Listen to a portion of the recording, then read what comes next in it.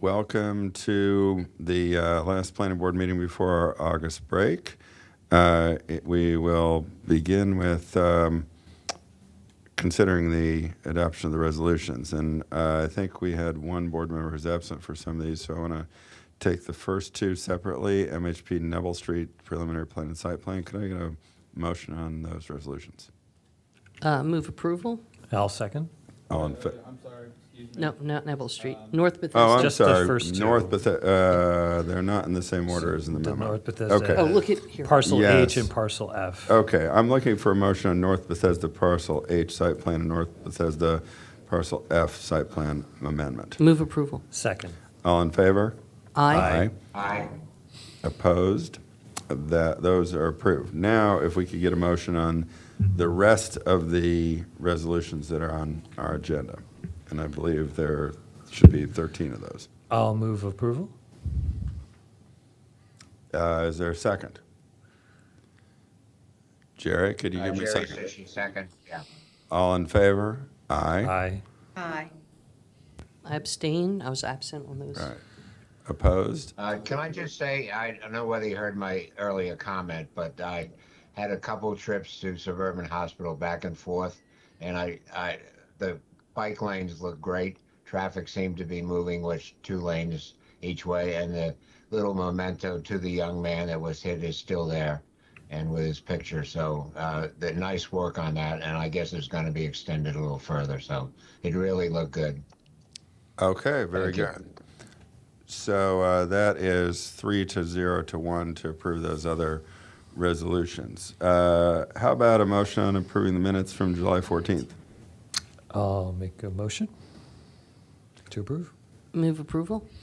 Second? All in favor? Aye. Aye. Aye. Opposed? Those are approved, which brings us to the roundtable discussion, starting with the planning director's report. Thank you. Chair, I think you need to amend one of the last vote on the amendments. It should be 401. Oh, I'm sorry, 4-0-1, that's right. Okay. The planning director. Great, thank you. For the record, Gwen Wright, Planning Director. We are continuing to work on the projects I know you're all familiar with. I want to give a shout out to the Fairland Briggs Cheney team. They have been doing a great job over the last couple of weeks of having a lot of outreach activities to do their visioning discussions with the community. It has been hot and rainy, and a lot of these have been in-person events, and they have done a great job of continuing on with them. So just kudos to the Fairland Briggs Cheney team. You're going to, in the fall, be hearing a lot more about the Fairland Briggs Cheney plan. You're going to be also seeing the rustic roads plan. It looks like we may have a little bit of a delay on the Tacoma Park minor master plan amendment, and we'll come back to you to discuss that delay. I think part of the reason for it is there's just been a lot of change going on with several of the stakeholders, including the city of Tacoma Park, who has been sort of between leadership with their city manager and also with the Adventists, who are a major property owner in the master plan area, who have, again, been having some changing thoughts and ideas. So we need a little more time, and we'll come back to you probably as we get ready for the semi-annual in the fall to talk about the additional time we may need on that plan. We have a lot of great studies that have been coming out and getting lots and lots of notice. The pedestrian master plan, the predictive safety analysis, and then you're going to be hearing today about the access management study. They're really all part of this umbrella of our Vision Zero efforts and part of our efforts to really move towards our complete streets vision. The Complete Streets guidelines, which you all reviewed and approved, are now sort of moving forward for implementation at the council with a subdivision regulation amendment and a couple of ZTAs, and those will be taken up in September by the council as well. So that is all moving forward. It's going to be a really, really busy fall at the council because in addition to the complete streets legislation, our no net loss legislation that has been sent up is also going to be taken up, quite a few ZTAs, and of course, Thrive Montgomery, which is what I want to give you a quick update on. Hard to believe that the Fed that we transmitted the document in April of 2021, about a year and a half at this point. And the Fed committee reviewed it and approved their version of the plan in October of 2021. Since that time, I think, as you know, the county council has held 2 large community listening sessions. They had had 2 public hearings previously. They had 2 community listening sessions, a town hall meeting. They had discussions at each of the 5 regional service center advisory boards that took place in January and February. The council is doing their due diligence and trying to do their outreach, and in early 2022, they decided to get consultant support to get additional input, particularly from the county as a whole, but particularly from BIPOC residents of the county and other underrepresented residents. So they hired consultants, Inspire Green and Public Engagement Associates, to conduct that, and they are working on that now, and we hope that their work will be done by September, and we'll be taking up, the council will be resuming its review of Thrive at that time. The other thing that the council asked for was, even though they had discussed this at length at Fed and at full council, they then have made the decision that they want 3 new chapters on racial equity, the environment, and economy, the three E's, as we call them, in that are the foundation of the whole plan. So we are working on providing that information to the council. In terms of the outreach, Inspire Green and Public Engagement Associates have come up with a community questionnaire, which they are promoting to try to get information to inform a racial equity, social justice kind of review of Thrive. And they have been sending that out to a wide audience. We have been helping as much as we can, as much as we are asked to help, by providing background materials and data on previous engagement efforts, technical assistance to the consultants.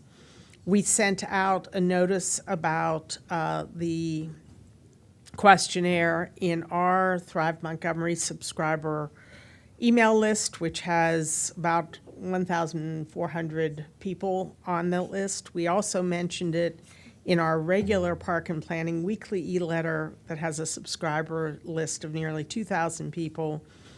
We've been promoting the questionnaire on social media, so we're doing everything we can to support the council's efforts in doing whatever is asked. So in terms of what's next, Inspire Green is going to work through the summer and deliver the council their results in September. The council, we hope, will be taking this up in September and October. In an election year, county code prohibits the council from acting on a master plan or any zoning change after October 31st. Therefore, the council needs to act by October 25th, which is their last scheduled meeting. So I think that's it. I just will remind folks, if there is anyone listening, I know you all are very knowledgeable, so I don't need to remind you, but if there's anyone listening who has questions about Thrive, We've done 11 really detailed blog posts, and we have a short explainer document that is available, and it's available not only in English, but in Spanish, French, Farsi, Korean, Vietnamese, Chinese, and Amharic. And if you all hear any questions or hear community folks who have questions about Thrive, please direct them to these resources or direct them to us as staff, and we'd be glad to talk with them. I think that is the end of my director's report. I do want to acknowledge Tanya Stern, Deputy Planning Director, who has really been the one working closely along with our core team of Bridget Breuer, Carrie McCarthy, and Khalid Afzal to help work with the consultants, provide them the information they need, and help in any way we can. Okay, thank you very much. Unless we have any comments for Gwen, I think we could turn to our retiring general counsel. And before I do that, I just want to say that Adrian has been really a great friend to me personally, and a trusted advisor, and I will miss him a great deal. He has been a really exemplary model of what a public servant should be. He has had a great run at the commission. I don't even know exactly how many years it's been. It's well over 20 years. And in that role, that's really saying something, because he has put himself out there really defending the commission's interests in ways that often came at cost to him personally in terms of the kind of criticism that he's had to take. And he has done that really unfailingly and consistently, and not only survived and successfully represented the commission's interests, but did it in a way that really, I think, I just admire a great deal. So with that, I want to turn it over to Adrian. Well, good morning, Mr. Chairman, and thank you for that. I won't be long, but I do have just a couple of things to say. For 22 years now, when I would go to court or introduce myself in front of the General Assembly, I would say, my name is Adrian Gardner, and it is my privilege to serve as the General Counsel of the Park and Planning Commission. And I do, looking back here today, there are some important things that I do take a lot of pride in. We've certainly had more wins than losses in Annapolis. That's been a big deal. I frankly think that, the work that we were able to do on becoming first in class and providing benefits to domestic partners before there was gender equality even on the dashboard. I thought that the lawyering for that was important. I think that the work that I was able to bring to the table in protecting the integrity of our procurement system was good. Weathering the storm in Clarksburg was a very difficult period for our agency, and that was a big stressor. And most recently, managing some of the legal risks associated with the COVID crisis, that has been a big deal. And of course, as soon as I take pride in those things, I have to say also that there are plenty of things that I would do differently, no doubt. No doubt. I wish I could get some do-overs. But today I wanted to sort of say goodbye, but I'm kind of mindful about our history as well a little bit. I mean, this agency was created in 1927, and it was the basic idea that a special purpose entity would do a better job of managing the quality of life given the development pressures that were attendant in both of our communities within the region. And it's kind of hard to prove a negative, but I think that premise continues today, without a doubt. It wasn't too long after 27, before World War II, sort of the first idea about changing the scope of our mission and changing as Montgomery County was moving toward a different form of charter government, the Brookings Institution questioned whether our agency still had viability. Well, I think that the driving force and the reason it's been such a privilege to serve in this role is really the passion of the people who work here. I said this privately to so many people who've been interviewing for jobs and over the course of years, but if you think about public service and you think about public servants, the fact is that many professions start with a level of vim, vigor, and passion, many professions, but it is not the case that they continue with that passion throughout their careers. That sometimes they get jaded, they get beaten down, they get a little more aloof, and that has not been my experience here. It has been an incredible opportunity to serve as a lawyer for people who care so deeply about what it is that they are doing. And I don't see that in so many other professions, and I think that having that limited purpose is one of the reasons that has been the case. So I really want to say thank you today. At this point, I've worked with almost 40 different commissioners, 10 different chairs. So many talented men, women, and non-gendered people who have been so careful and thoughtful about what the quality of life in our communities would be. I want to thank them because it has been a great privilege to be their lawyer. And I also want to thank the people on our legal team, many of whom have gone on to do greater things and become commissioners, judges, and I've taken such pride and felt such a great pleasure in seeing all of that happen. We have a group of legal professionals who are absolutely second to none, absolutely second to none. Many people are familiar with the quote by Ben Franklin where he's asked, well, do we have a republic or a monarchy? And he says, we have a republic if you can keep it. And the idea was, some people say that was coming out of Independence Hall. Apparently that's not true. He was actually, as Ben Franklin was wont to do, he was actually at a party. And he was talking to the wife of the mayor of Philadelphia. And it was a colloquy. And he said, we have a republic if you can keep it. And she said, well, why wouldn't you keep it? And he said, well, in his experience, when people have a chance to chase the dish, invariably, and I'm paraphrasing because I don't, but they often will overindulge and they will eat too much. And the idea behind that and the idea about the future of our agency is that we need to strike the right balance. And that is the point. And we need to maintain the continued relevance and the balance between independence and serving the particular needs of our county interests.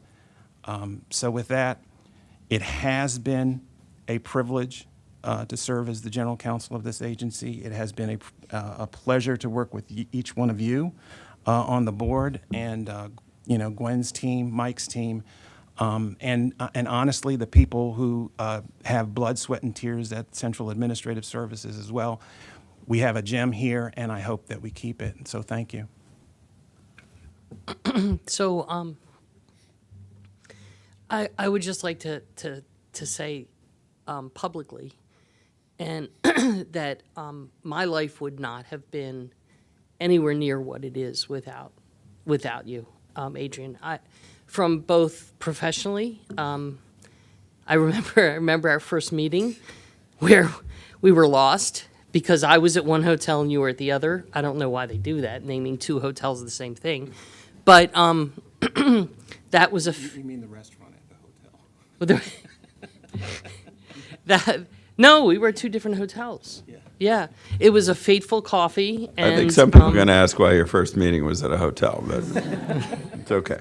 It's all good. Oh, I get No, it now. Okay, little dense, but I appreciate you. You dragged me back to public service. I took a left turn and went into private sector for about 8 years. But you brought me back and showed me, convinced me to stop chasing the dollar, and it was important for public service. And that created a trajectory that put me into where I am today, and I can't thank you enough for that. But even more important, my private life, I will never, ever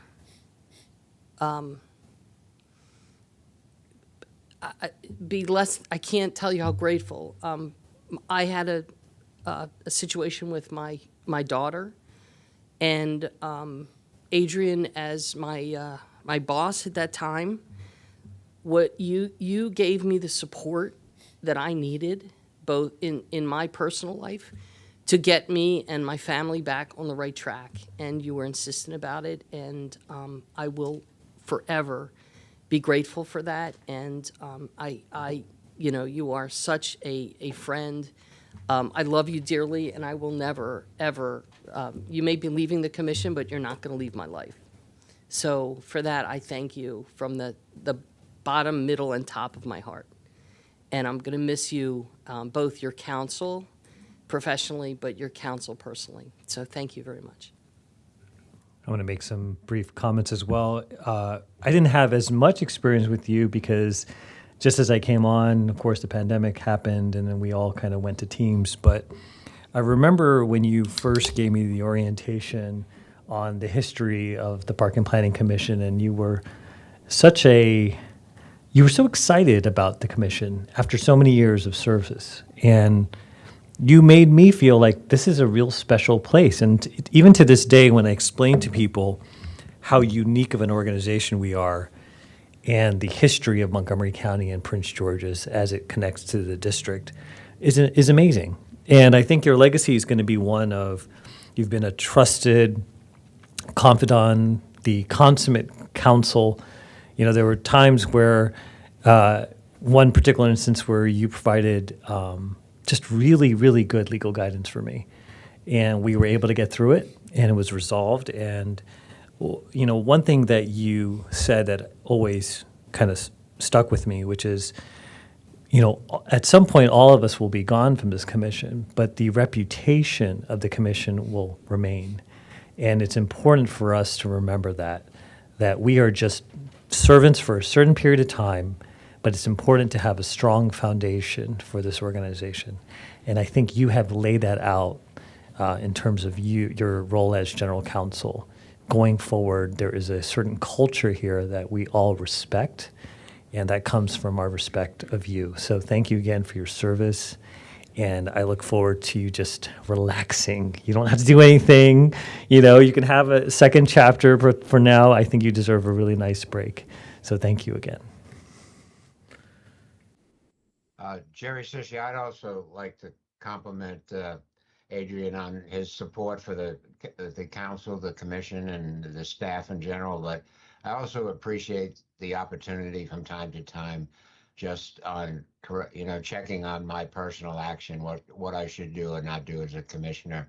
I found that very helpful, and I really wish you well in your future endeavors. And thank you very much.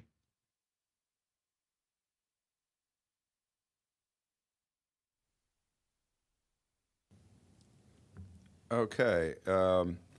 If there are no further comments, we do need to consider the record plats. If I could get a motion on those. I move approval. I'll second. All in favor? Aye. Aye. Aye. Aye. Opposed? Aye. Thank you. That's unanimous. And the regulatory extension request, I think we could consider as a group. I move approval. I'll second. All in favor? Aye. Aye. Aye. Opposed? Those are approved unanimously. And I think that brings us to item 6. So we need to switch Teams calls real quickly. But thanks very much to Adrian. We will Miss you.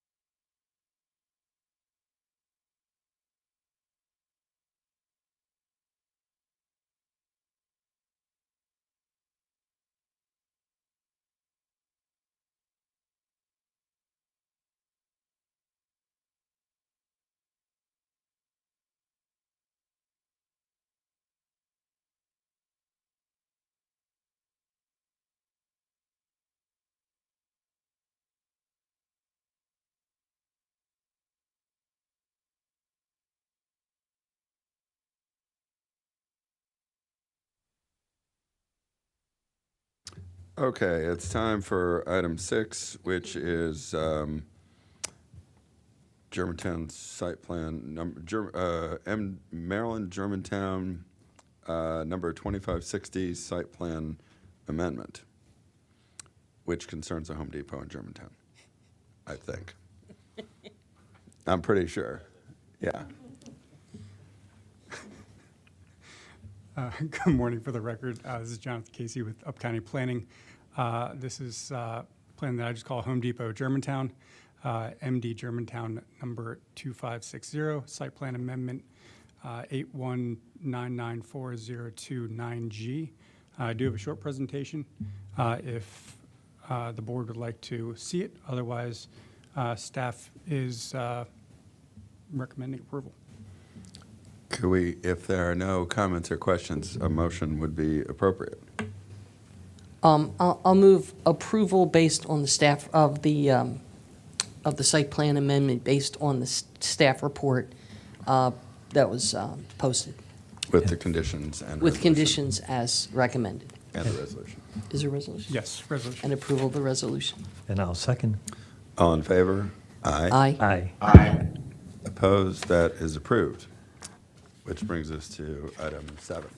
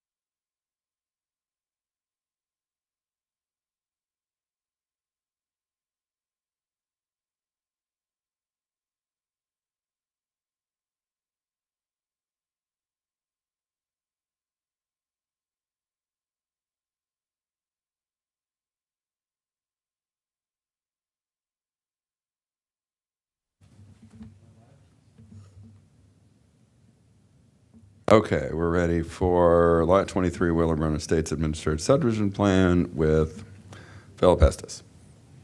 Good morning, Philip Estes with the Up County Division. This is a administrative subdivision to create 2 lots for the purposes of building one single-family detached house on each lot. Staff has received one objection letter from a neighbor raising concerns about trees, the elevation of the proposed houses, stormwater management, and impacts due to construction. So per the subdivision regulations, the application is being reviewed by the planning board instead of the planning director. Staff's analysis concludes the applicant has sufficiently and reasonably addressed all the relevant issues raised in the letter, and this is fully detailed in the staff report. I will just note some of the concerns raised were due to the size and locations of trees. The applicant is proposing to remove a number of trees, and it would be infeasible to preserve most of those trees due to the required setbacks for siting a new house. The neighbor also indicated issues with stormwater management. So in accordance with the submitted and required stormwater concept plan, this will be approved as part of the recordation of the plat.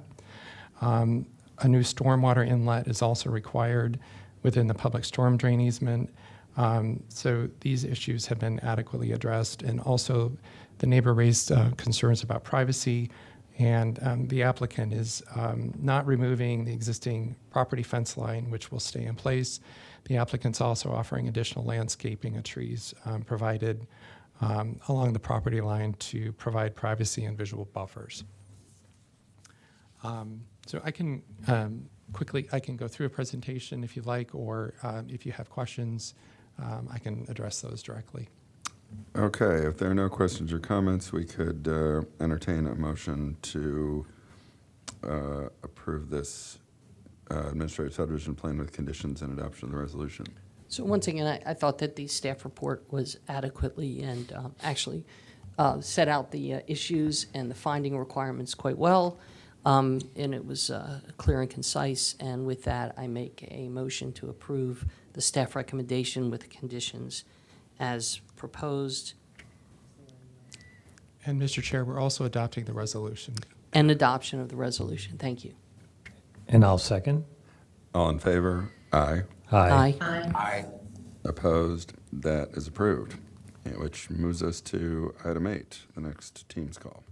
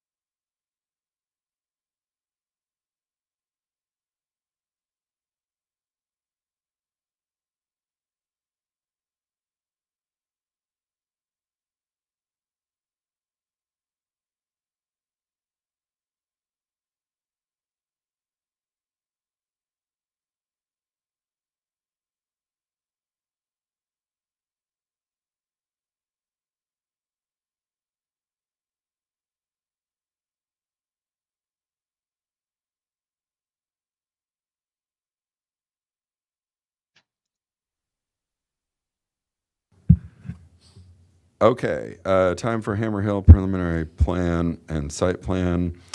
And for that, we have Ryan Sigworth. Good morning, Mr. Chair and members of the board. I'd like to say that this is a short presentation and you can just make a motion in the staff report, but I don't think that's this kind of project today. Item number 8 is entitled Hammer Hill. It's preliminary plan 120-210-180, and it includes a site plan as well, which is number 820-210-190. The graphics on your screen will be later on in the presentation as well, so you don't need to dwell on those.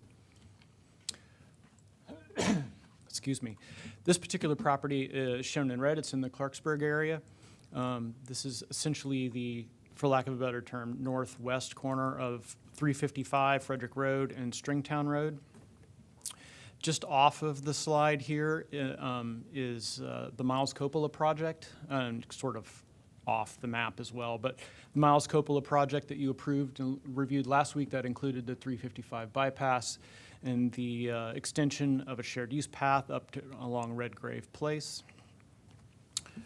I do want to note that staff is recommending approval of this application with conditions on both the preliminary plan and the site plan. This particular property is bounded by other CRT properties, which are shown in the burnt orange area. It's also adjacent directly to the southwest with Clarksburg Elementary School.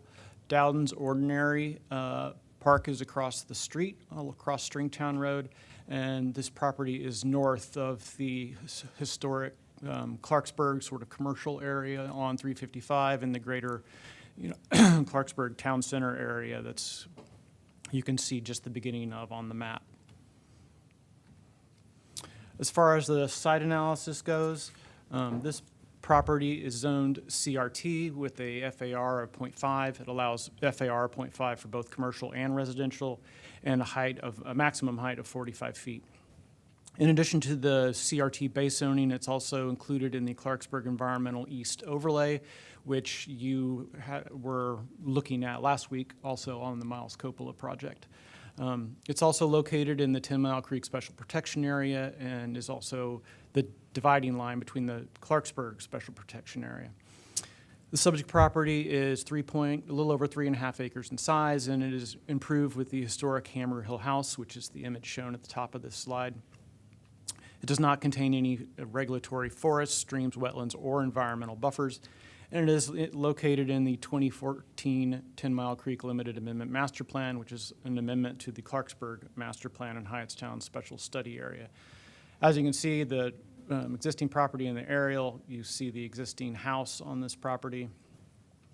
And with the existing driveway out to 355, there is significant grade along the Stringtown frontage and in part along the 355 frontage. You can see Dowden's Ordinary Park and Clarksburg Elementary School on the image.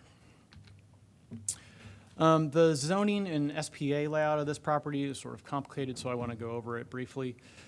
So the entire property is zoned CRT. Then the crosshatched area shown in orange here is the part of the property that's in the 10 Mile Creek, the Clarksburg East Environmental Overlay, which is one of the 2 parcels involved in this subject property. And on the next slide, when I discuss the 2 SPAs, the red line that bisects this property, this side is the 10 Mile Creek SPA, and the other side is the Clarksburg SPA.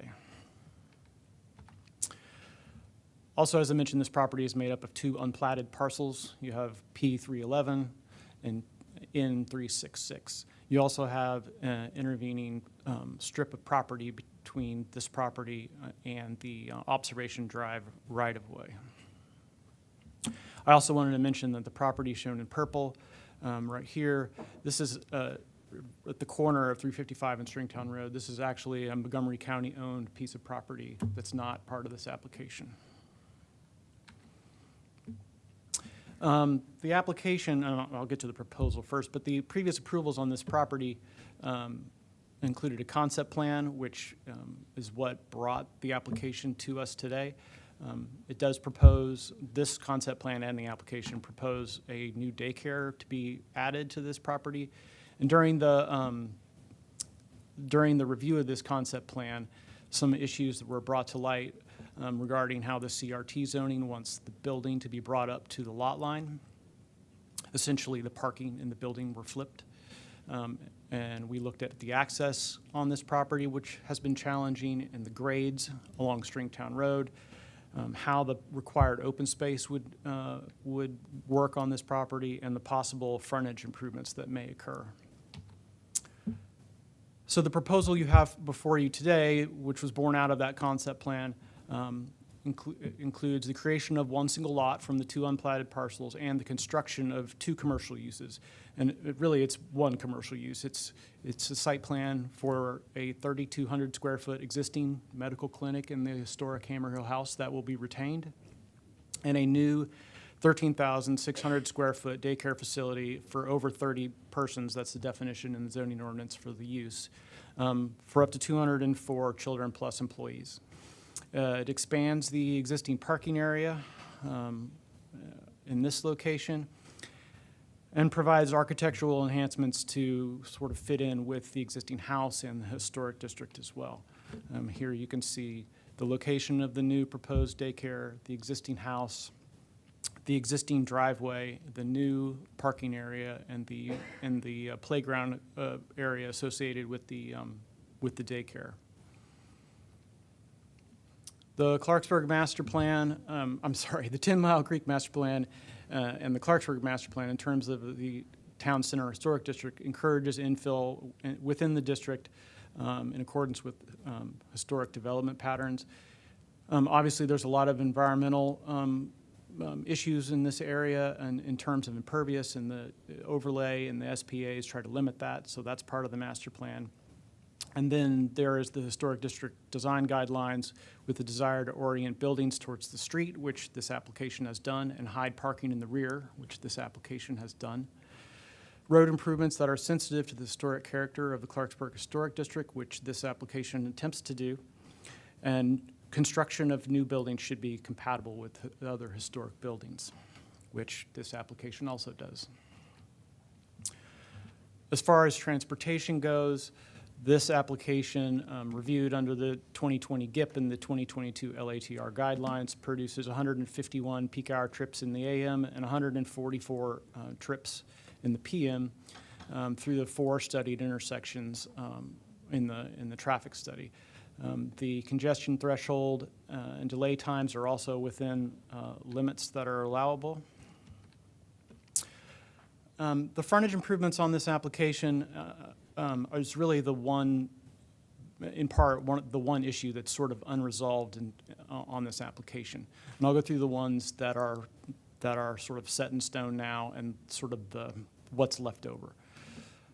The applicant, there's an existing 8-foot shared use path along Stringtown Road. This is the orange line at the bottom of the screen.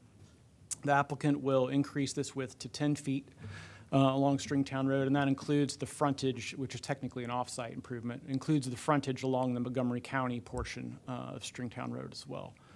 They'll also add a 6-foot sidewalk, which is shown right here, along 355 and Frederick Road. That sidewalk does not exist today. That'll be a new sidewalk. And that'll end right at the sort of on the next property entering the historic district. The applicant will also install a left-hand turn lane into the site that provides storage for left-hand turning and prevents traffic from backing up into the 355 and Stringtown intersection. And then in accordance with the LATR guidelines, the applicant will provide a little over $5,000 in off-site LATR mitigation improvements, which we are recommending be achieved with additional street tree planting.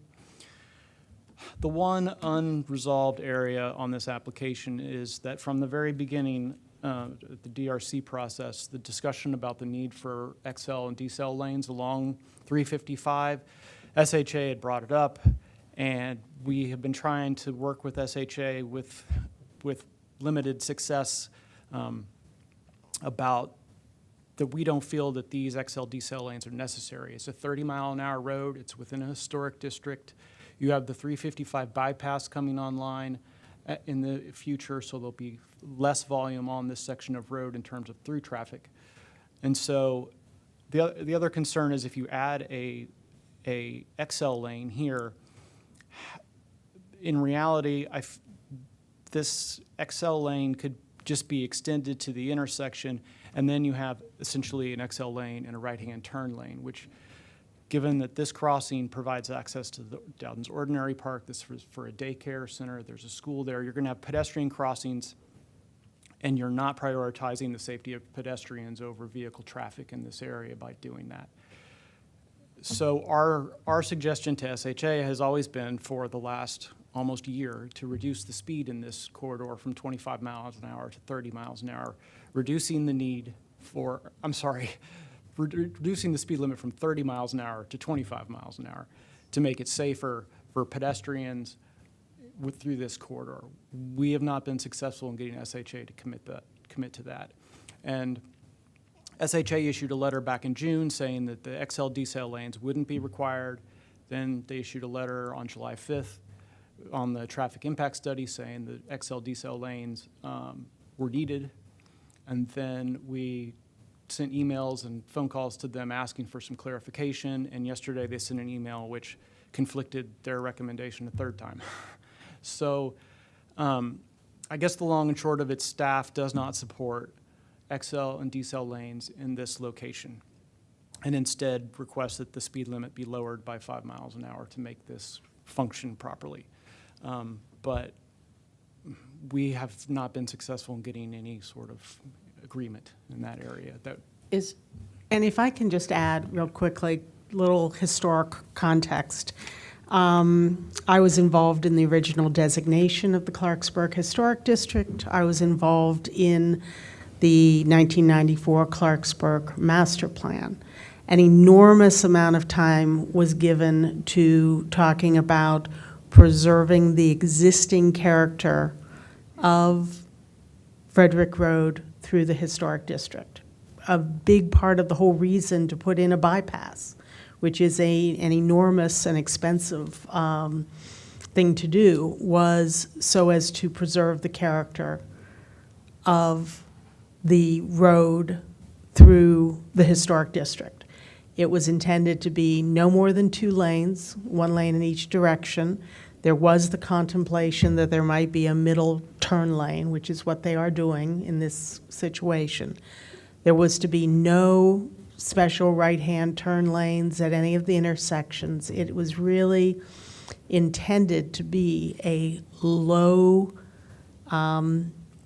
speed Main Street. And the goal is actually to have cars move slowly through this intersection, not to be at a speed where they need to accelerate or decelerate, but to treat this as a main street. We know that the bypass is, a work in process. It hasn't been fully built yet. Through the Miles Coppola property that you talked about last week, there seems to be good movement forward to get a type of bypass that would be a bit circuitous, but that would work. And we feel really, really strongly that to preserve the historic character of the district and of Frederick Road, there really cannot be an XL-decel lane. It would be completely at odds with the master plan. So I'm sorry. I was going to ask, so one of the things that I noticed is because I when I was reading the report, that popped out at me because it was a little inconsistent in the report. I'm glad you clarified and cleared it up for the record. And I have 2 questions. One is condition number 4 that has been recommended for preliminary plan talks about a June 24th letter of SHA. I want to make sure that's the one that does not include the acceleration and deceleration lane. And actually, I appreciate you calling or discussing the things that stood out to you in the report, because there's been a lot of movement on this issue in the last couple of weeks, and there's a number of changes to conditions and a number of amendments to the staff report that I'll get to later on. So hopefully that will clarify some of your questions. Okay. Because I agree with you, and the staff report needs to, that it needs to change. Okay, and the other question I have is, and I would ask my colleagues, is it possible that, because I do agree, especially because, you know, with our master plan, et cetera, that perhaps staff could prepare a letter of, you know, that indicates the recommendation and why it's important, not just, you know, because what we don't want to do is hang this applicant out to have to resolve this on their own when we've got a conflict between what we are recommending and what State Highway, another government agency, is looking for. So is there a way that we can elevate, perhaps through a letter that the chair can send to the SHA administrator, or to suggest exactly that we would support not having, and why, and all the reasons that you've articulated, including the directors articulated about why we don't want the acceleration and deceleration lanes, specifically so that we can get Yes. in there a little bit I stronger. think in addition to whatever motion you go with today, and in addition to a letter from the board to State Highway Administration, I'd be happy to draft that for you if that's the direction that the board would like to go. Yeah. I think in this case, staff is cognizant of the need for traffic operations through this corridor, and that's why we supported the left-hand turn bay into this site. We thought that part was important. But the XL decel lanes simply are not in keeping. Proposal is well structured by staff. I don't have any problems. But I was going to send Gwen a note and the commissioners. And this goes back to the project that we had, I guess, last week, the Miles Coppola project. Originally, the route, 121 was taking you to the north end of the historic district. The proposal last week had what was called a 355 bypass. It kind of goes through what's structured as a nice community. It has to make a right turn in the community. You told me there's no walking to the school, so there's going to be school buses. If you look at 355 and you go up a little further, there's kind of an industrial area there. And I guess my comment was diverting tractor trailers off 121 to what would be the 355 bypass. So my comments relate more to the previous project, and I was going to send Gwen a note on that.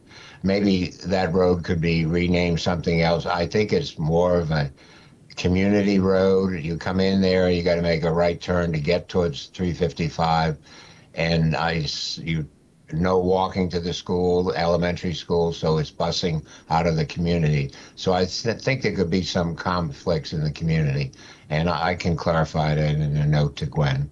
Otherwise, this project, I have no problems with this as proposed. Okay, did the staff have additional material to present? Yeah, I was going to say, if it's all right with the chair, I'd like to just finish my presentation. If there's more discussion, then we can have that. There are two types of open space that are required by this application. A general building, which both of these buildings would qualify for in the CRT zone, requires public open space of 10% is the requirement. This application provides 22.7% public open space, which is shown in green. This open space is left largely unprogrammed for passive recreation. This is to respect the historic setting of this property and the historic district itself. It also meets the design guidelines for public open space. The second type of open space that's required, you also dealt with this last week on Miles Coppola, was the rural open space requirement that the Clarksburg East Environmental Overlay Zone requires. And that percentage is based on the amount of property within the overlay itself. So it provides 86% open space, rural open space, within the small section of the overlay in this area right here. Rural open space is mainly designed to be implemented within more rural zones like the RC zone and the RNC zone. There are no prohibited uses in the zoning ordinance for rural open space within the CRT, and staff feels it's appropriate to allow rural open space to be included as part of the playground, play area associated with the daycare. It does meet the design requirements for rural open space in that it exceeds 75 feet in width. It is contiguous, and there's no other adjoining rural open space on this site, so connecting two spaces together isn't feasible in this location. I wanted to go over the architecture. When we reviewed the concept plan and the building had to shift towards Stringtown Road, the architecture of the building became much more significant. We worked closely with our historic preservation staff on what this architecture needed to look like to be more in keeping with the existing property and the district itself. It was also reviewed by the HPC, and they have provided their letter of support as an attachment in the staff report. Here you have two elevations. This is basically from the Stringtown side elevation. You see the trees, planted trees with the existing historic house and the proposed daycare with the play area in the back. The elevation on the bottom is the opposite side of the property, seeing the historic house, the driveway, the access drive going down towards 355, and the new structure that would be associated with it. This is a perspective. Basically, from the intersection at 355 in Stringtown, you see the shared use path, the grade change, the new daycare in the existing house, the parking in the rear. And if you could see past the white, you would see the Clarksburg Elementary School in the background.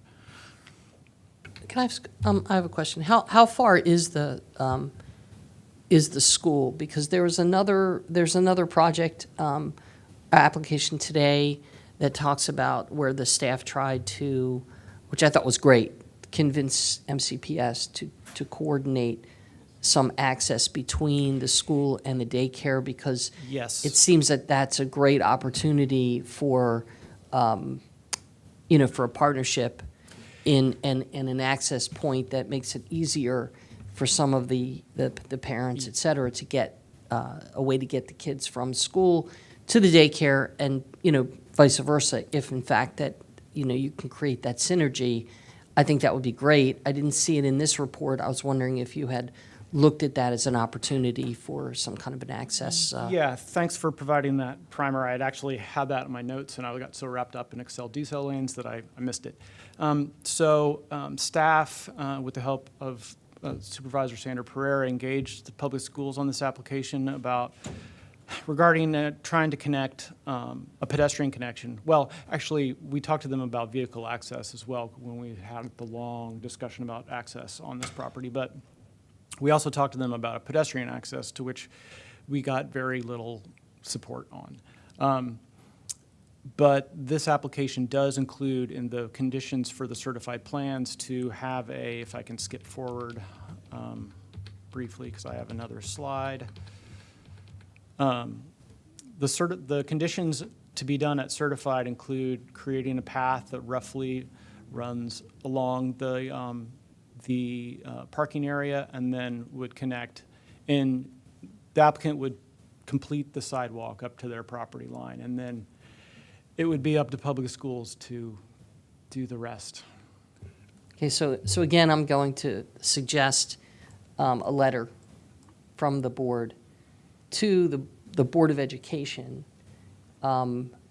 explaining that partnerships are really important, particularly when we're trying to get some synergy, and it would provide some great advantage to the community as well to connect, have an adequate connection between the school, particularly an elementary school, and a daycare center. Mm-hmm. And so I would ask that also be done and I could include that in, we can include that in a motion as well, but I could see that there should be something from the, board to board, explaining that we're trying to create these synergies to help the community, that we're all, we're all in this together to serve our communities, and I think that would be a good suggestion. We can try it that way as well. And on that point, when we were reviewing the Miles Coppola project, these two projects really aren't connected, but they are in the sense that the shared use path that was along Redgrave Place that approaches this is slowly trying to sort of connect the dots together. So your point is well taken. Sorry, I'm skipping around a little bit here. I just wanted to add, Sandra Pereira for the record. Montgomery County Public School representatives were invited to attend the public hearing today. I'm not sure if they have joined virtually, but maybe we can check that while Ryan finishes his presentation. If they are online, maybe they would like to speak on this topic. I'll continue on with the last few slides and the changes to the staff report, and then we can entertain questions in the discussion. As I mentioned, there are no regulatory forest streams or wetlands, floodplain, or erodible soils on this property. The net tract area is 3.8 acres in size, which is the subject property plus a little over a quarter of an acre of off-site disturbance. This results in a afforestation requirement that'll be met in a forest bank or a fee in lieu of just over half an acre.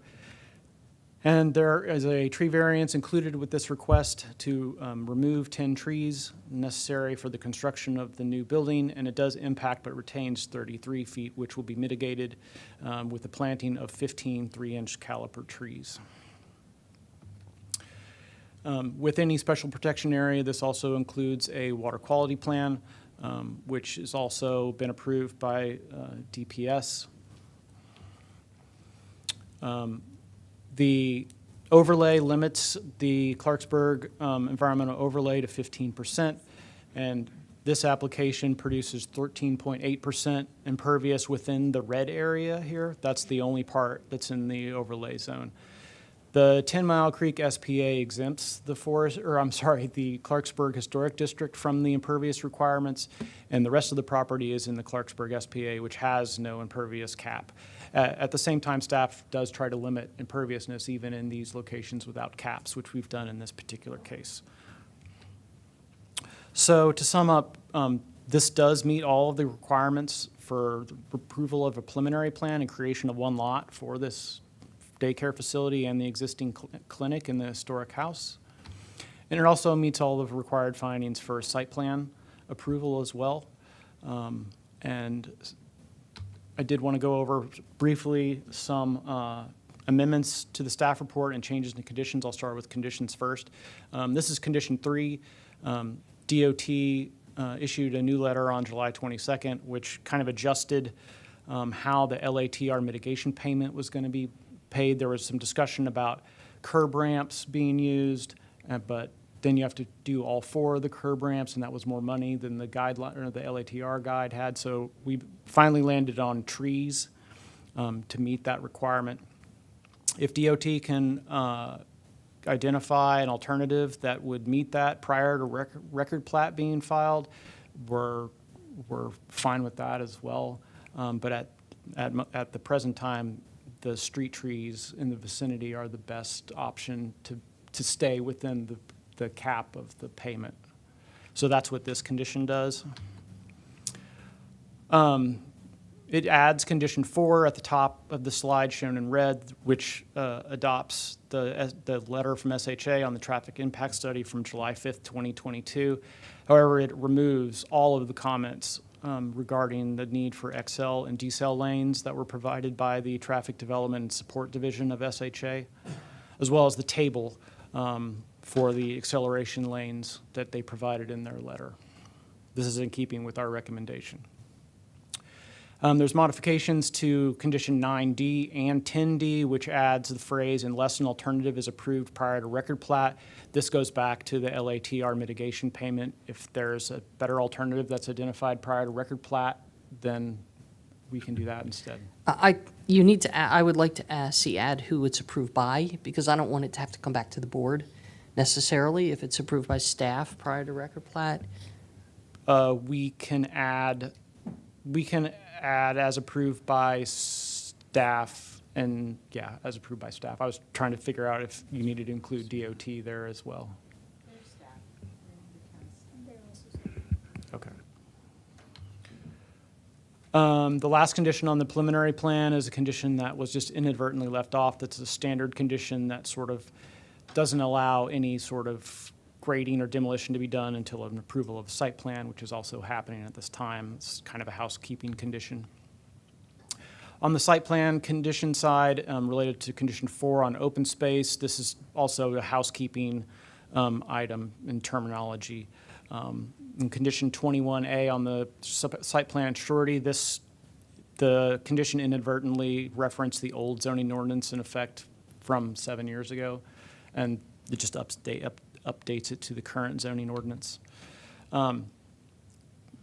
Going back to Commissioner Rubin's discussion about the staff report and the XL decel lanes, this is an amendment in the adequate public facilities section of the staff report, which essentially adjusts the staff report to take into account SHA's letter that they issued on July 5th and reiterates staff a lack of support on the XL decel lanes and also reiterates our desire to lower the speed limit to mitigate for that in this location. I would even offer, since, we decreased our mile per hour in Wheaton to 25, and that's arguably a more urban environment that has some population. But in a place like this, I think we could even bring it down to 20, and we could even cite to 20 is plenty as something that we're currently piloting, MCDOT is piloting, but it's just an idea. Is staff amenable to that? Is there any issue with that? I think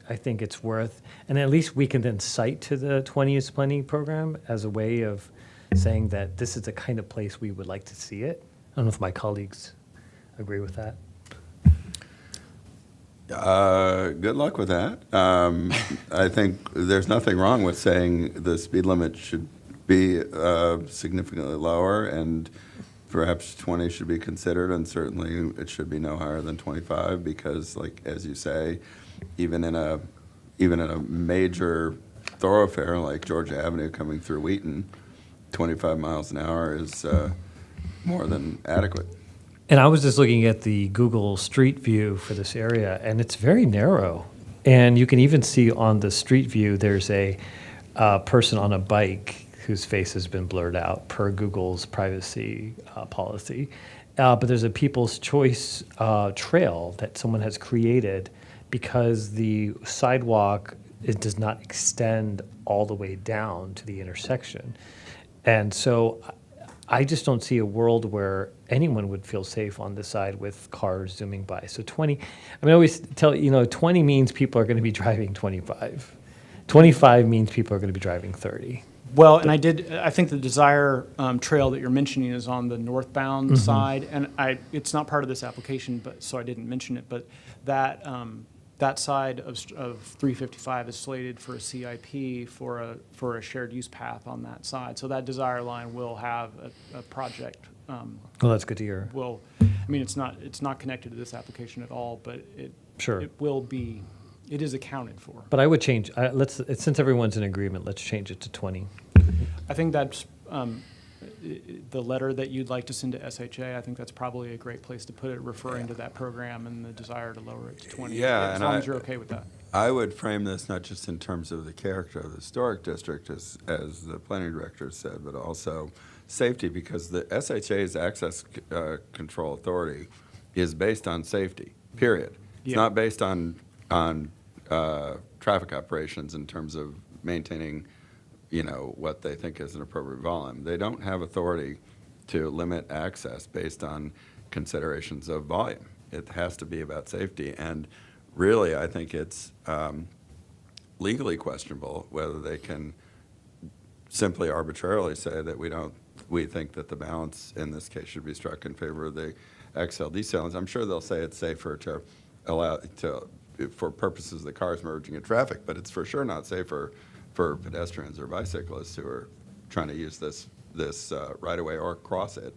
So I think we should not only say we don't support it, but we strongly oppose it, not only on the grounds that it's wildly inconsistent with the historic district and all the things that Gwen said, but also because we think it's unsafe, and if they're going to make these kind of recommendations, that at minimum they ought to produce some data that supports their assertions that they have authority to do this on safety grounds. Well, and I did want to mention that SHA has been invited to this meeting, and they were sent a Teams invite, and so they may be on the call. So in the time, at the time you want to ask for questions and more discussion, then they may have some feedback for you.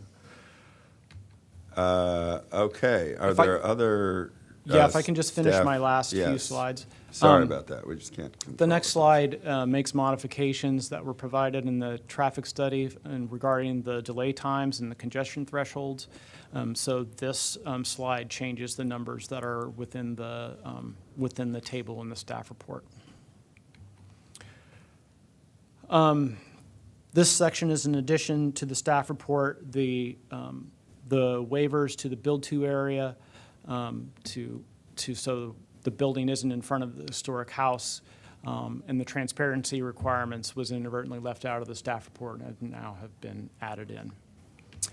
And that is the end of all of the red lines. Staff does recommend approval with the revised conditions for Hammer Hill preliminary plan 120, 210, 180, and site plan 820, 210090. I did want to call your attention to, and I think the applicant will want to discuss it, that one of the conditions that's in the staff report is that any changes to the approved frontage improvements would trigger the need for an amendment to be brought back to the board. And this condition is less about the applicant, been more about SHA and staff trying to work this out. We also don't know what that cross-section would look like if acceleration and deceleration lanes would be put in. We don't know if the right-of-way would be adequate. We don't know if there'd be retaining walls that SHA doesn't allow in the first place. So there's a lot of unknowns if that were to happen. So we have a condition in there that would trigger an amendment for review if that were to happen, even though we still don't support it. That concludes my presentation. Okay. I think we want to just take a 2-minute break because we've come to that time in the morning when some people really need it. So we'll be right back.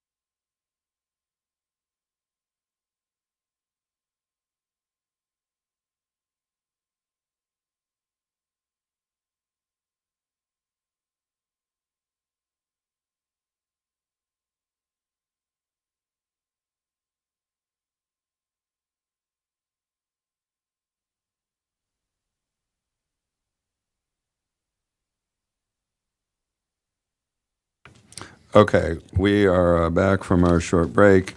I wanted to, I want to give a chance to MCPS and SHA to speak to these issues about that concern them before we talk to the applicant. I saw Mr. Mosman's hands up. Did you want to say something? Thank you, Chair Casey. This is Gary Mosesman for the record from Montgomery County Public Schools. Can you hear me? Yes, we hear you. Oh, great. Yes, as always, we're always looking for opportunities for safe access, and I think, as noted, the synergy between these two programs. We're not opposed to making a connection. I think in this particular case, there was issues related to where it attaches to the back end of a parking lot. It actually really is a very small segmented piece on a grade at that location. So, we're not opposed to it. If there's a way that we can come up with a connection point that is a safe route, we are willing to work with the planning board and with the applicant. Oh, okay, that's helpful. Thank you for that. I'm just going to propose, in the interest of moving this along, that we include a condition that says that there will be a connection and the exact location of it will be determined by the time of certified site plan. Is that okay? I would like to include as approved by staff. Right, as approved by as approved by planning staff. So you can argue about where it's going to be, but I think we want to make sure that it's not a question of whether, but where. Exactly. Right? And just to clarify, the connection will be made from the applicant's property onto MCPS property to the school. Yeah. That's correct? Okay. Right. Thank you. Okay. Thanks very much. Moving right along. Does SHA want to say something about these acceleration, deceleration lanes? Yes. Good morning, everyone. Quasi Woodruff with SHA District 3. I just wanted to share our position on why we required these auxiliary lanes.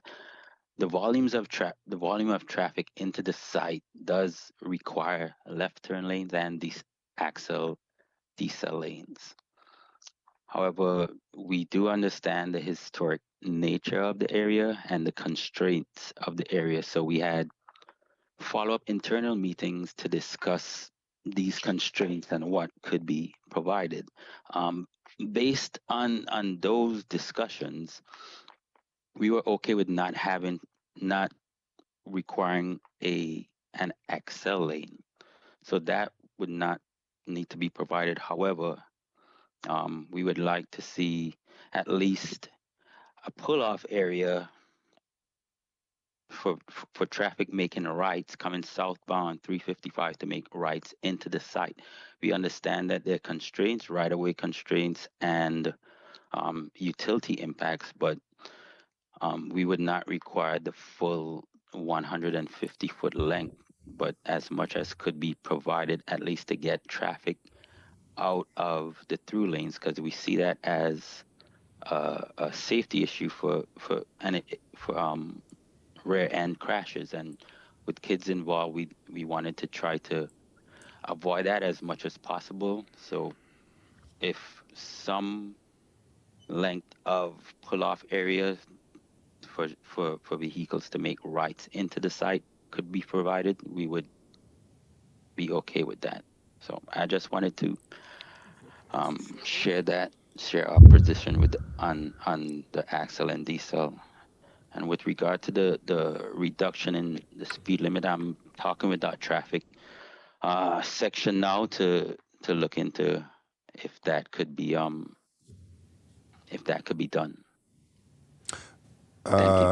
Thank you for that. I'll let anybody else on the board comment if they want to, but I appreciate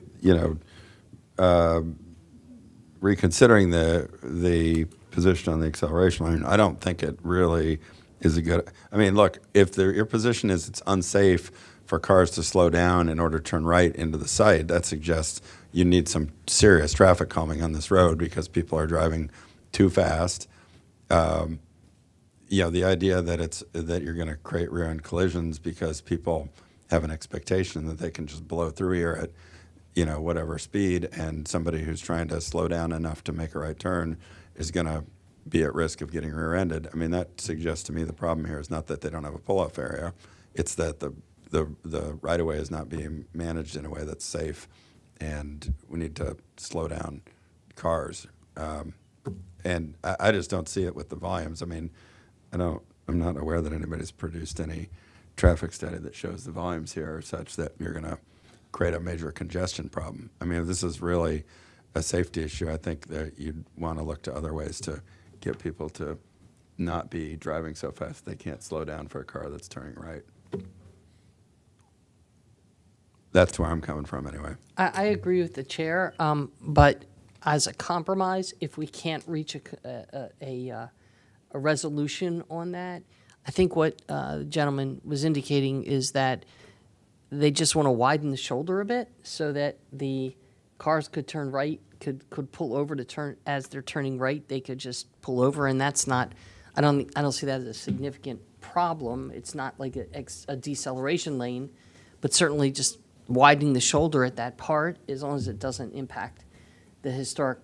I'm still concerned about the historic setting if that's going to change and have an impact there. But otherwise, if that's not a problem, potentially just having a short area of the shoulder on the right side that allows cars to just move to the right. I think the only concern is when that gets described and engineers begin drawing it up, it becomes a full-blown deceleration lane. And I think that, the whole idea that the chair mentioned that we need to, if this is a concern, we need to just slow the traffic down. You are heading right to a light. You're at that next intersection. You are at a major traffic light. You should not be traveling fast because you may have to stop at the traffic light anyway. It really is a spot that I think it's going to be hard. You can see actually there's like a swale, and there's going to have to be, and there's actually a pipe sort of under the existing driveway. You can see that right now. This whole little area is moderately complicated. And I think if it starts getting into major engineered studies, we need to, I'm sad to say, that are required by the state, really need to go through a Section 106 review under the National Historic Preservation Act, because this is a National Register eligible district. Okay, then I take back my comment. Yeah, the other thing about that is, these are SPAs where supposedly every square inch of impervious surface needs to be avoided at all costs. So if the answer is, oh yeah, except for when we want the cars to go move through quickly, or I just think that's just really, SHA shouldn't be taking this position. And SHA needs to slow down traffic and take responsibility for managing the right-of-way in a way that's safe. If people are driving so fast and so close to each other, they're going to rear-end each other when they try to slow down and turn right, then somebody needs to do something about traffic enforcement. But we can't accommodate a situation where people get so used to the idea of using this as a bypass to get back and forth to Urbana or Frederick or Hyattstown or wherever it is they're going, because they don't want to be on 270, then they're going to have to slow down. And this cannot be used as the high-speed alternative to deal with a traffic problem on I-270. So I just think SHE needs to rethink its approach to this section of roadway and the direction they're trying to go here. While I think it's not as bad as some of the position I guess they were taking recently, is still, I just think, needs to be rethought. And I do want to add, in addition to the stormwater issues that would come up, you also have to fit in a new 6-foot sidewalk and take up the grade on the site at the same time. Okay. Any other board comments on this before we move on? Jared, were you trying to say something? If not, we could look at for the applicant for anything they want to add. Okay, thank you very much. Good morning, everyone. Stuart Barr with the law firm Lurch, Early and Brewer. Great to be with you for a variety of reasons. Very quickly, I'm just going to introduce our team. Dr. Praveen Belaram is the applicant and property owner. Pat LeVay and Dylan Macro with McCrease Hendricks and Glasscock, our civil engineers. Chris Cabot with Wells and Associates is our transportation planner, and our architects are Steve Kale and Ben Dorsey from SKA Studio. We filed this application in March 2021. We are really looking forward to moving things forward. We've been to the HPC a couple of times. They are supportive. It's going to be a tremendously great project. It's going to energize this portion of the historic district of Clarksburg, bring much needed child care to the Up-County, where we are approving new housing. So it's going to be a tremendous project. On the two of the items that came up this morning, first on the pedestrian connection to MCPS, we would like to clarify that that just goes to the property line that we need to construct. If we could clarify that in the condition, that would be appreciated. And then on the SHA requirements, I want to repeat what Chair Anderson said, that we appreciate State Highways' review of the acceleration lane and withdrawing that requirement. We do appreciate that.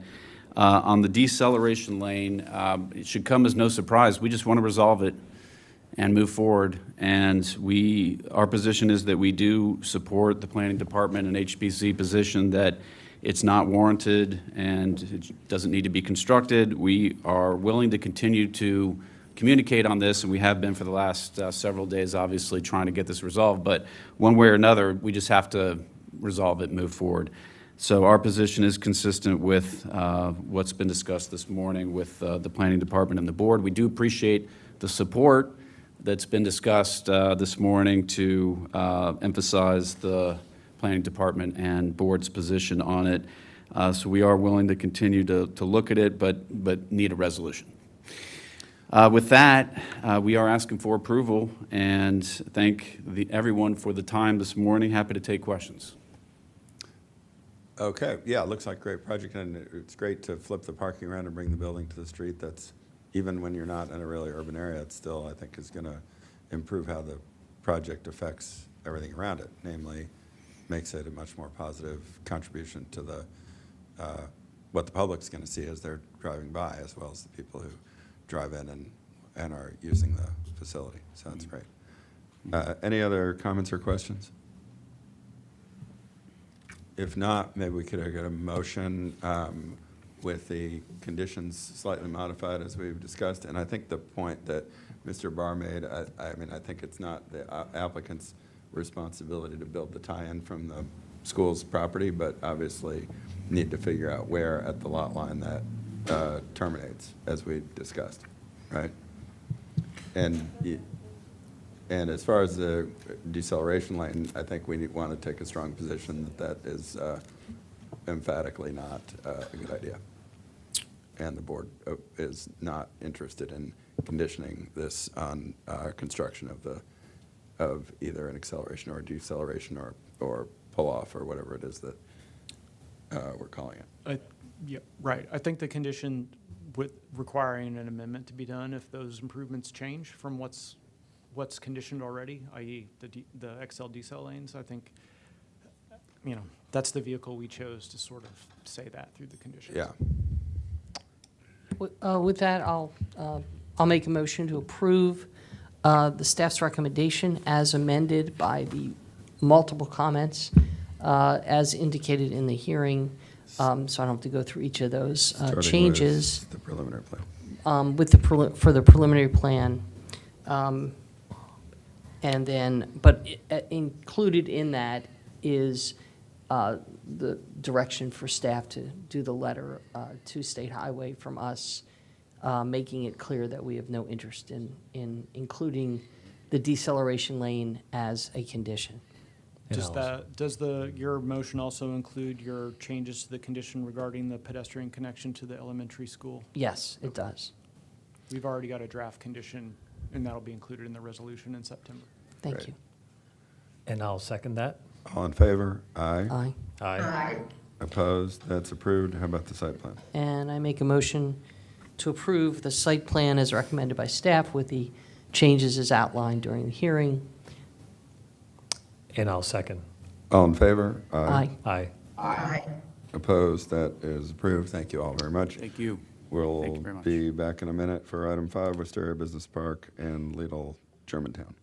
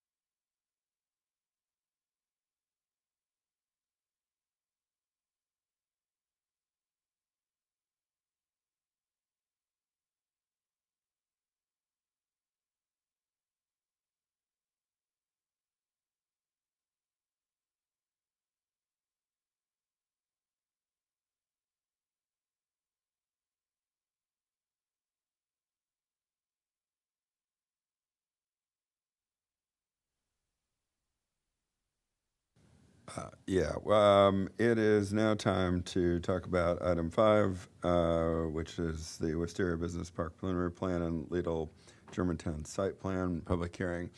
And Commissioner Carroll will be with us momentarily.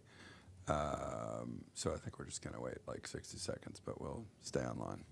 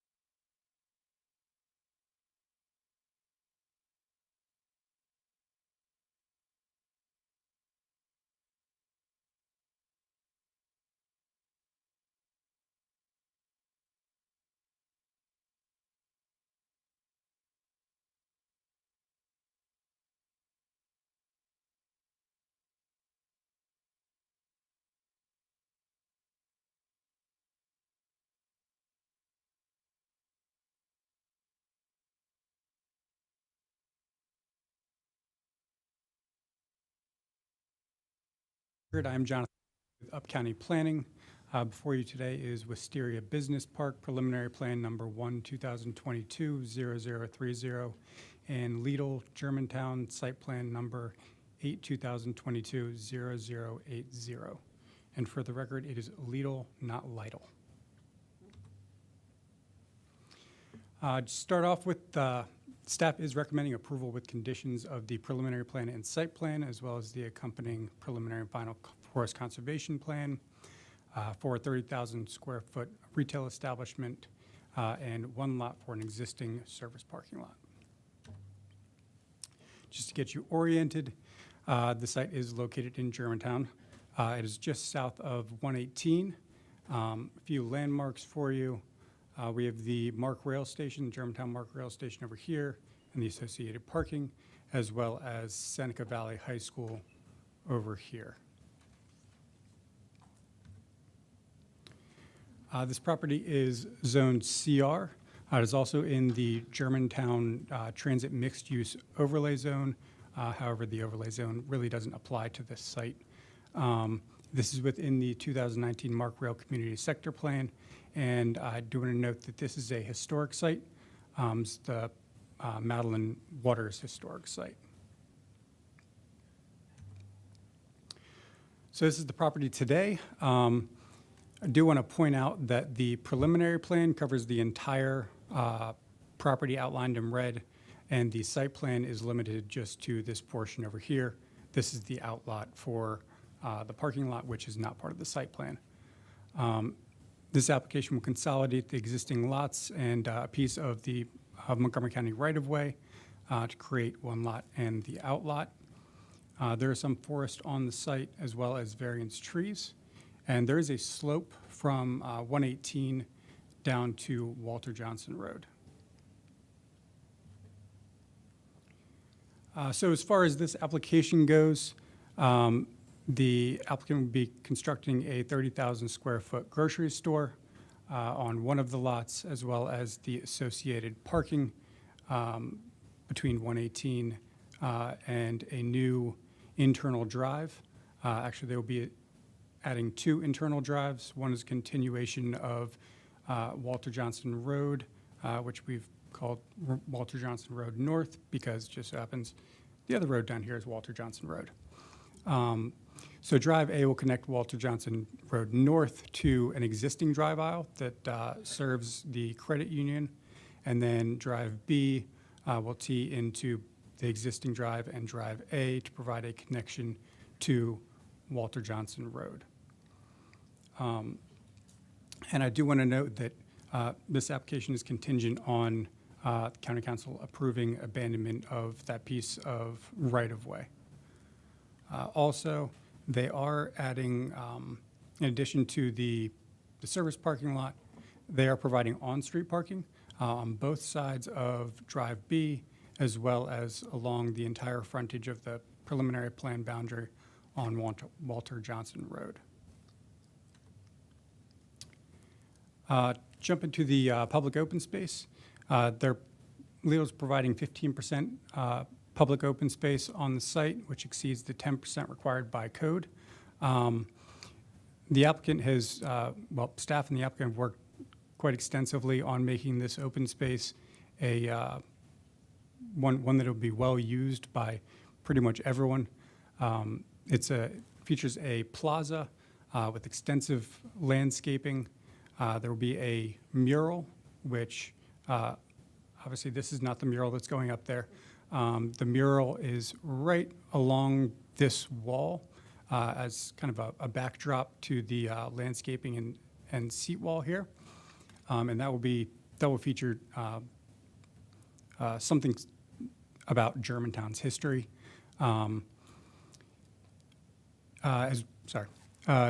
There's a curvilinear seat wall that runs along the center of the plaza and kind of shapes this corner. The specialty pavers line the plaza, and then that leads you into the pedestrian connection that goes north to this corner, which is where the entrance of the Lidl is located.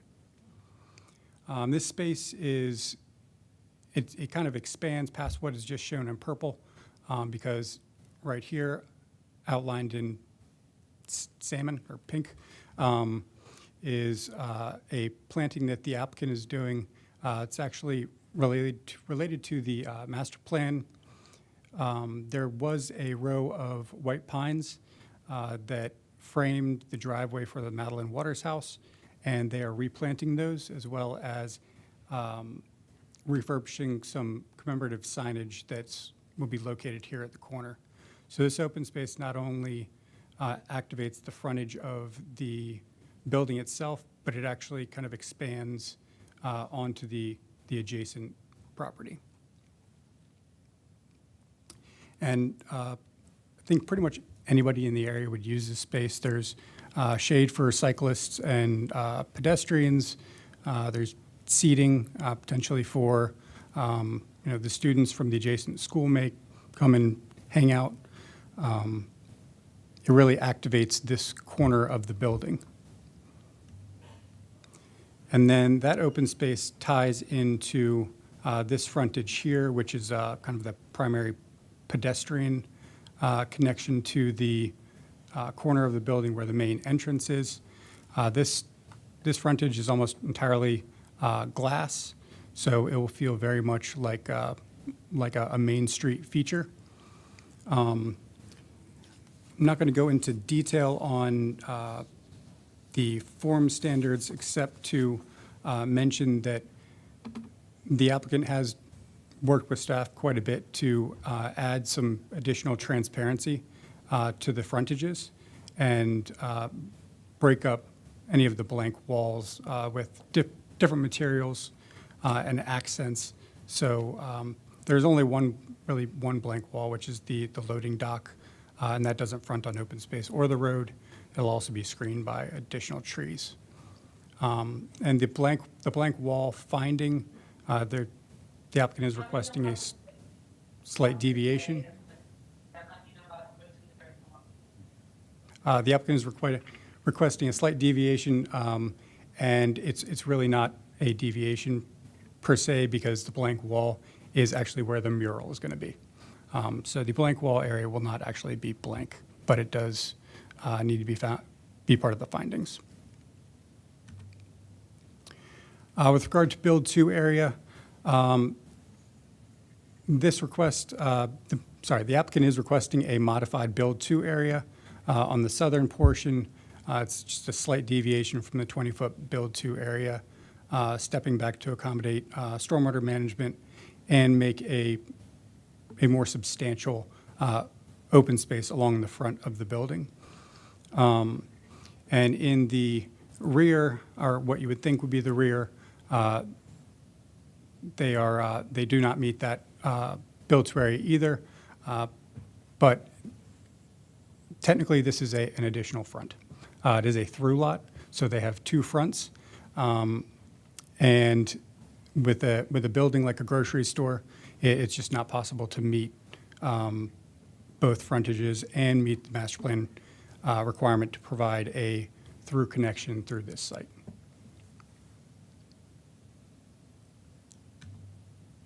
With regard to the master plan, this application meets all of the applicable master plan recommendations. It provides a number of primary pedestrian links to mark, the biggest one being a 12-foot shared use path along the front of the building. This is a neighborhood serving use with a variety of public open spaces and outdoor gathering spaces and seating, as I mentioned.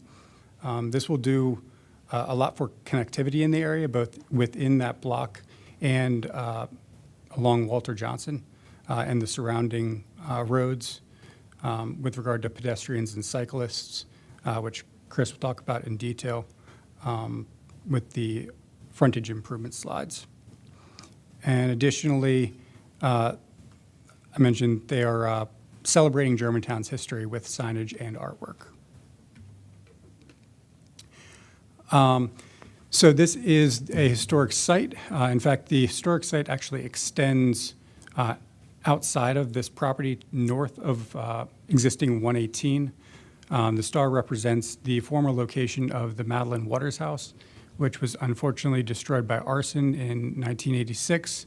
But to commemorate not only the Waters House, but the original driveway location, the applicant is planting those new pines to kind of mimic what was once there, as well as signage to explain the importance of that alley of trees.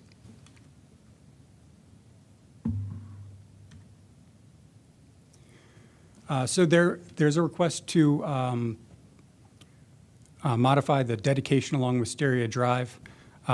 This frontage is actually on the outlot on Wisteria. There are no improvements being made to that outlot, except with regard to the frontage improvements. And so at some point later in time, the outlot, being an outlot, will have to come back to the board to be reevaluated through the development review process if they want to actually build something on that site. And that is where we will look at right-of-way dedication in more detail. Right now, there is an existing AT&T easement with infrastructure underground that they cannot disturb or transfer.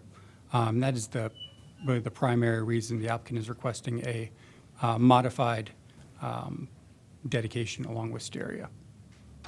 But it is more of a temporary modification because someone will be coming back in to redevelop that parking lot, without a doubt.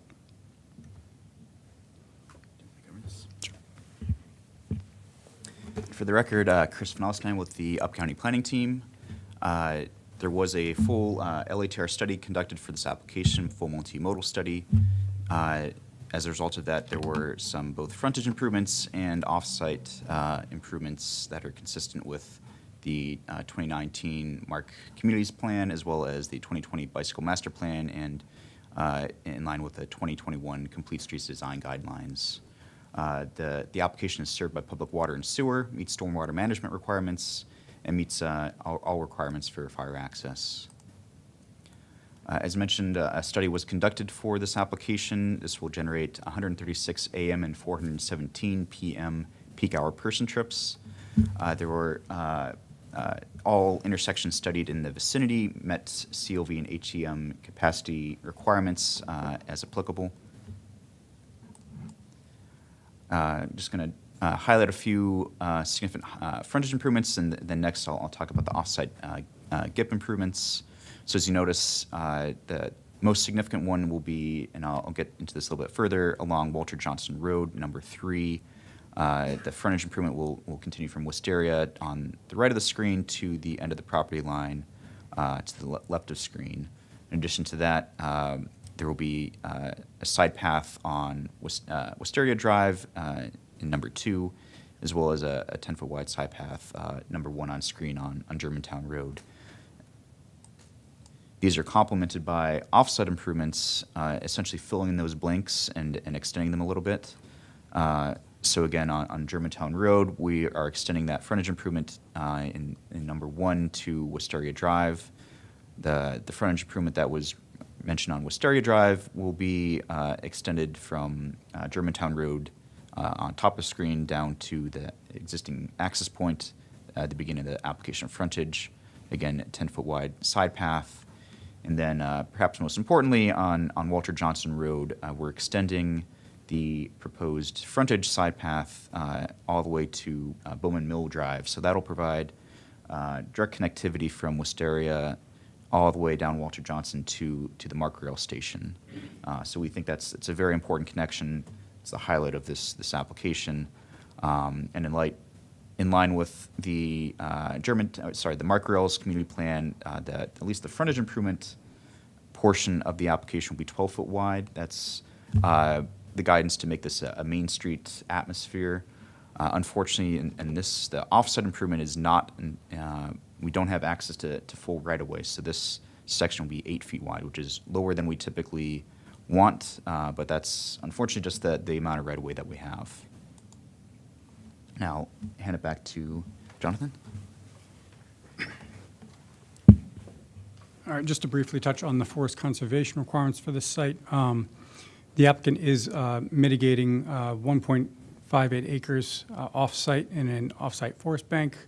I'm sure you noticed that there's a significant number of variance trees being removed, and that is simply because this is a historic site. A variance is required for every tree, 1 inch caliper inches. So it is a variance for pretty much every tree on this site. And the applicant will be mitigating for those variance trees by planting approximately 31 new 3-inch caliper trees on site. As outlined in the staff report, this application does meet all of the preliminary plan findings. with the necessary modifications I mentioned previously, as well as the site plan findings. We have had some correspondence regarding this application. I believe most of it is in your packet, and the concerns raised were predominantly about historic preservation, master plan conformance, and just development standards in general, as well as vehicle and pedestrian safety. To mitigate some of those concerns, staff actually met with the citizen and on-site to walk the site, and out of that, a number of changes here were made to this application, and the applicant was very willing to work with staff to make those changes. The only non-transportation related change that was made was the replanting the white pines consistent with the historic alley. There was another email that was received after the staff report was posted, primarily concerned with vehicle speed and traffic. I'm good. How are you doing? Is that it, or? No, I have a corrections slide. Go ahead. Couple of correction slides.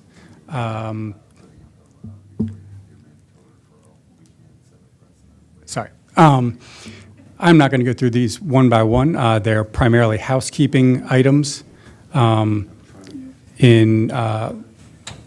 reviewing the resolution, staff worked with the applicant to tailor a couple of conditions to make them a little bit more clear, and that's essentially what is shown here. And same goes for the site plan conditions. And then there were a few just clarifications I wanted to make in the staff report, just adding a little bit of additional information that was accidentally left out. And then also updating the data table. There was a slight miscalculation, which ended up having kind of a trickle down on all of the information, but it had no real effect on the application itself. In fact, it increases the amount of percentage of public open space that's provided on site. So, and in conclusion, staff is recommending approval of the preliminary plan and site plan with revised conditions, as well as the resolutions. Great. Would the applicant like to speak? Thank you very much. For the record, my name is Françoise Carrier with the law firm of Bregman, Burbert, Schwartz, and Gilday, representing Lidl today. With me on my left are two representatives of Lidl, Dustin Shade and Daniel Goodman. I'm also accompanied by our civil engineer, Pat LeVay, and one of our traffic consultants, Maribel Wong, and our other traffic engineer is available online, Katie Wagner. I want to start by thanking the staff who were not exaggerating when they talked about how many things we had to go through on this application. It was complicated, a lot of moving parts, and there really was a lot of effort put in and a lot of goodwill, so we appreciate that. As I explained in the letter that I submitted earlier this week, Lidl accepts all of the conditions that are proposed in the staff report, except for one that is in the MCDOT letter, which would require Lidl to install a traffic signal to improve pedestrian safety, in addition to the package of off-site pedestrian and bicycle improvements that planning staff had recommended and Lidl agreed to under the Growth and Infrastructure Policy and the LATR Proportionality Guide. Established standards require a development applicant to install a traffic light if the intersection fails the applicable LATR tests, and a traffic signal is warranted under tests that are established in state law and have long been employed by Montgomery County. Here, as stated in the staff report, no roadway improvements are necessary for congestion purposes.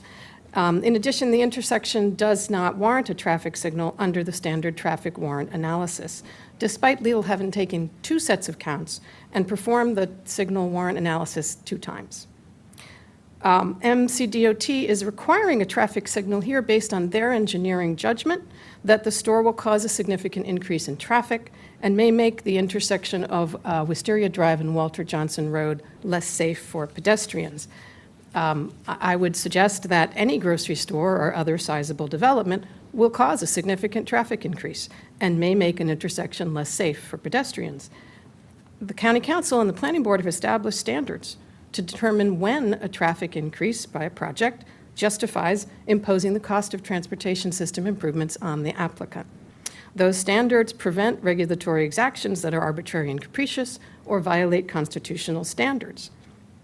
While state standards regarding traffic lights do refer to the use of engineering studies and engineering judgment, they don't state that engineering judgment should be the basis for requiring a traffic signal when none of the mathematical warrants are met.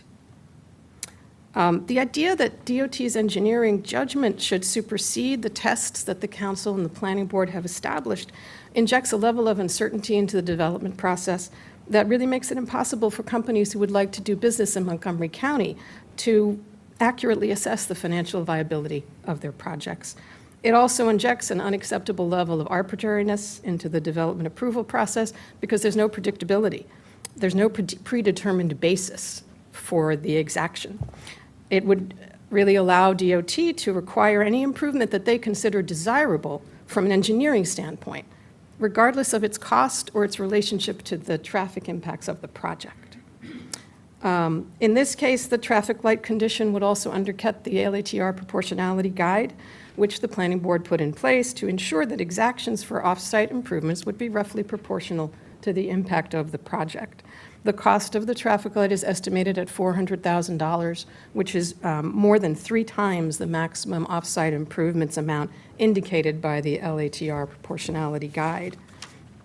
And in the LATR guidelines, it states that motor vehicle mitigation can be counted toward the LATR proportionality guide amount if it mitigates deficiencies identified in the review of pedestrian system adequacy. In this case, the planning staff's preferred package of improvements didn't focus on this intersection. But the installation of a signal would mitigate deficiencies that were identified in Lidl's review of pedestrian system adequacy. They're not deficiencies that were the focus of what planning staff thought was the sort of the most important things that Lidl could do with its financial its expenditures, but the traffic signal would mitigate pedestrian system deficiencies. In addition, DOT's letter makes it clear that they recommended a traffic signal largely for pedestrian safety. If the county feels a traffic light is needed, but the applicable tests indicate it's not warranted as a result of this project, the county should construct the light from the capital improvement program or wait for future development that does generate traffic that warrants a traffic light, rather than violating local standards and constitutional standards. This project will significantly improve connectivity for all forms of transportation, as you heard during the staff presentation, by completing the street grid for the block and cutting the maximum block length in half. On-site transportation facilities and frontage improvements will significantly improve bicycle and pedestrian safety and level of comfort. Lidl is prepared to make its fair share of improvements, including expending the full amount indicated by LATR proportionality guide, and that can either be for the package of offsite improvements that planning staff identified some months ago, or it could be a contribution towards the cost of a future traffic light. But if the planning board approves this with the complete set of conditions that are currently listed, I need to state on the record that it will be doing so over Lidl's objection. And we are happy to answer any questions you have about this or any other aspect of the application. I have some questions, but anybody else want to go first? Chair, this is Tina. I would just ask that staff, if you have another representation of that intersection, it would be helpful. What you're showing is across the street from where the applicant is intending to build the store.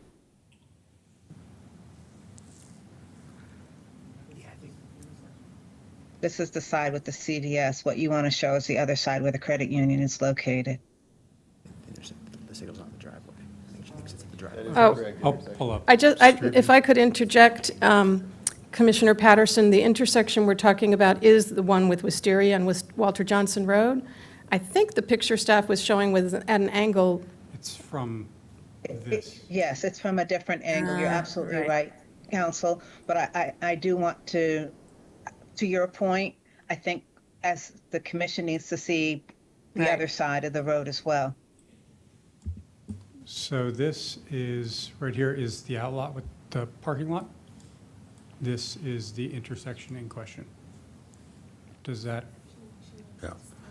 where would you like to stand on this road? Commissioner Patterson? Not in the middle of the street, preferably. On the sidewalk would be helpful. Well, that's going to be a little bit challenging. Have me face Walter Johnson as if I were looking at the outlot, please. Here is the outlot. It's Walter Johnson, Wisteria. Unfortunately, I'm driving from a car, so I can't put you on the sidewalk.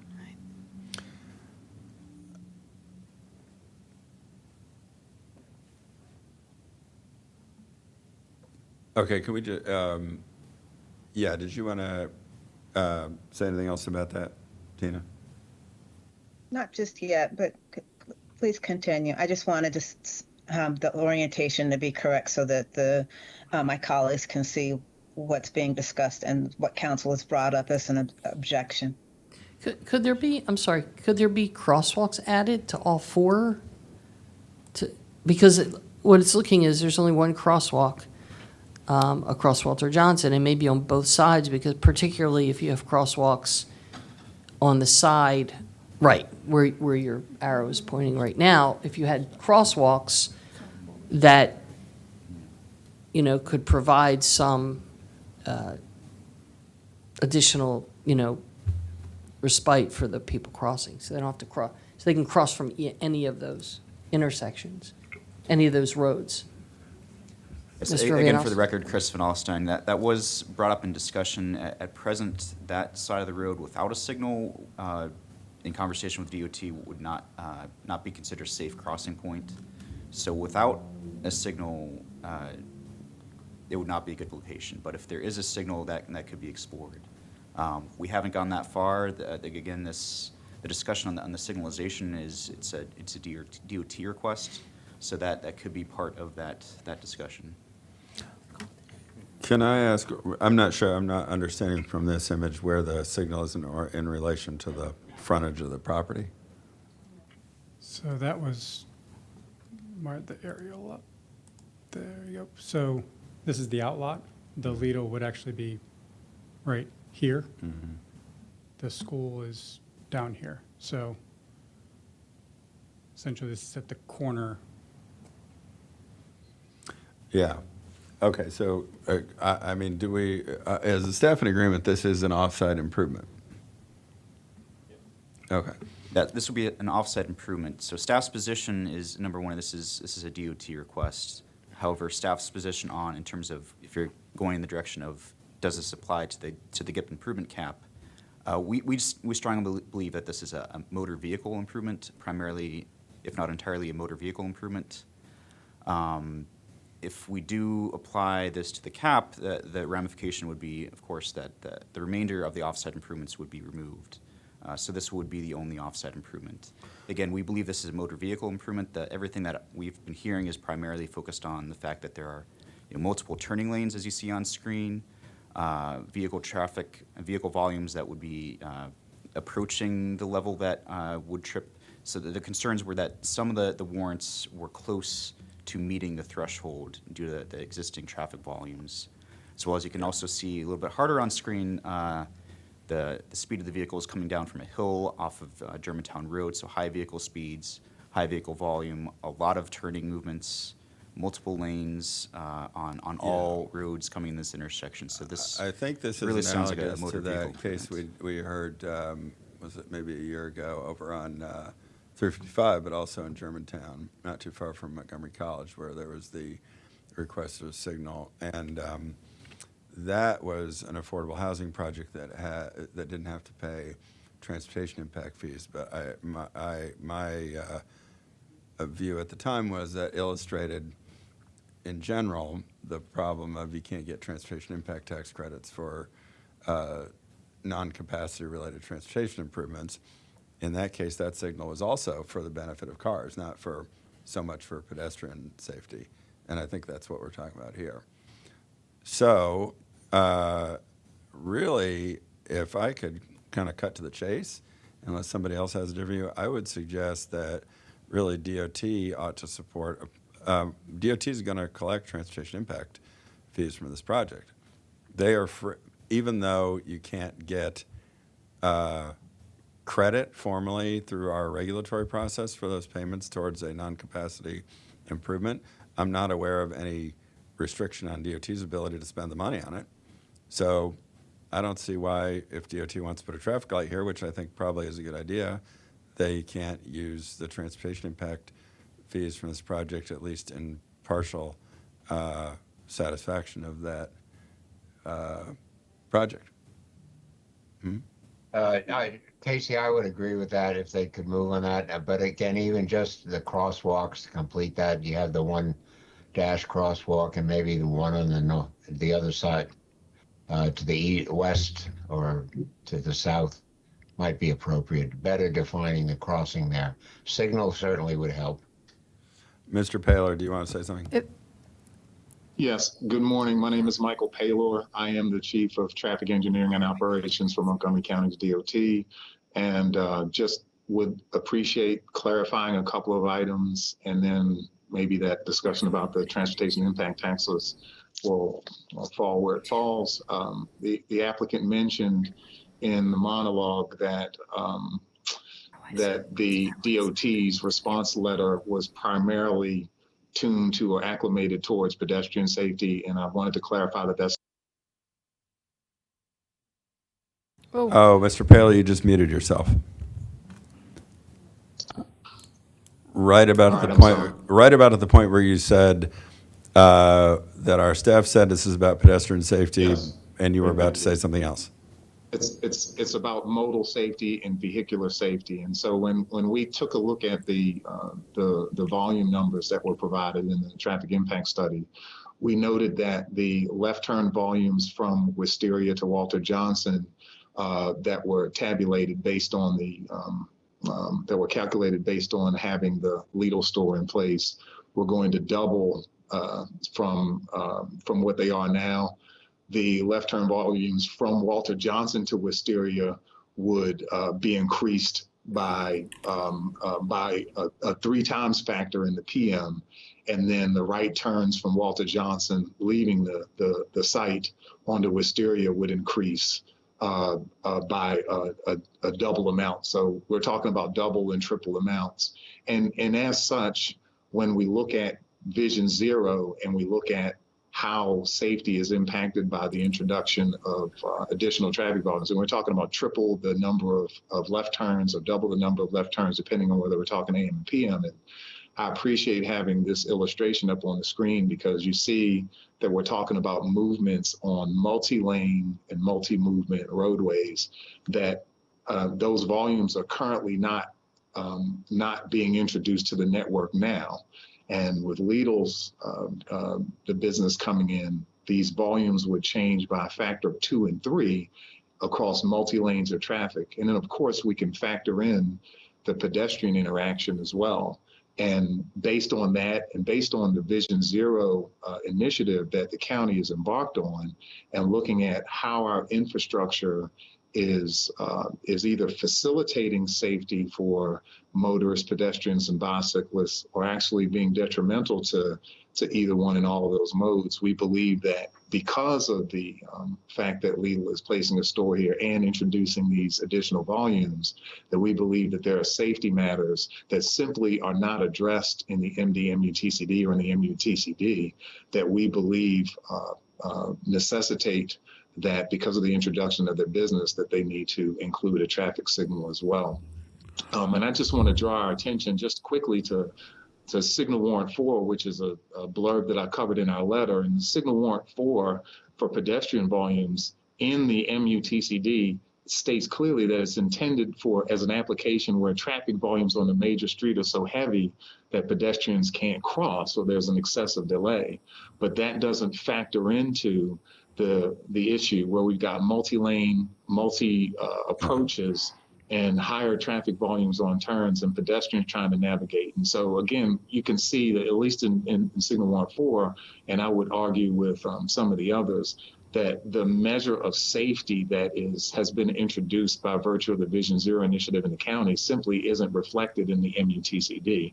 And so because of that, we are using not only engineering judgment, but also our Vision Zero program and our Vision Zero documents that have been vetted through everyone to arrive at these conclusions. Yeah, Mr. Paler, speaking for myself at least, and I hope the board, maybe not the applicant, I don't think, I think you're not going to have any trouble persuading me at least that we need a traffic light here. The question is who should have to pay for it and how.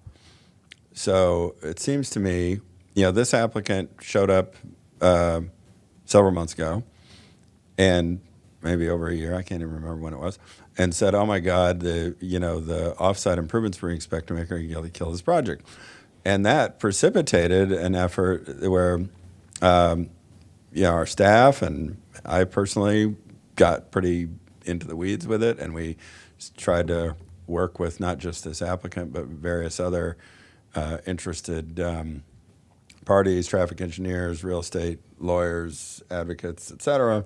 And we worked out a new sort of system for trying to make sure that off-site improvements for pedestrian bicycle safety in particular were proportionate to the project impact. And, I accept the fact that I'm not going to solve every problem in my time here on the planning board, but I felt pretty good that we at least kind of made some important progress on something that's pretty important for getting some of these improvements made, getting funding for them to help MCDOT as well as the public get these things done, but not do it in a way, but also not to kill projects. And it's unfortunate that this traffic light comes in sort of as a little bit of a. I don't want to discourage you from proposing it because I think it was important, but it kind of doesn't really make it in under that sort of rubric that we worked out.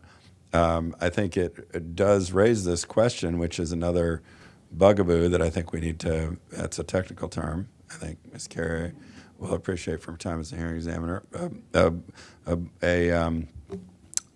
A peculiarity of our transportation impact tax regime that you can't get credit for safety improvements, only for capacity additions.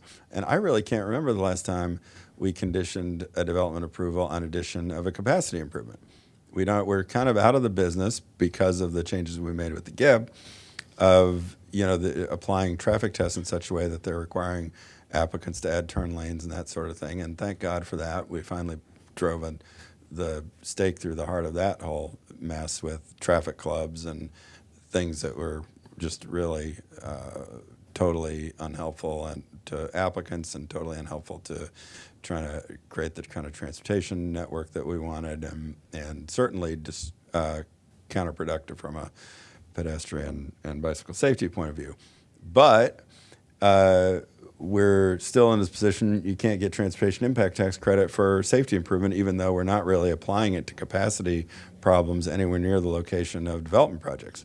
It's just going to DOT. And I'm sure you guys have good uses for the money, but it seems to me like this is tailor-made for, you're going to get a check from this applicant for transportation impact taxes, and you're free to spend it on a traffic light. That's my position, is that we should not add this as a condition, but we should encourage DOT to put these resources towards a traffic light at this location. And if DOT finds that's insufficient to cover the nut, then maybe we ought to have another work group, just like we did on the offsite proportionality thing that we just went through, and sort out amongst all of the interested individuals, organizations, and government bodies how we can direct transportation impact tax revenue to safety improvements and not just to adding traffic lanes. I agree with the chair. I think it's also helpful at this time, just for the record, to hear from legal about the proportionality, since this is a offsite improvement. I know there's also issues with nexus, so it'd be good to hear from council. Thank you, Matthew Mills, for the record. I can say I've reviewed Ms. Carrier's letter of July the 26th, which is essentially what the presentation she gave earlier with respect to primarily the nexus issue. And in 2 decades of doing this, for the first time ever, someone has presented a nexus argument I actually buy. The proportionality is a separate issue we really don't need to get to.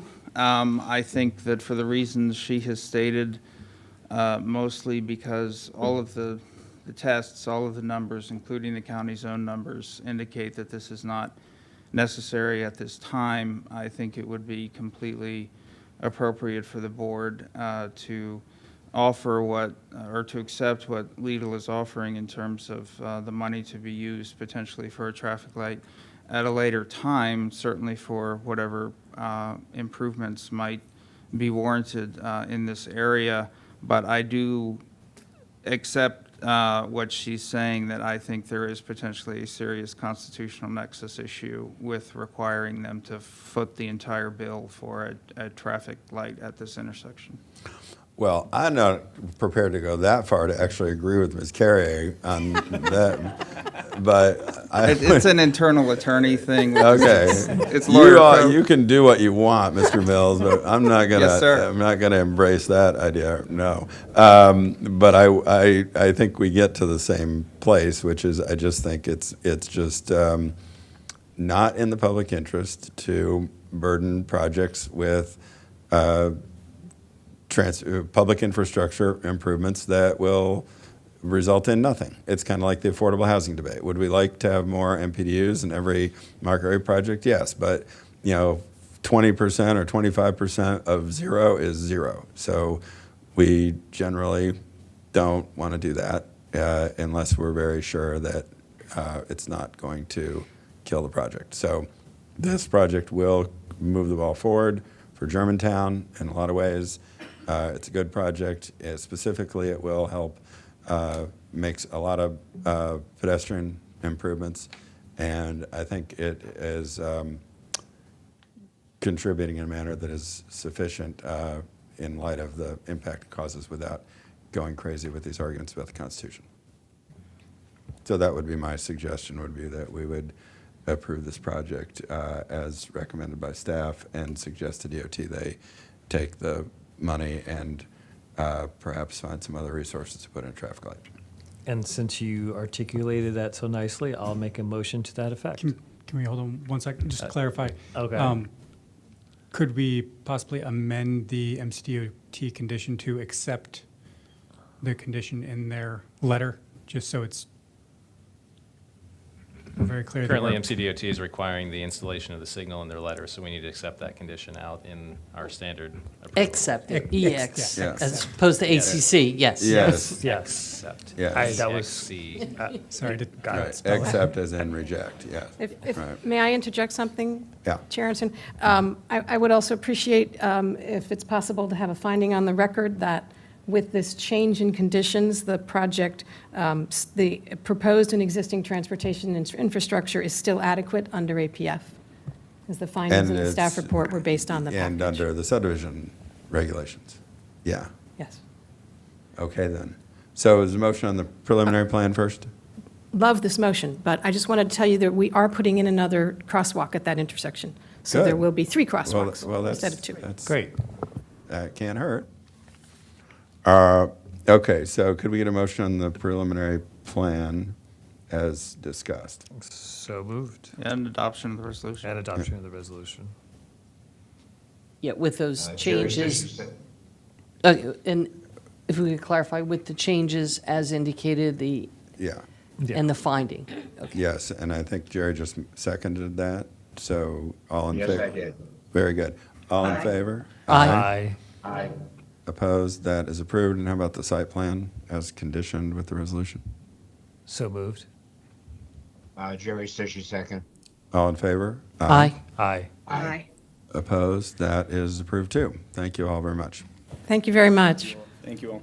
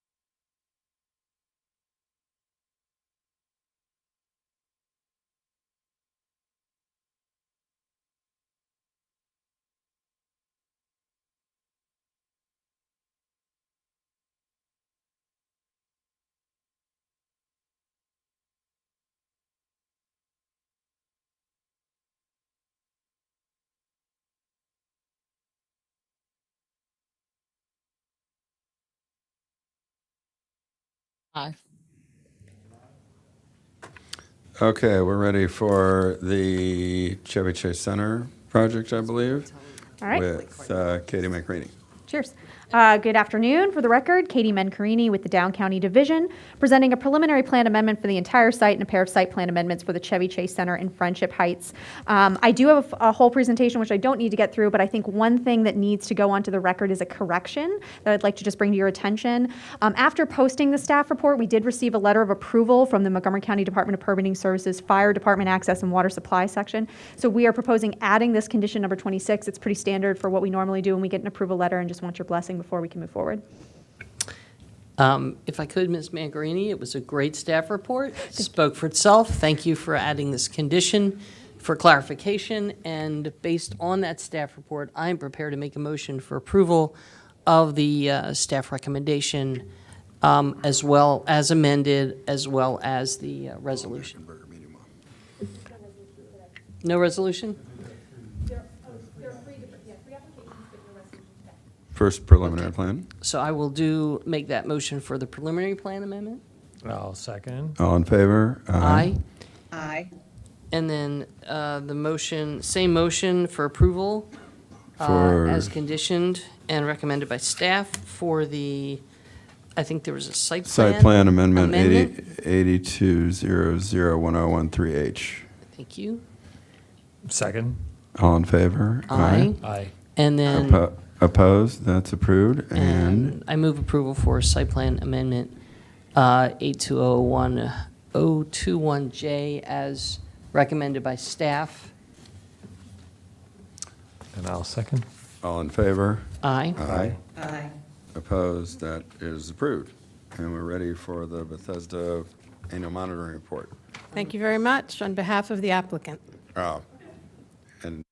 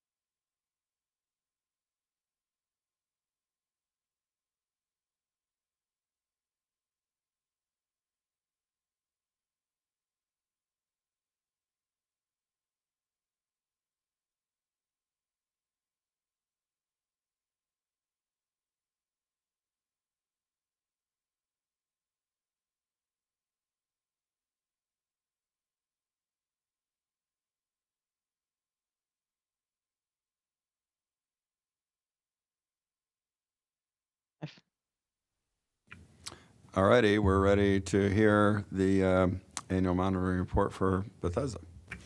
Mr. Chairman, if I could just begin. Elza Heisel-McCoy, Chief of Down County Planning for the record.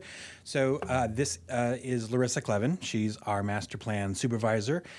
She joined us at the beginning of the year and has helped make the team's efforts on the Silver Spring Plan and all other affairs master plan very successful. And this is her planning board debut, and I highly commend her to you.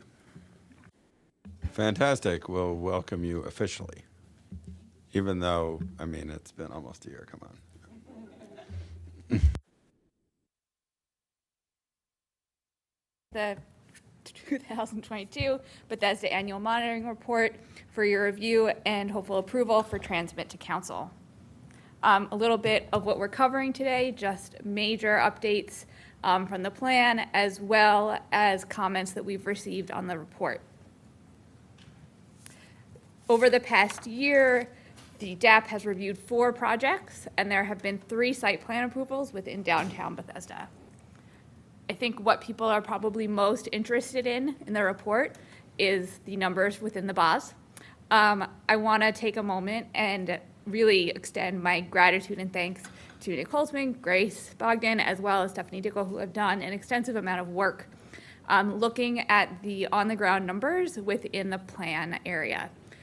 In 2017, when the plan was approved and adopted, the existing on-the-ground development number was 23.3 million square feet. That was based on the Maryland Department Assessment of Taxation database that included fully constructed and occupied buildings, as well as the approved projects that were in the pipeline at the time. And we did our best to approximate for existing buildings where we did not have current data. Since that time, we have gotten updated data, and we took a really extensive look at what was included in that 23.3 million and determined that a couple of sites had been double counted, as well as just some few small corrections, which reduced the on-the-ground number by about 200 and 500,000, which leads to a revised on-the-ground number of in 2017 of 23.1 million square feet. It's a very slight reduction, but we wanted to make sure that the numbers were as accurate as possible. As a summary of where the BOS currently stands, if you're looking at the current existing approved and new, we are at 29.3 million square feet, which leaves a little over 3 million square feet remaining within the BOS. For the schools within the plan area, enrollment has been relatively stable. As you know, with COVID-19, we saw slightly smaller kindergarten class sizes, but they are beginning to get larger again. With the facility utilization within the area, it has all been relatively stable. There was a little bit of growth within the elementary schools, but that ended up being offset by the capacity increase at Westbrook Elementary School. So they've all remained relatively stable over the past year. Moving on to parks and open space, there have been a variety of updates over the past year, ranging from accessibility improvements to construction and design. We're looking at Battery Lane Park, Caroline Freeland Park, and a small update on the park impact payments. Since 2017, there have been 16 development site plans approved, leading to 19 million total PIP funds. 8 have been submitted so far, and there has been 1 purchase, which is the Veterans Park property that was purchased in 2020 for $9.6 million. Moving into transportation, as you know, every other year there is either a NADAMS, the non-auto mode driver share, or a roadway network performance assessment. This is a roadway network performance assessment year, so the NADAMS update will be in next year's report. All intersections are estimated to continue to operate adequately. There are potential concerns looking at the gateways, but nothing that at this time rises to a level of concern, and we can continue to monitor and evaluate them as needed. There have been a couple of updates within the network this past year, both on bikeways that are two-way and one-way on road, and a variety of pedestrian crossing improvements, all of which are detailed within the report. There have been a couple of adequate public facilities ordinance approval within the past year, as well as traffic demand management plans, formerly known as the mitigation agreements. They are also detailed within the memo itself. Over the past year, for capital improvement projects, the Capitol Crescent Trail Tunnel has begun in design. There is also the Norfolk Avenue Shared Street. And as you are aware, with the Unified Mobility Fund over this past year, the funding structure within the bump has changed slightly. In April, the county executive sent a memo to county council outlining that change. And there is a panel or working group that has been convened. And when they have an update, we, of course, will be happy to share that with you. There is one change in this report that maybe has not been in previous. It is a recommendation for moving forward of what we'd like to see in the report in upcoming years. And that is an opportunity for us to look at green cover within the Bethesda downtown. The text on the screen is the recommended recommendation within the report itself. It is really a county-wide effort that we're looking at to establish green cover, which includes, tree canopy, but also looking at green roofs and other elements of cover. And we are internally working on that methodology, and we hope to incorporate it in next year's report. What do you think about the idea of doing something similar for stormwater performance? Like if you could quantify the net reduction in runoff, that is achieved over time as a result of redevelopment with, current stormwater controls. It's certainly something that we can look into and get back to you on. And also when you deal, because the green cover, you've got the green roofs would be dealing with that stormwater runoff, but the tree canopy would be dealing with heat island effect. Mm-hmm. So if we could look at kind of both, approach that green cover review from both perspectives. I would just say that we're very committed to looking at the tree canopy, and that's what Larissa's really talking about and how we're going to really be tracking that. The stormwater impacts are really complex. We did a very detailed study, for example, of the Pike and Rose property to figure out the before and after impacts of the change from a untreated parking lot to what we have.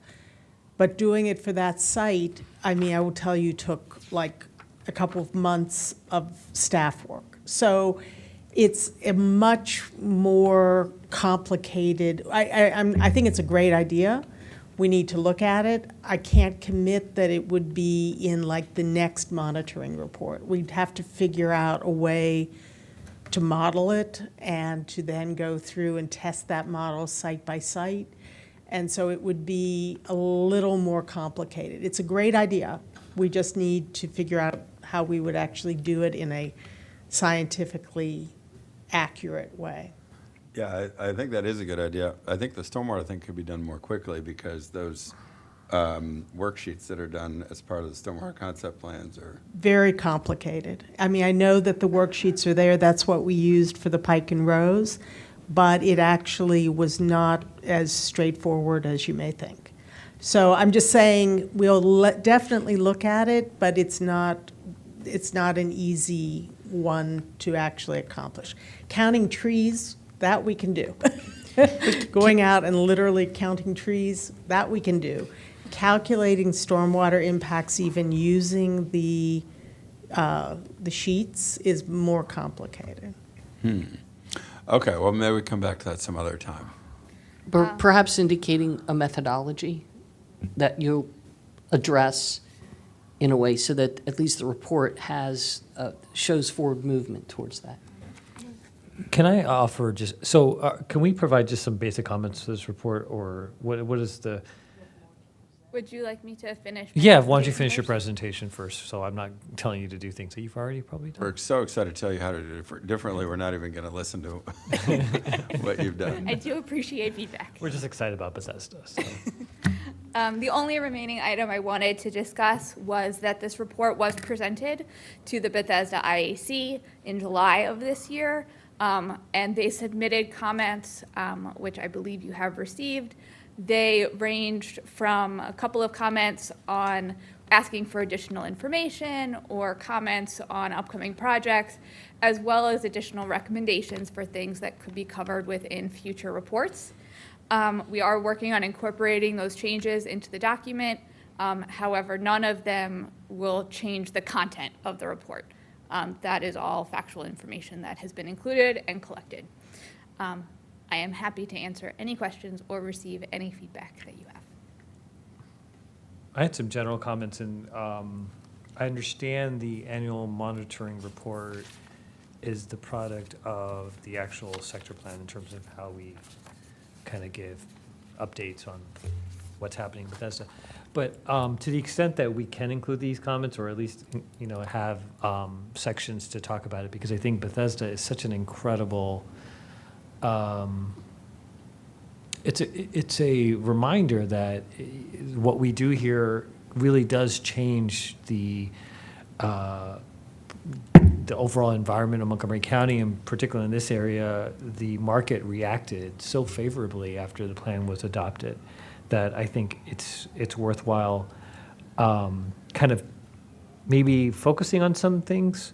So one of the things that came to mind was, and once again, if this is not appropriate for this report, I totally get it.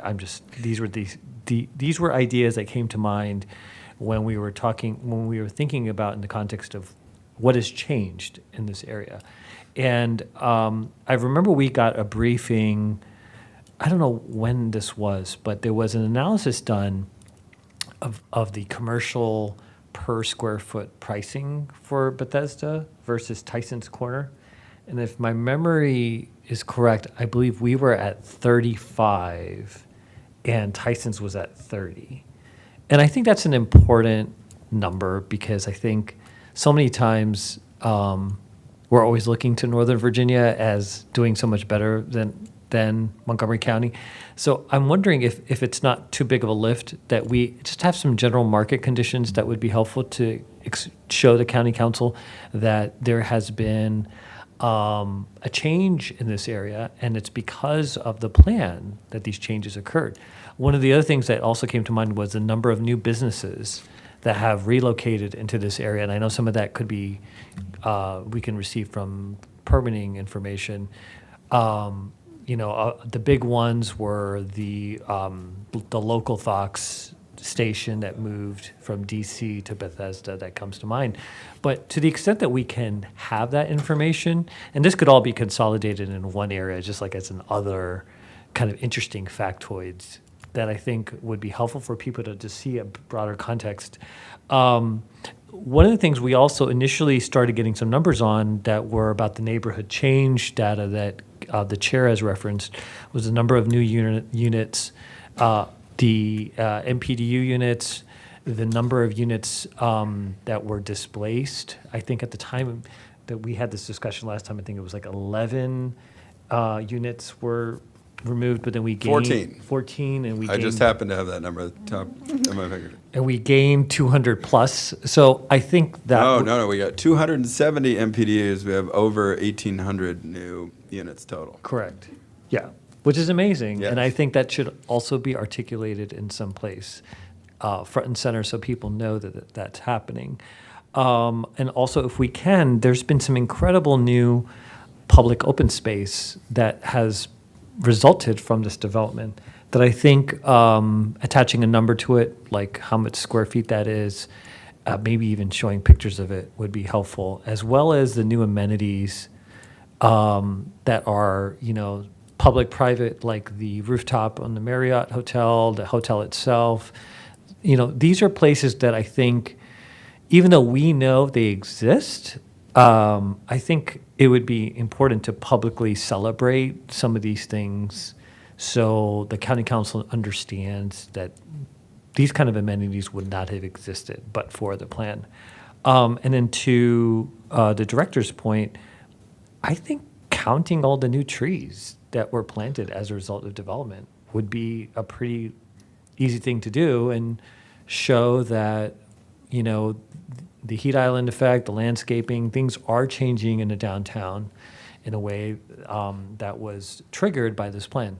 So I know some of it may not fall into the categories that are listed in this report, but I think there might be an opportunity to have a section that just kind of a catch-all that shows all these things, because sometimes I think we know that there has been change here, but sometimes it's important to directly show it in a way that's maybe a little bit more explicit, if that makes sense. I think what you're talking about is successes. Mhm. It's celebrating the success of the plan. Yeah. And I think that's actually a good.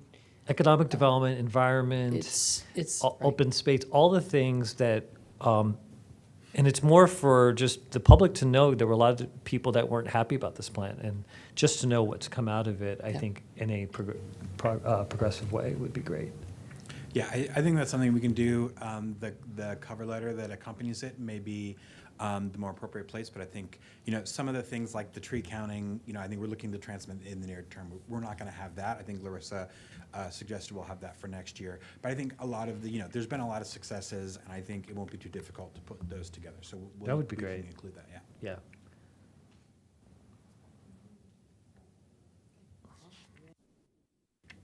Anyone else? Glad you brought that up about neighborhood change, because there are people who are saying a lot of things that are just not true about the effect of redevelopment in Bethesda on affordable housing, and it's very important to reiterate that it is a fact, not my opinion or the planning staff's opinion, that we have generated almost 20 times as many new income-restricted units as the total number of dwelling units that have been demolished for redevelopment in downtown Bethesda since the Bethesda Master Plan was adopted in 2016.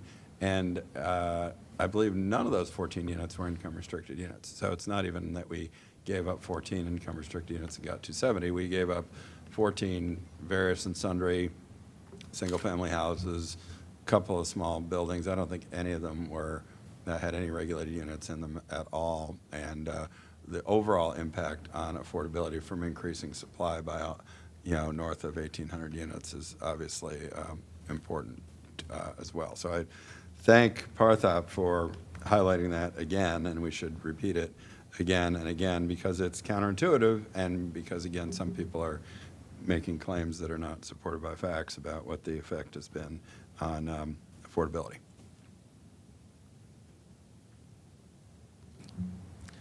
How much room we got left in the Boz pool? 3 million. 3 million. 3 million. Okay, great.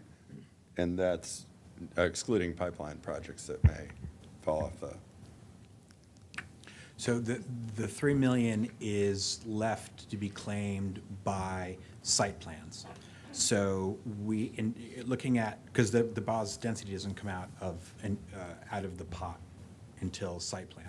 So when you look at sketch plans, there's a lot of density covered by sketch plans, but that's not covered by site plans. So there's 3 million available for site plan approval. Got it. And of course, I think the 3 million, I mean, on the one hand, that suggests maybe it's tighter than 3 million, because there may be density that somebody wants to make a claim on because they presumably submitted a sketch plan because they intend to build something. On the other hand, some of those projects may not go forward, and a lot of projects in Bethesda don't need Boz density or don't need a whole lot of it because they have existing mapped FAR to work with. So that's, I just think it's important to remind everybody that there's more nuance there because it has real-world implications. Well, and also just given sort of the economic cycle, there are projects, there were a lot of projects that came out of the gate in 2017, got committed, and we're not able to bring those projects to market. So we've had a number of projects that have essentially they've lost their Boz density, and they're in the process of coming back to try and reclaim it because there are those deadlines, those requirements built into the process. So every time we come back with an annual monitoring report, we talk about these projects lost their Boz density, that goes back into the pot. These new projects pulled Boz density. So it is a fluctuating number. I think the chair is ready to do Bethesda Part 2. That's why he's asking. Stop me before I do another Bethesda plan. Yeah.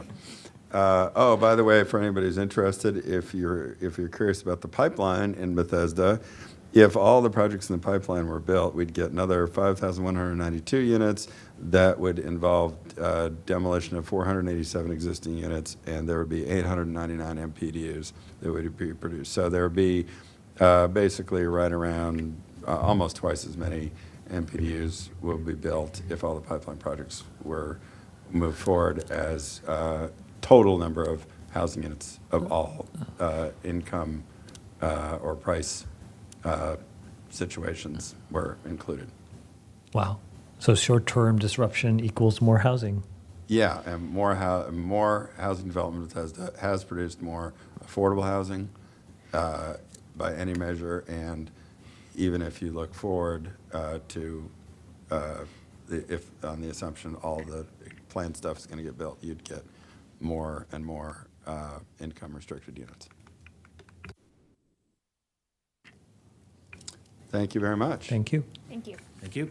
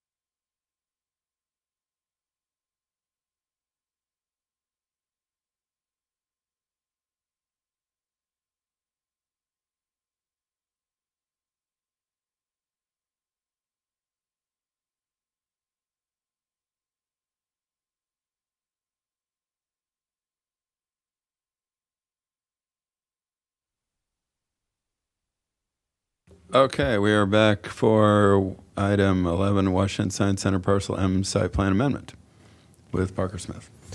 Hello, for the record, Parker Smith, Mid-County Planning. This is Washington Science Center Parcel M, Site Plan Amendment number 8/1983-080B.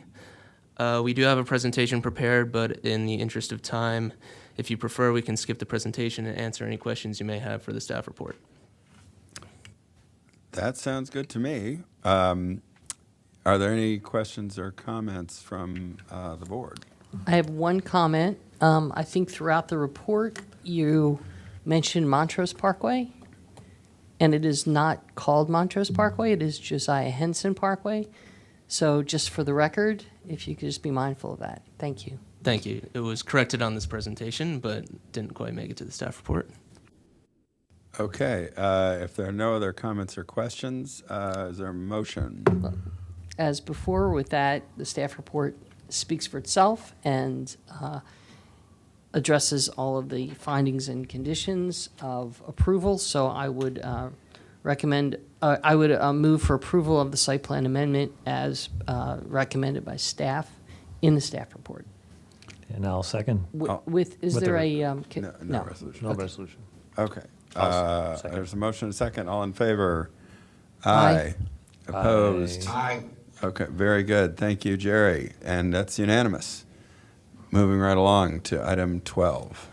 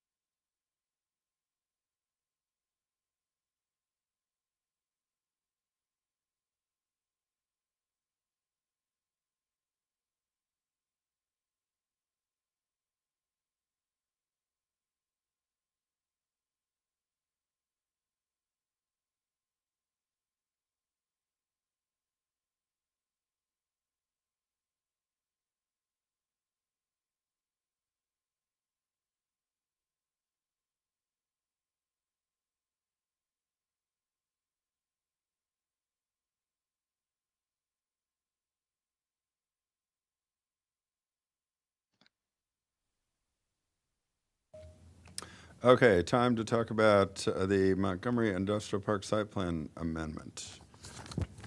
Again with Parker Smith. Hello, for the record, Parker Smith, Mid-County Planning, presenting Montgomery Industrial Park Site Plan Amendments 8, 1990-069C and 8, 1994-026C.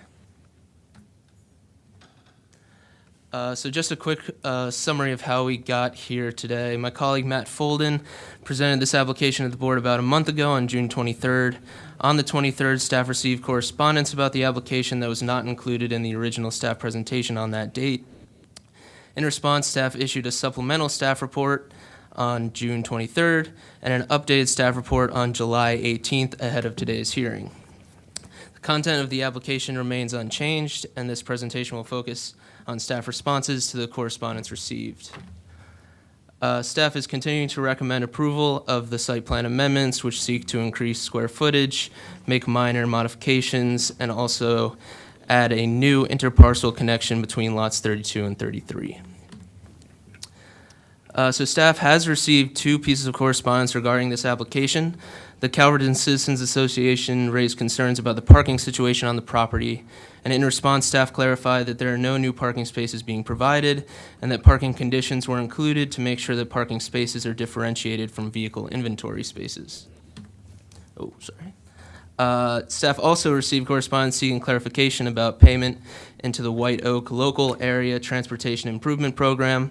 The board received this correspondence in their package prior to this hearing, but it was attributed to my previous item, item 11, rather than this item.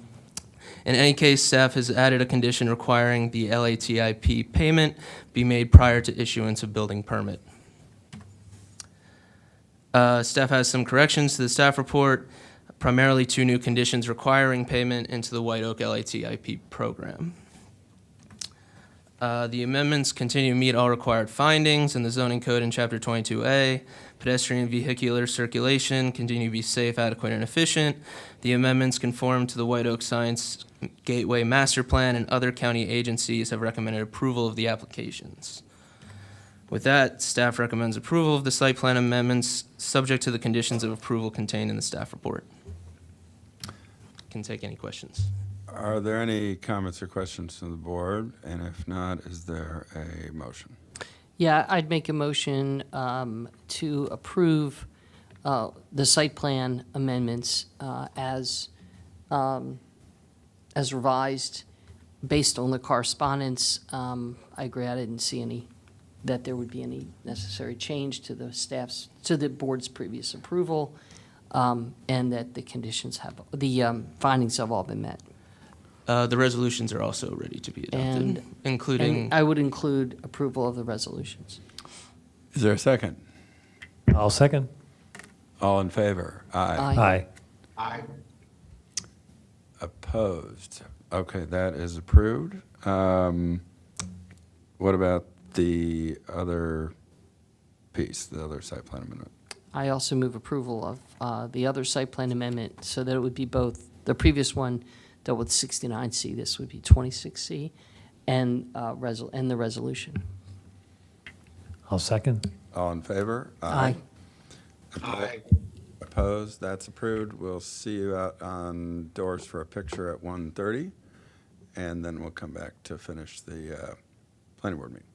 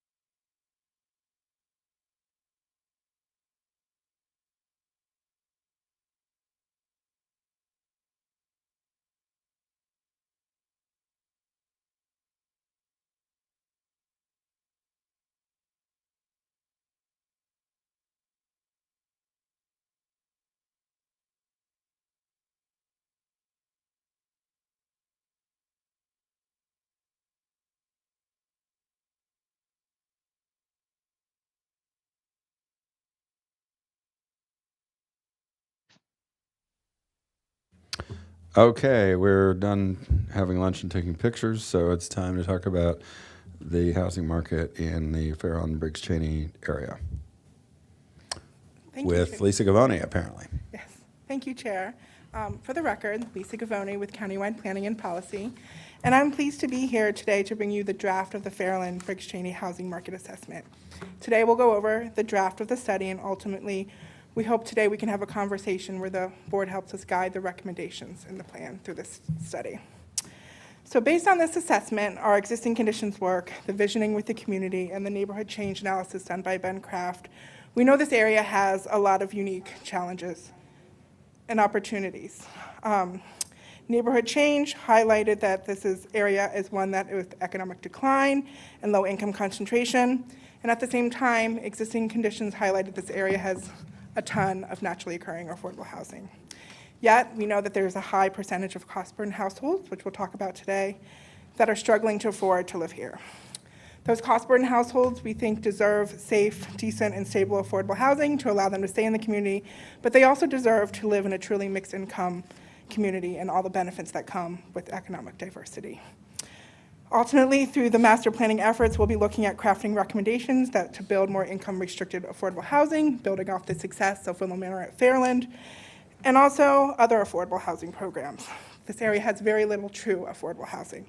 At the same time, we ultimately strive to create a more mixed-income environment through the construction of more market-rate housing, too. So to sum it all up, we are just at the beginning of crafting our recommendations for Fairlands Briggs Cheney, but we see today as a check-in with the board. We want to ensure that the direction that we're going in is in line with what the board is thinking. Some of the recommendations, just to give a little preview that we've been talking about as staff, is increasing density around BRT stations, especially at some of the opportunity sites we'll be talking today about, building more types of housing, and leveraging public land. So with that, I'll turn it over to Mary, and we can begin the presentation. Thank you.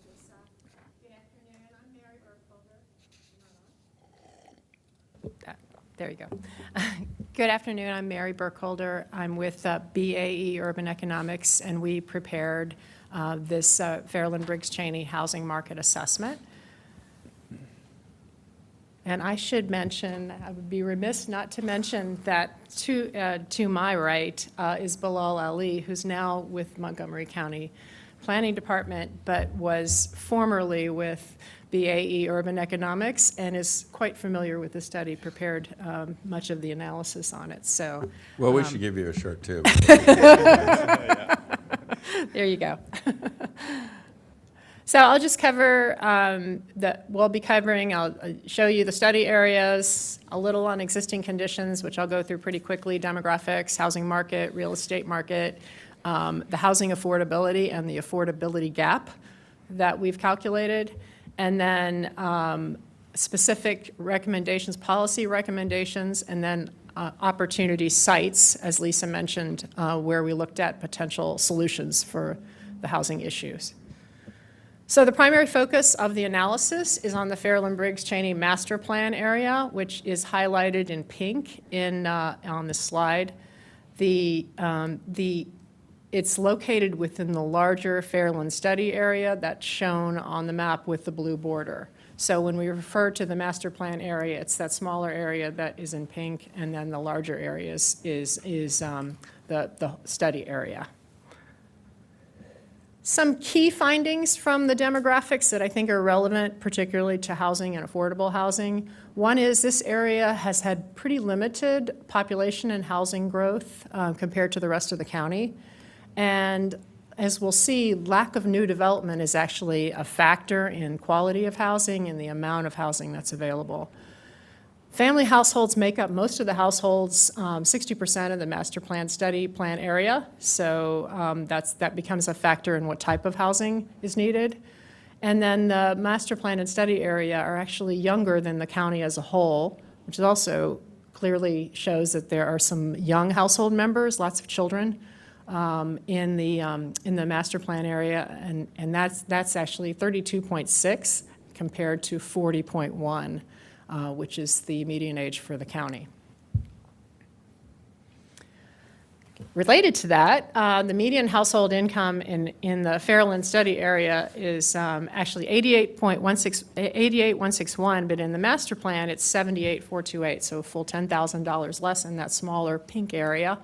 And what's also important about that, aside from the fact that that compares to 111,000 median income for the county, is that a larger portion of the population of the master plan and study areas are households that earn less than $50,000, 25 to 30%, compared to just 20.8% from the county. So they're definitely a lower income population.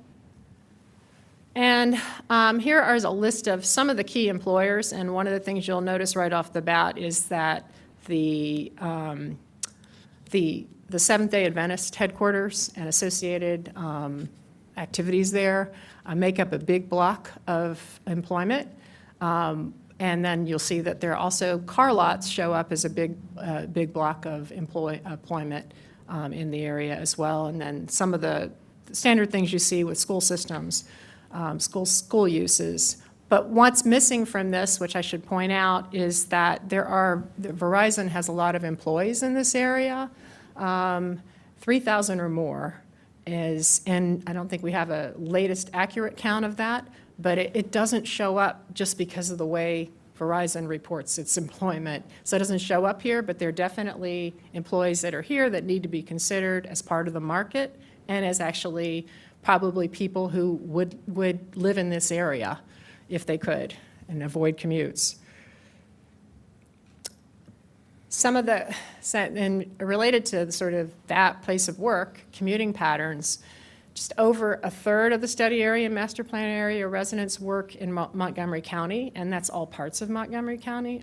As you well know, that doesn't necessarily mean a short commute if they're traveling to Bethesda or other places like that, but it is about a third.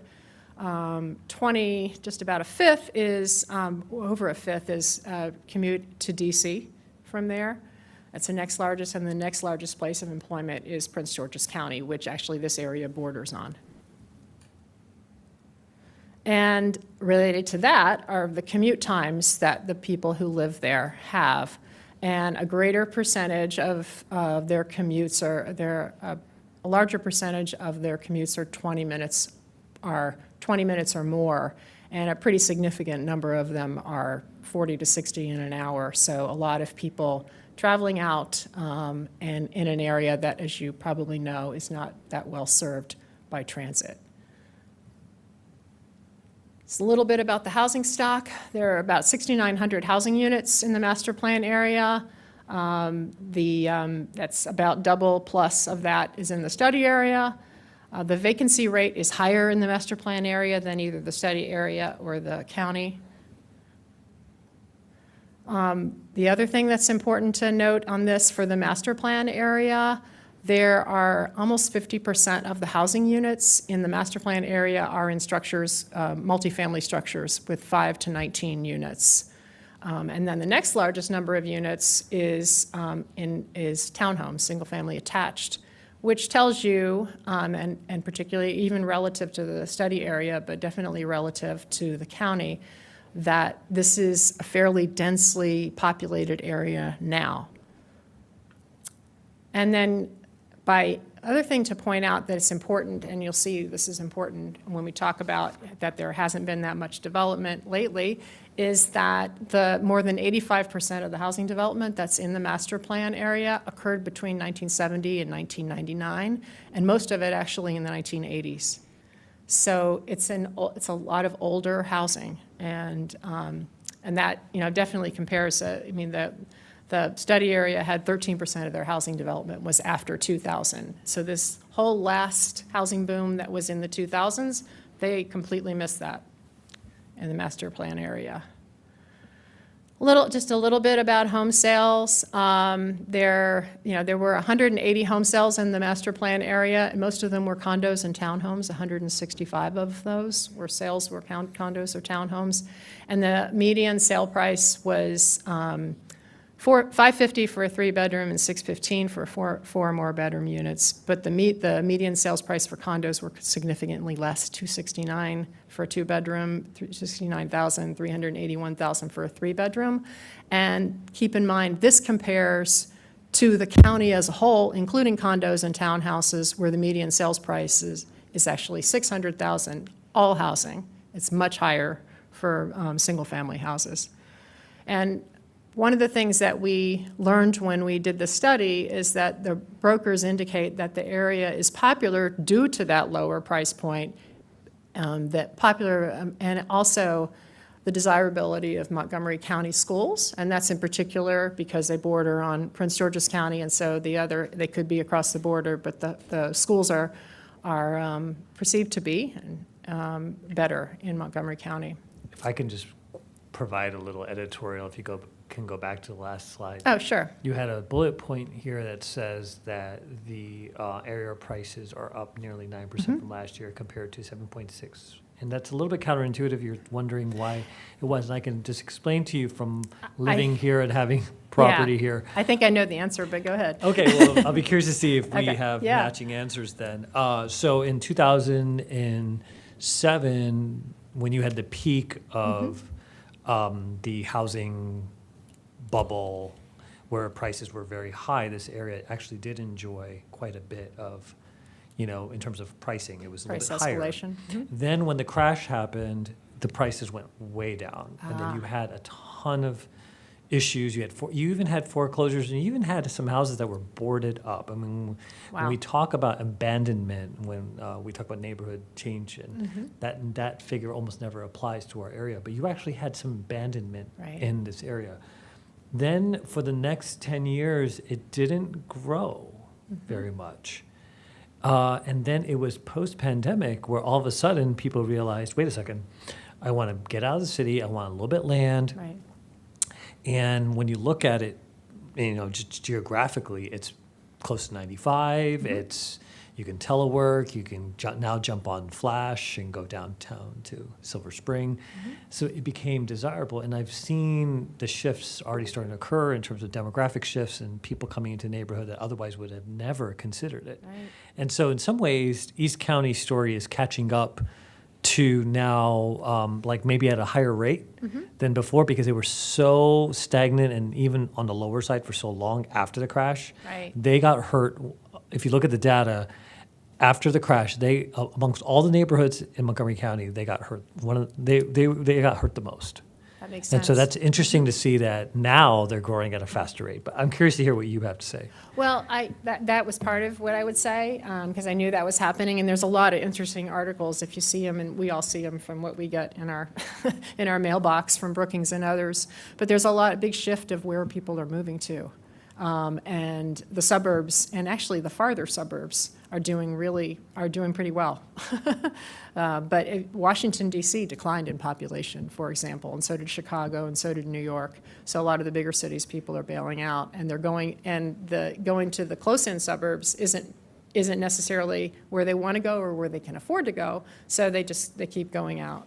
And you're right to that point. And the other part is, sadly enough, and I'm sure it's true here, I haven't looked into it, but there are probably some investor purchases here too, because there are investors out there buying. I think 25% of the home sales last year were from investors in the country. So it's probably hit this area because these may be perceived as bargains. So.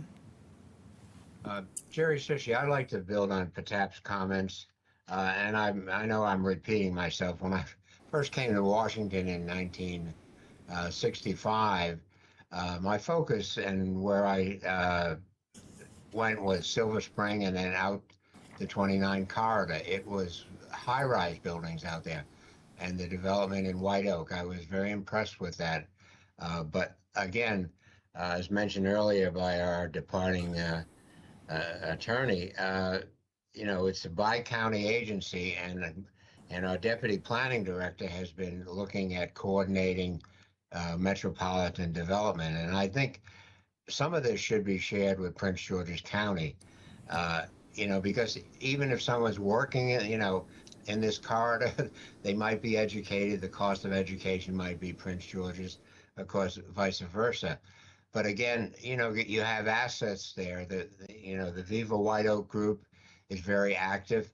I think our focus has been on 270 for so many years.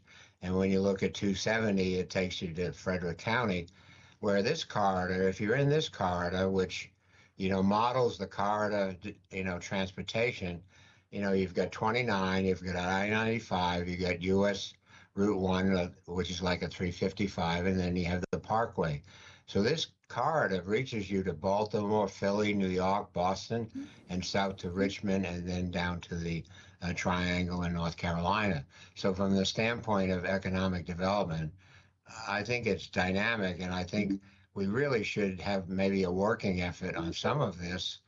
It spills over. Again, I think there's an effort to get a branch of the Montgomery College in this corridor. People that live in Montgomery County and maybe work at Fort Meade or NSA, when they come home, if there's young people starting out, they can take classes in this corridor. So there's a lot going for it. The BRT, I was on a consultant study on that, but back in 1980, we got permission from the state highway administrator to run, but ride-on buses on the shoulder, and also on the shoulders. And when they did the new buses, the MCDO director said, "Well, who put those signs up?" I said, "Yeah, we put them up in 1980." So I just feel that there's been a little bit neglect. In fairness to the county, I think you could focus more on this as you're suggesting, which is great. And Patap has mentioned the potential here. He lived there as well. But again, a little bit of coordination with Prince George's County. When Disney America wanted to go out there to Loudoun County and the people complained that the fireworks would scare their horses, I did suggest to go to Conterra. And it would have made, US Route 1 like International Drive in Orlando. So not that we need an amusement park. And then also on that side, even extending the metro line from Greenbelt on up to this area and maybe even to Conterra and then somewhat into this corridor. So, I mean, there's a lot of potential. I would suggest, things you're talking about is great, but I think a little more coordination with Prince George's County. I know we're in competition with them, but I'd rather be in competition with them than the work that's going on in Northern Virginia. So just some comments that maybe bring some people from Prince George into this discussion and how we can work jointly. As pointed out, we were formed in 1927 as a bi-county to kind of, if you will, accommodate the expansion from DC, maybe beating out DC, so to speak. But I would suggest, the staff takes a look at that. We Those are will my comments. make sure I will reach out specifically to Andre Checkley, the planning director in Prince George's County. Right. Make sure we coordinate. Today, we're sort of well, focused on housing more than Yeah, I economic understand. development, but I will reach out to her. Yeah, but I think joint effort would be great. I think it would help both counties, and we are a bi-county agency. I know we're in competition with Prince George's from time to time, but I think working with them could really amplify the 29 corridor. So thank you. Sit on. Okay. Looking at multifamily rentals, the average asking rent in the master plan area is $1,679. It's over $300 higher in Montgomery County. It increased by average asking rents in the county increased by in the master plan area increased by 7.1% and 10.2% in the county. The vacancy rate is very low, 3.9% is considered strong demand. But the lower rents in the area are actually likely a reflection of the quality and the age of the units. Since, as I mentioned before, there's been little development, no new multifamily units are under construction in the area. So brokers that we spoke to actually said asking rents for new units, and they specifically mentioned 2 bedrooms in the area would be about $2,000 if it was a new unit. So that's where that comes into consideration, the age of the units. So on housing affordability, and I hope I'm not being too repetitive, this group's probably familiar with this, but we look at, for affordability, we look at a range of from less than area median family, 30% less than area median family income, all the way up to 120% is considered kind of the affordable range. The top end of that is usually referred to as workforce. But that's the geography that we focus on when we talk about housing affordability. And 41% of the households in the master plan area are in that range. So in what we generally would call the range where they would need and would be a good fit for affordable housing. So the next part of that discussion is cost burden. And the definition of a cost-burdened household, and that's defined by HUD, is that the household spends more than 30% of its gross monthly income on housing costs. If you spend more than 30%, then you're considered cost-burdened. The household is considered severely cost-burdened if they spend more than 50% of its gross monthly income on housing. In the master plan area, and this is the last period that we actually had the numbers from this survey that is done by HUD, was 21.6% of renter households were cost burdened and 30% were severely cost burdened. And owner households, some of the owner households were also cost burdened. 14% were cost burdened and over 5% were severely cost burdened. So then from there, you can calculate the housing affordability gap, which was one of the things that we were asked to do in this study.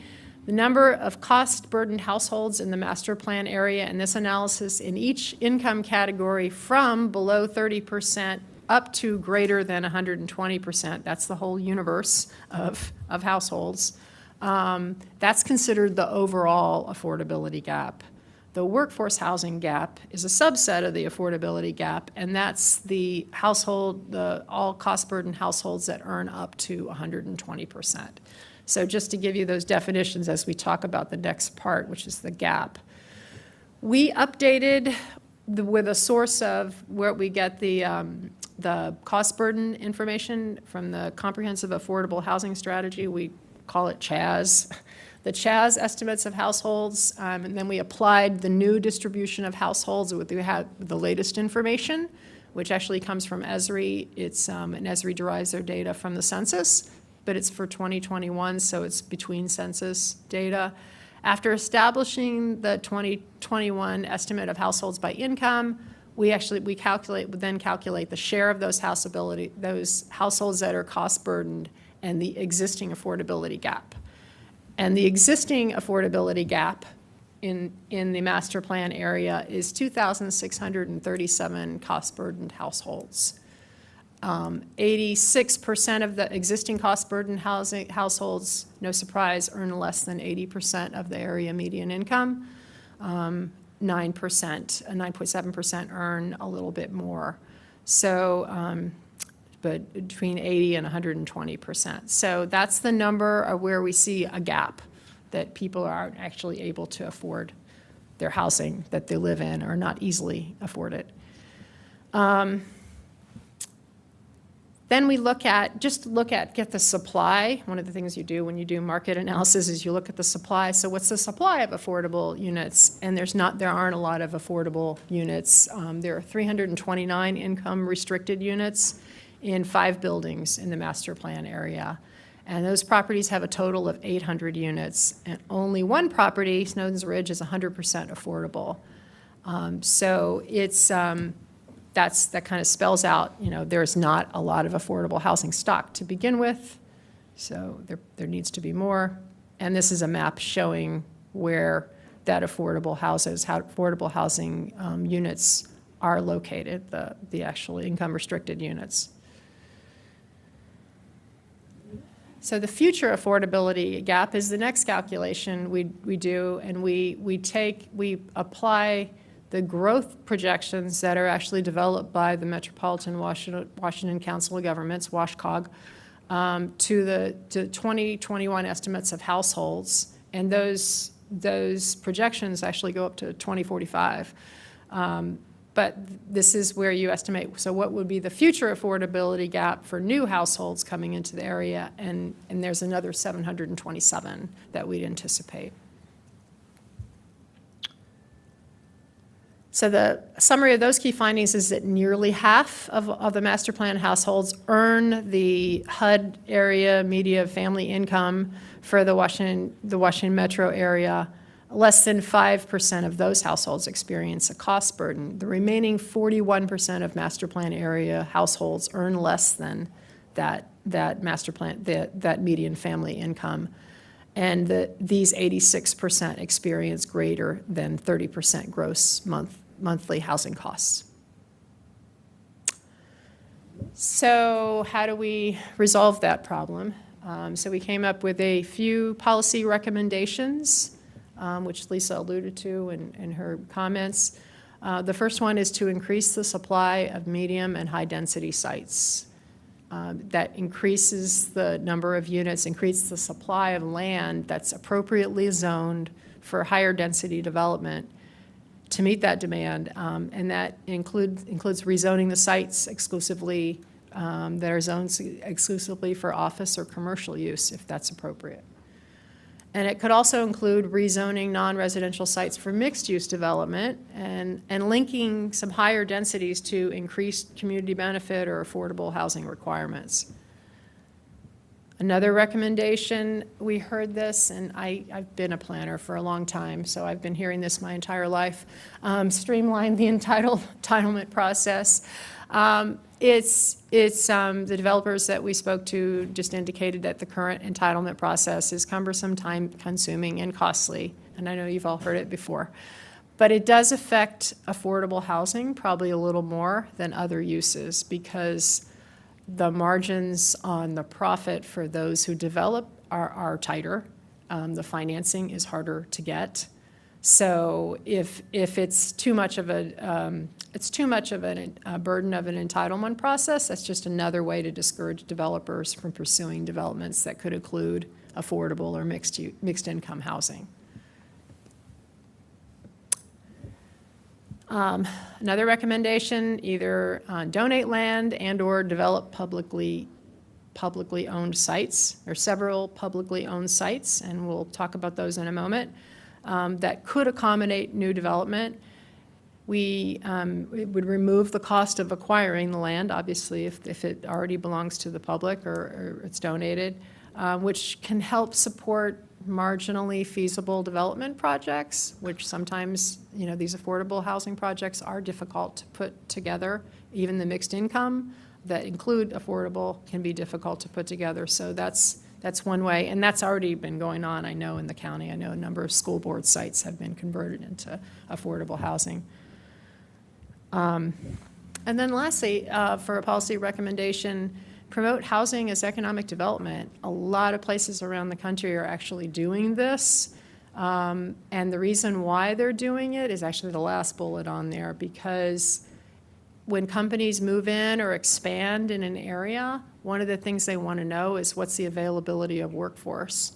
And especially when you get into trying to attract younger workforce. I mean, you mentioned a place like Fort Meade, where they hire really highly skilled, highly educated people. The affordability is really an issue for a place like that, and for any kind of tech use. So a company may not make the choice to come there if they don't feel like their people would have a place to live. Therefore, their workforce is limited. So this area, the master plan area, is actually unique relative to other parts of Montgomery County, and it will probably remain more affordable than other areas. And once the BRT comes online and transit access is improved, definitely the county should consider promoting the area for housing construction and investment, because it is, in the end, that is a piece of the economic development picture. So the county staff asked us to look at some opportunity sites that they identified that could potentially be used for development of affordable housing or mixed income housing. And these are the sites that we looked at, the publicly owned sites, East County Recreation Center, Fairland Drive and Old Columbia Pike, the right-of-way there, and then the park and ride sites, and then Old Columbia Pike and Tech Road, and Briggs Cheney Road at Gateshead Way, Manor Way, Greencastle Road at Turbridge, and then we looked at the auto sales park, Verizon offices that I mentioned previously, the Briggs Cheney Marketplace, and the Harkins Group office building. And these are what we kind of came up with in review of some of these sites. Can I go back for a second? I don't understand how, if you go back to the which one? Just the previous slide. Oh, okay. And the opportunity sites. The Montgomery County Auto Sales Park is not going to redevelop. Right. It actually is exists. I mean, it's being expanded. It's they're putting investment in there. I don't know why we would waste our time on looking at this as an opportunity site for housing. It's just not going to happen. So I would push back on that one. Okay. It definitely. Well, when you say opportunity site, maybe you could be a little more clear of what you mean by that. Not just a place you're going to upzone, but. Sure. Right. As part of the master planning process, we evaluated sites and we worked together as a team to kind of evaluate sites that we thought might have potential. We didn't know the answer to that, so comments from Commissioner Rubin are certainly helpful in kind of dictating what the master plan recommendations could look like. If we don't think it's possible, then we could, take it out of the master plan as an opportunity site. But for the study, we did ask the consultants to evaluate certain sites. Because I would like to see the master plans that are actually implementable, and I don't see how that, even identifying it as an opportunity site, I just think it's something I wouldn't see focusing on in the master plan, and I think it actually it creates more questions from the public as to why are you looking at that? Is there something that's going on that we don't know about? So I have a problem with something like that. The only thing I would say is I would just remind everyone, back when we did the 1994 Clarksburg plan, everyone swore up and down that ComSat would be there forever. The ComSat was such an important employer. They were doing this advanced technology with satellites. They were going to be in Montgomery County forever. And it was literally 10 years later that it all fell apart, and they don't even exist in that format anymore. And we have a site that we will need to rezone and replan to make it usable for some other use in the future. So, master plans have a long life. They have a 20 to 30-year life. And I would say the whole issue of automobiles is a very dynamic industry right now, not only, with we all hear about the, self-driving vehicles and stuff, but really about how cars are being sold. So many cars are being sold now through internet sites, and it's really a very dynamic kind of business at this point. So, I hear what you're saying, and I know that it looks very unlikely, but I do think we need to somehow, some way, for some recommendations in master plans, look beyond the immediate opportunities and say, what might be there in 20 years? Well, then, if that's the case, and if I would make it very clear in the plan that, we're not looking to try to incentivize these sites. I just think it may be, talk about it as a long-term play, or make it very clear of the distinction between each of these sites, and maybe even prioritizing them, which, would be a good idea, because then what we're doing is, instead of just, I think it would create a little bit more of the dynamic for a development opportunity to say, this is maybe indicate a priority of those sites and make, some are more short-term, intermediate, and long-term play. Right. And we but- aren't trying to do anything that would put the auto park, which is an important employer in this area. We're not trying to put them in danger or make their future uncertain. We are trying to, look ahead and think about how things may be different 20 years from now. Well, I just wanted to point out, it used to be under the formal and informal rules that governed our adoption of these kind of plans, that we had to model the traffic impact of everything in the plan being built, or some substantial percentage of it being built. We finally drove a stake through the heart of that idea, both in the SSP and also in the way that the guidelines that we have for master plans, not just regulatory review. And Glenn Orland is not dead yet, but already turning over in his grave. And so the good news about that is we don't really have to be quite so worried about it. It's not like, oh, we recommended somebody, because theoretically has been upzoned for, 1 million square feet of housing. You don't have to prove that every intersection will still function if you actually built that, knowing that it's highly unlikely they actually will build it. You can afford to give more properties more flexibility and understanding, as Gwen says, you just don't know how things will play out. And in my experience, almost every master plan has at least 1 or 2 properties that you're certain are about to redevelop, and they just don't. And there's another couple of properties that everybody says, no way, no how, it's never going to happen. And the next 6 months later, they come and say, oh, guess what? We want to get rid of this auto dealership and build a apartment building. So anyway, I'm just saying, remember that we've changed some of that so we don't have to be quite so uptight about it. Although I generally think it's good to be realistic, and it's good to have plans that can actually be realized. I just had a couple of points to that point.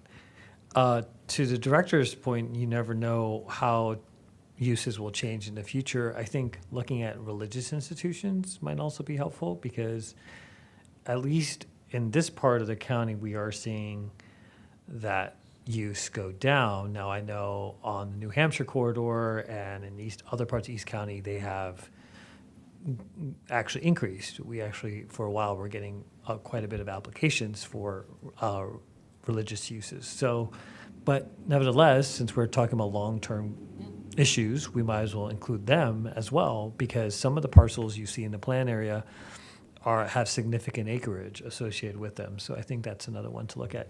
The other thing is there's a large parcel at the animal hospital, in front of the animal hospital at Fairland and Old Columbia Pike. I don't know if you guys have looked at them, but that's a large parcel that could also accommodate some housing that I think would be worth looking at, since it's right next to, it's a large flat piece of land, and it's right next to a connection to the ICC. And actually, piggybacking on what Vice Chair Vermas has said, on the religious institutions, by looking at those as potential housing sites, there could be, it could be an incentive for some of them to enter into partnerships for development.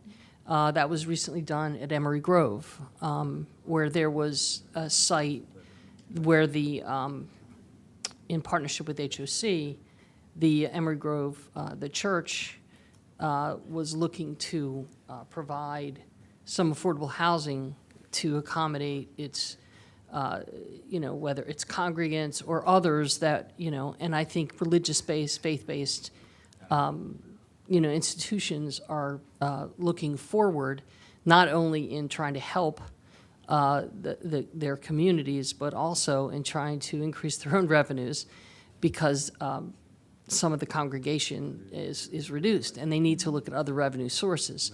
So it could be a possibility to look at some of those if there's excess land or excess parking or things that they may not need for their continued operations, or to find ways that they could scale their operations in a way I think that's a great idea to look at some of those sites. Yeah, there have been a lot of examples of religious institutions that have partnered with affordable housing providers, even in very urban locations. And we saw it here in Silver Spring with the Silver Spring Baptist Church, where they had a reduced congregation. They were able to have a development that built them a smaller church, but a multifamily building on the remainder of the land. So I think religious institutions are a great thought there. Jerry Sushi, just to follow up to my earlier comments about the corridor and first coming to White Oak, seeing the high-rise buildings, is there a height restriction along this corridor? Because again, looking at supporting ridership for the bus rapid transit along 29, and part of the study that I did for the county at one time was to have get down to the Four Corners, that was kind of the 29 corridor. And again, looking a little bit at Burtonsville, there is some redevelopment, but whether those sites, without impacting adjacent forests or Patuxent River, but could, higher, I don't know what the height limits are on the corridor compared to a Bethesda or other areas of the county. Is the height limit a constraint on the type of apartment buildings and things that could be built? Commissioner Shisi, this is Lisa. Of course, there are height restrictions currently, but we're undergoing a master plan, so it gives us the opportunity to relook at these height restrictions and the zoning to be more flexible to increase the likelihood that we see type of housing. So I think your point is well taken, and we are certainly going to look at the heights and the zoning on this corridor. Yeah, and get it, put it, MPDUs in there as well, gives you an opportunity for that, and with great access to transit. Back when we were doing the ICC, federal government said, they always had a transit board on the ICC. The federal highway said, well, put up or shut up. We want to see. So $20 million was available to run buses. And I went to the MCDOT staff and I said, is there anything we could do? Maybe from Glenmont, over to Rockville, or Glenmont over to the other corridor, the 29 corridor. There didn't seem to be an interest. But again, it's making it a dynamic corridor, and working with Prince George's to make their side dynamic. It would be bi-county, but when you look at Northern Virginia, there's a lot of bi-county there. Alexandria, Arlington, Falls Church, Loudoun, Fairfax, etc. So they seem to function in a bi-county environment. So again, I would encourage maybe looking at the height restrictions. You could get more affordable housing. It would be on the BRT transit line in 29, and it would be a positive back and forth, and even stretching a little bit up to Burtonsville would, as someone mentioned, Fort Meade again, but a little competition with Howard County. It's called the Four Quad area, with the four counties there. But again, I think Montgomery County would be a great draw for employment and then for housing. So I think a lot of potential in the 29 corridor. And I personally, as I say, I was impressed when I first went there in '65, but I think we moved a lot of focus to I-27, although I do live in the 270 corridor. So, all right, just some comments on my part. Thank you. Gwen, this reminds me of a question I was wanting to ask you as an architect, urban design aficionado, and somebody who has a long background studying the history of various buildings that have been constructed in the county. I assume some of those high-rise apartments were the product of the Diggs Council. Is that true? Okay, so for the benefit of our consultant, the Diggs Council was a notorious group of county commissioners who, during a lame duck session of the county council in 1966, 7, something like that, approved a raft of midnight upzonings, like literally rolling in on carts. Of course, there weren't computers back in the 60s, but staff was rolling in these dollies full of rezoning applications. Just started they'd lost the election. So, just approve it all. And some of it was later rolled back, but some of it could not be undone. And so as a result, there's sort of this, kind of somewhat apocryphal sort of set of stories that, like when you drive by some really incongruous looking tall building in the county somewhere, it's like, oh, that must have been the Diggs Council. So here's the point where I'm leading with this question. Having lived with those really kind of incongruous buildings all this time, did it really do any damage? Did it matter? And is there, in the intervening period, there were various shifts of the pendulum back and forth, and this concept of transit serviceability from the 80s and then reversed in the 97, I think, Fairland plan, as well as in White Oak. And there's sort of these like battles of land use politics over time, where there was this, at some points there was an effort to drastically intensify uses along the corridor to support transit. Then there was pushback to say, no, don't do that at all. Let's have as little development as possible. It's not good. What do you think is the long-term take on those buildings, and what implications, if any, do they have for like the future of the urban form of this corridor? So I have to say that what I think we've seen is a number of those buildings have become some of the most problematic rental properties in Montgomery County. And the whole concept of, the Le Corbusier Tower in the, park has been, which is sort of what those were intended to be, has been shown not to be really, really successful as a urban form that people really, really enjoy living in. People actually like grid systems of streets, networks of buildings that are of a, pedestrian scale, even if they may end up being a bit taller. We've talked a lot about, the pedestrian base, so that you bring the buildings up to the street. They create, a sense of street wall and enclosure. I think the trick with a corridor as wide as Route 29 is going to be, how do you actually accomplish those ideas of creating a street wall and so forth in, a road that is that wide and with traffic that busy. We, for example, have talked a little bit about the Adventist site. And the Adventist site's very interesting. And I don't know how many people have actually been to the Adventist headquarters, but they have one facade that faces 29, but then they have another much more inviting facade, and actually quite beautiful, that faces Old Columbia Pike.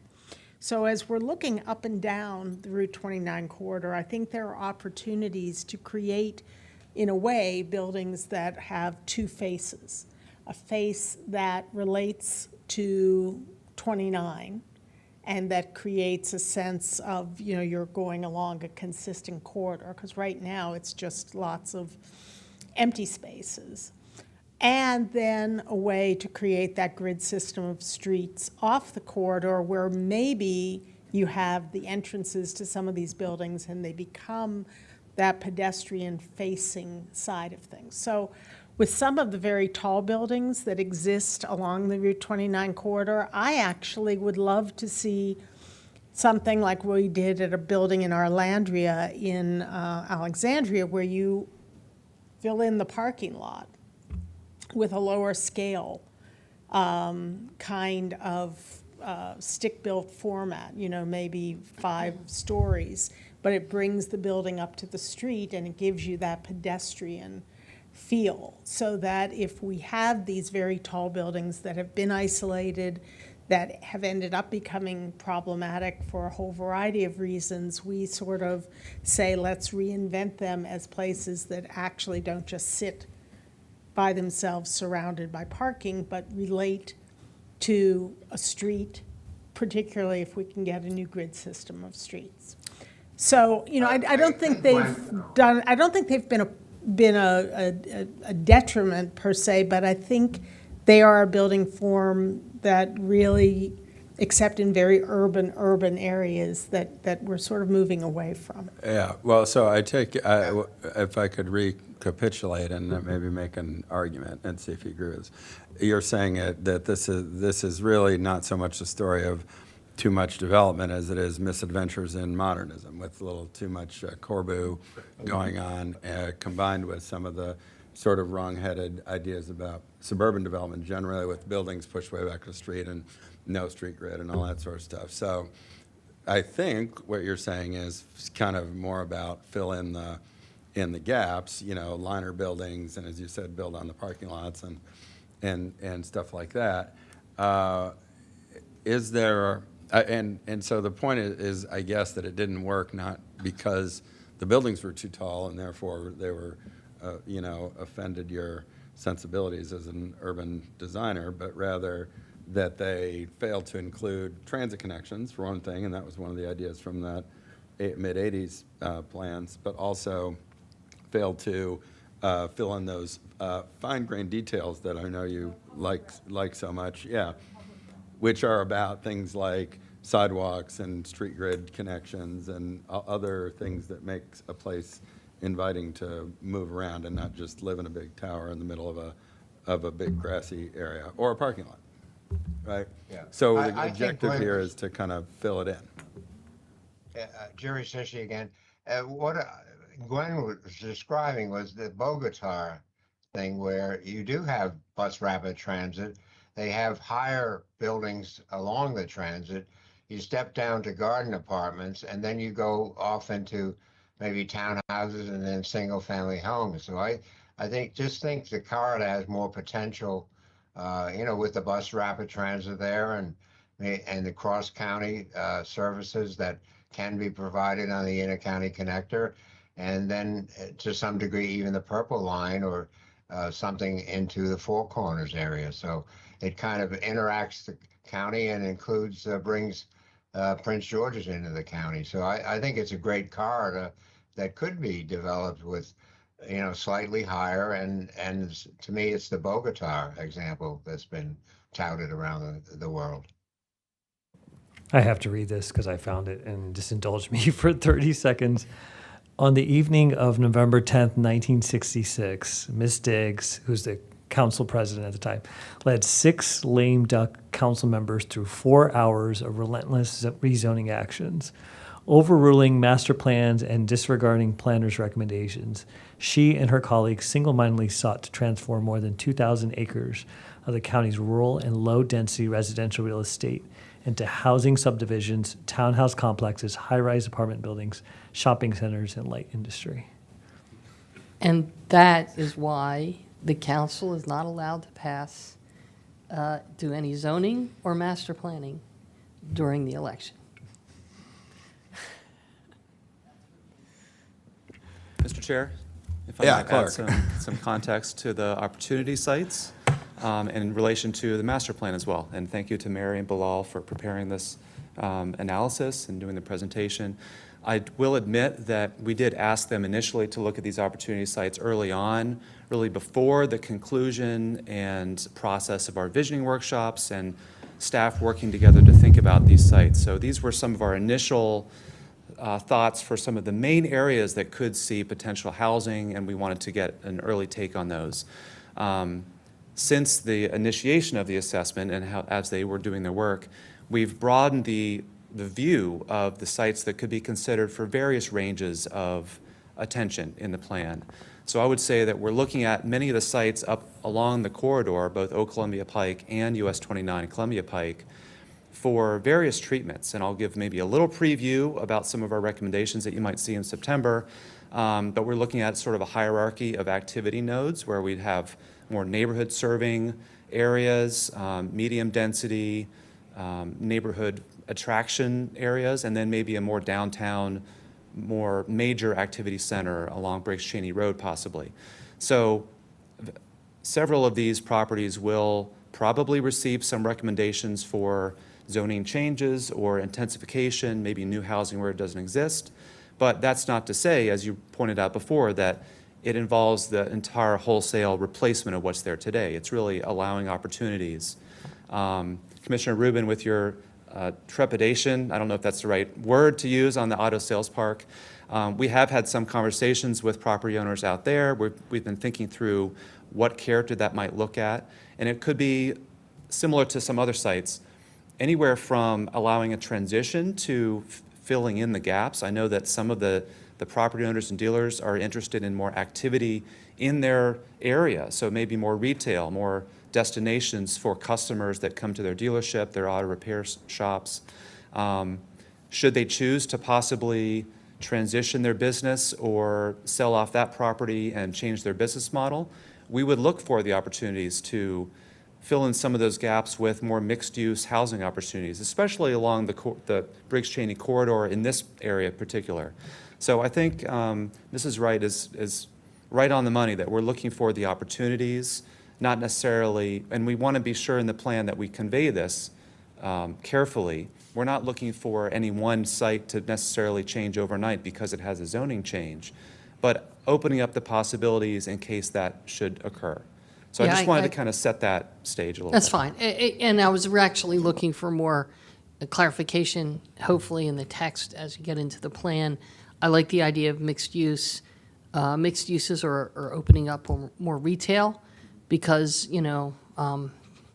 car buying experiences take a lot of, take a lot of time in your day, and sometimes you need a break, and you need to walk away, and you need to find other things to do, or if you have, it could be a different experience than just going in and sitting in a chair and, kind of biding your time while things are done. Same thing with car repair. There's things to do. If you have other things to do while you're waiting, it could help with the whole experience, and So I think it's just, just some thoughts. But I think the text in the plan will be that important to convey what the intention is, as Right. you've just That's good to hear. as Thank you you. just indicated. Mm-hmm. Yeah, I think we're all on board with the Can I idea make that. one quick comment? Yeah, just on the ICC, the auto park, again, they had asked for signs to, the loop ramp, if you're coming east, the loop ramp there, there'd be a sign that says, Automobile Boulevard, in the same way if you come from the east. And I guess their idea was to bring more people in there. And in fact, it was a generator of registration fees and car fees and easy pass purchases, and the toll facility, State Highway Administration said no, we can't change any signs for a year. But one of the law firms was pushing that for their clients in the auto park, and they never really got a better sign designation. So I just want to make that comment. Thank you. Okay, we've all been way far afield, so sorry about that. But here's where I think we are. I think we're having a favorable reaction to the general direction of this analysis that you presented, which is basically the fact that this area needs some more housing, that would not be a problem in terms of affordability. In fact, it'd probably be helpful. It'd be important to advance the economic development objectives because it would provide a place for the part of the workforce that can't afford to live in and maybe doesn't want to live in Potomac, or for that matter, downtown Silver Spring or Bethesda. And you're trying to find some suitable sites. I think we're a little bit hung up on this idea of, are these the right sites?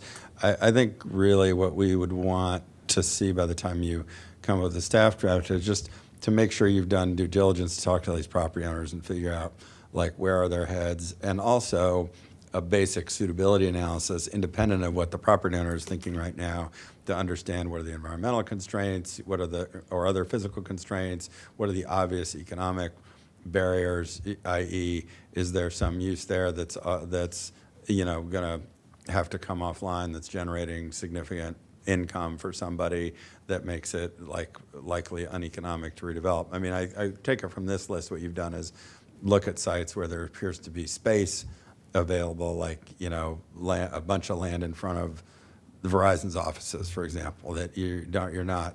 I take it what you did was you said, okay, let's assume nobody wants to tear all these buildings down, but there's still room to build, plenty of stuff right there between the right-of-way and the front of the existing building. In fact, you probably put a street network in there and still have room left over. So I think we just like to see you drill down a little bit more to evaluate whether these sites actually work. And speaking for myself, I think in particular, some of these physical and environmental constraints and whether or not they interfere with the kind of design in the functional sense that Gwen was talking about, of can you actually make the street grid connections, can you bring the building to the street, et cetera, because, that project we just approved the other day over by the Adventist Church, the constraints because of the stream running through the property meant that you had to push the building back to the far side of the site, which maybe had some parts of it that were not entirely negative, but it wasn't like what we'd ideally like to see, which is to try to make 29 kind of a major boulevard as opposed to just a traffic sewer running up and down the East County. How am I doing? No, that's exactly right. And, one of the other challenges that we always have in an area that has had, again, development and we're retrofitting it is that many of the existing streets, which may end in cul-de-sacs or in other kinds of dead ends, don't want to be connected to a new street grid. And the people who live on those streets are happy to not be connected. So, there aren't, that's why we, I think, are excited when there are opportunities for larger swaths of land where we might be able to introduce a street grid, because really retrofitting existing neighborhoods with a grid is very hard to do, very, very hard. And with that, I think, connecting the concept of transportation with housing, I think, is critical. Fairland does not have a BRT station at this time, as far as I know. Not at that intersection. Not at that area, in that area. And so I do think, and I iterated this to the team when I had my one-on-one with them, but I'll say it publicly, is the Verizon site on the east side has about 26 acres of land that could accommodate a new station. And that's where you can, to the director's point, have more density facing 29 and less kind of dense housing or retail or whatever facing the single-family neighborhoods, which would then allow you to have a dynamic kind of development that could be palatable. And I understand, sometimes these owners are harder to get hold of, but I do think we need to just do our due diligence, recognizing that maybe their own leaderships will change. Maybe they will want to get rid of certain properties. I understand that property is currently serving as a data center, which we know are kind of, in many ways, the worst kind of land use, and a lot of jurisdictions around the DMV are fighting them, namely in Manassas, Prince William County, elsewhere, where they're like Loudoun County, where they're like, no, we don't want data centers because they take up a lot of space and they don't do a whole lot for the community. And there's like one or two people being employed there. So I think this is an opportunity to really imagine. But that, to me, is the largest site in this area that has the potential for turning into something special. And if you incorporated a BRT station into it, you could have a denser project for sure. And it's right, and the property's huge. It's gigantic, and it faces 29, and that's where you could have the taller building. And I think, a tall building on 29 is not the end of the world. I mean, I think the point the chair was making was, a lot of these tall buildings, we just kind of see them. We see them in White Oak. We see the tallest building in Gaithersburg. We see all these buildings, and I think having them in certain areas works. I'm not saying putting it right next to a single-family home like we see in downtown Silver Spring in some cases, but have it integrated into the community, to the director's point, where it actually works.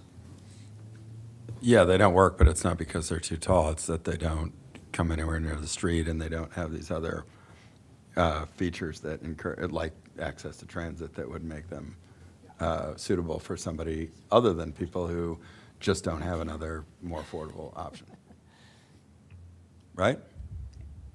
Should I continue? Please. I'm almost done. Just looking a little at some of these opportunity sites that we were to evaluate, on the publicly owned side, the park and ride site and the state right-of-way. The county could potentially co-develop that land for affordable housing, and then, of course, that's where you could possibly streamline development because you control the property through the entitlements process. But there would be probably limitations due to the size of those lots, the location, and the proximity to the highway. You're probably aware that there are limitations on use of property within a certain number of feet of an exit ramp or an on-ramp. So there are some limitations to that. The East County Recreation Center is another possibility, and that may have the greatest potential for redevelopment in the short term. The location is near existing residential development, so it could catalyze redevelopment in privately owned sites nearby, like the Briggs Cheney Marketplace, and I have to mention, it says here, the auto sales park. And the redeveloped site could include a new, this is community or rec center if it were to be redesigned, or park. So it could accommodate more on the site that's there. That is what I think we're basically trying to say there. And then the Tech Road site, that office building is already in a CRT zone. So that, I missed one of my mixed uses. Mixed uses, permits mixed use development, which makes it easier to develop in the short term. The location along Columbia Pike definitely has potential to improve pedestrian connectivity and could be a suitable site for a retail development in a mixed use context.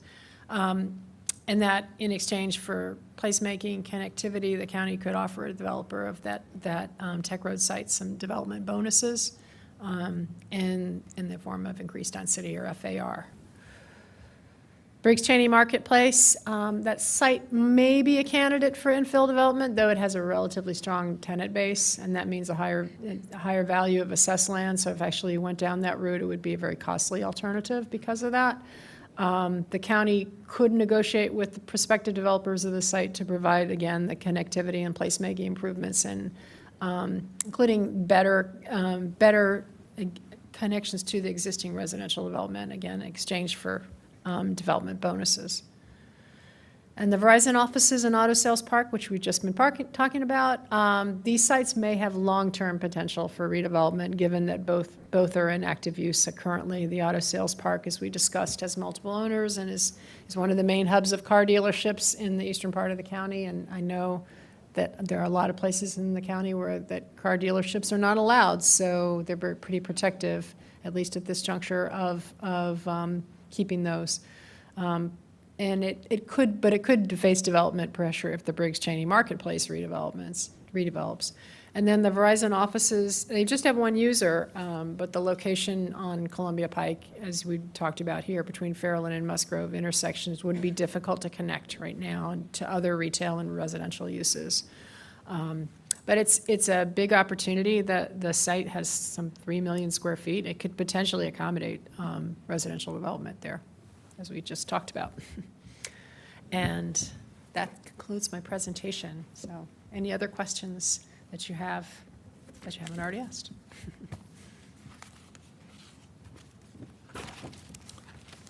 What I got out of that is more housing would be good.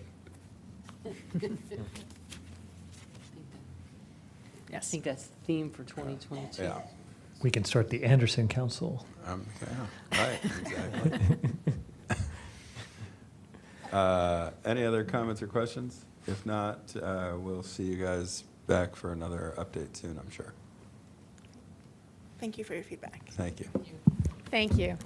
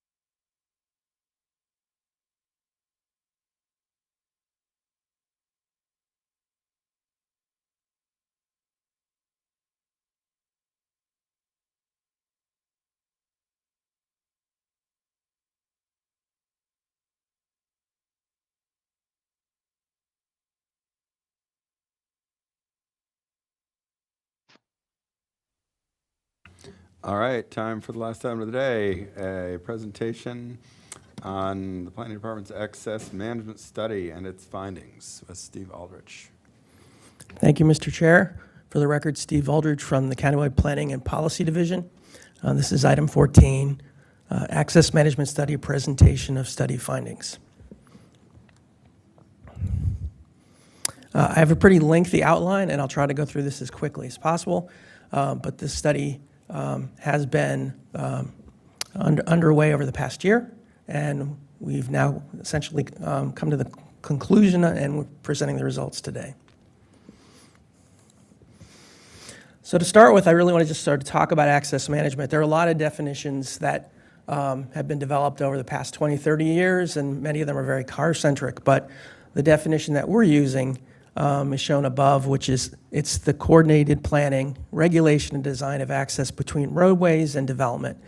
And it's not something new, but we certainly hope that, with this study, we have sharpened the focus of what has traditionally been a car-centric concern into one that prioritizes road safety through a Vision Zero lens with consideration for all modes of travel. This closely links access management, Vision Zero, and complete streets. Over the past year, we've had a pretty focused team that has worked on this study. And this team actually has included not just members of the planning department, but in addition, we've included members from Montgomery County DOT, the Department of Permitting Services, and the Maryland Department of Transportation State Highway Administration. You may remember last summer, an excellent presentation was given on this subject, sort of as a kickoff to this project by our intern, Daniela Acosta, who has since sadly left for other pastures. But since then, we've been hard at work really moving forward, and we did engage a consultant to help us with this work as well. The consultant is Mead and Hunt, and with us today on the line is Jamie Kendrick, who is going to do some of the slides today and talk about some of the key things that the consultant effort brought to our work. And what I will really say is that they played a pivotal role in helping us to define really how we can improve the way that we coordinate together between all the different county agencies and the state agencies, and making sure that access management is done as consistently as possible. For this study, we had goals and objectives that we established certainly through the scoping last fall to develop a comprehensive strategy across all these agencies to really try to do access management in a more systematic way, and really trying to address, certainly as shown on the objectives, really a focus on Vision Zero, complete streets, really try to improve the policy guidance that we now provide in our county guidelines or county code, to assess how the decisions are determined today and how we can improve program effectiveness, and to address racial equity and social justice issues as part of this. So the first, I think a key question is, why do we need access management? Typically, as I mentioned, it's a very car-centric philosophy, but the county is pursuing a Vision Zero action plan, and there is a direct proven relationship between access and safety. One example, and I think this is from the predictive safety work that was presented last week, 64% of all crashes in Montgomery County occur at intersections. And intersections is a major place where cars and pedestrians and bicycles overlap. We definitely feel like current access management procedures at all agencies are mostly reactive, and that we need to be much more proactive. This is a composite of crash indices sort of across the country. I think this might have been developed by Federal Highway, and it really shows, I think pretty clearly, the relationship between safety and access. So the primary goal of access management within this study, I think, is to balance the right to property access and the efficiency of traffic throughput to eliminate potential crashes and to improve roadway safety. And the goal is addressed in 4 ways: reducing the number of conflict points, and that's conflict points between all modes, separating conflict points, particularly for those that occur between different modes, limiting interference with through traffic, and providing adequate on-site circulation and storage.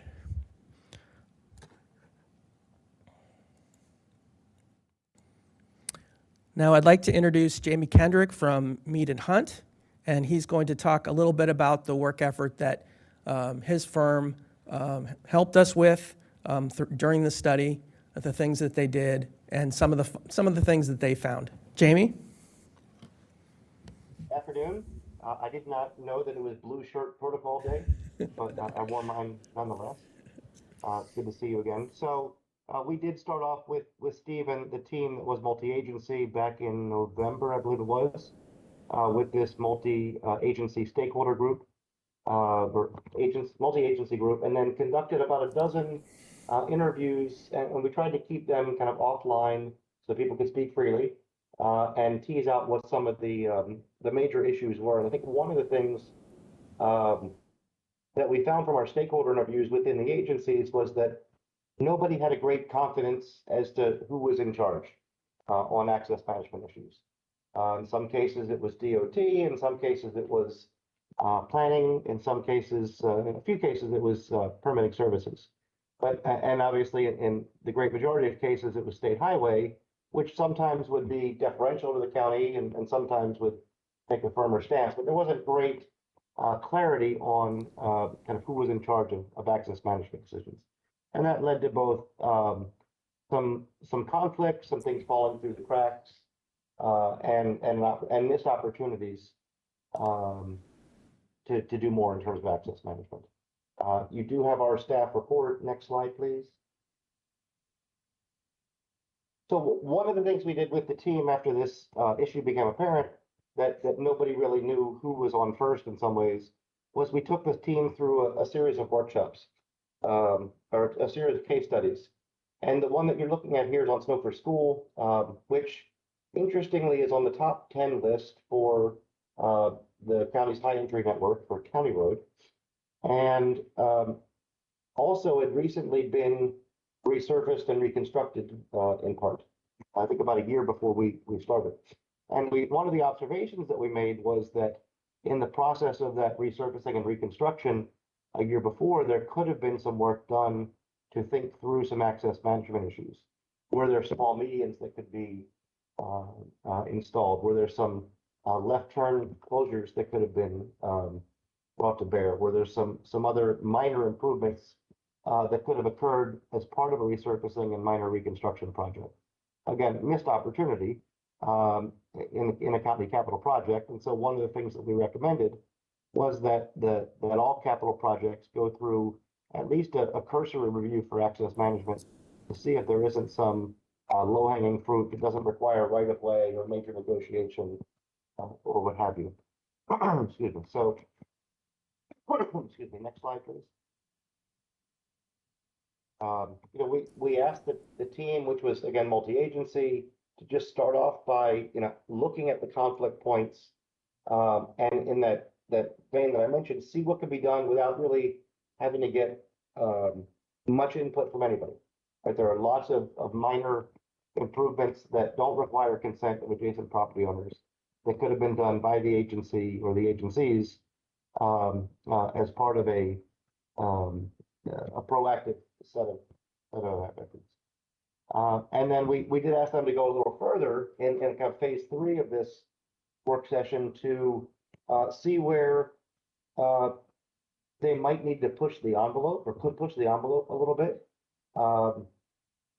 And look for left turn closures, driveway closures, changes in signalization.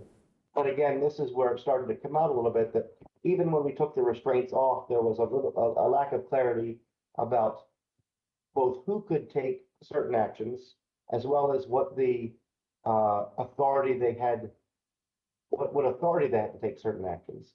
And so one of the recommendations that I think Steve is going to go through is some changes to the county code and to the development regulations that would make more clear that access management decisions, where and when they occur in the process. And I think That's my last slide. there we go. Oh, okay, one more, thank you. Excuse me. Some of the things that I already said are in this common stakeholder viewpoints. I could, from the last presentation, developers obviously said the process is too confusing. I think it's even more confusing here in that, you've got a county land use authority up against a state road with access management authority. And getting those two on the same page without going back and forth is really, really hard. And it often occurs that the planning board or DOT might sign off on something, and then State Highway would come back and say, no, that's really not good with us. And so who goes first is a big issue. We saw a lot of opportunities to, in your corridor master plans, in your small area plans, to take access management into consideration. And then some opportunities as well were discussed on change of use, change of ownership, and what could be clawed back through the entitlement process.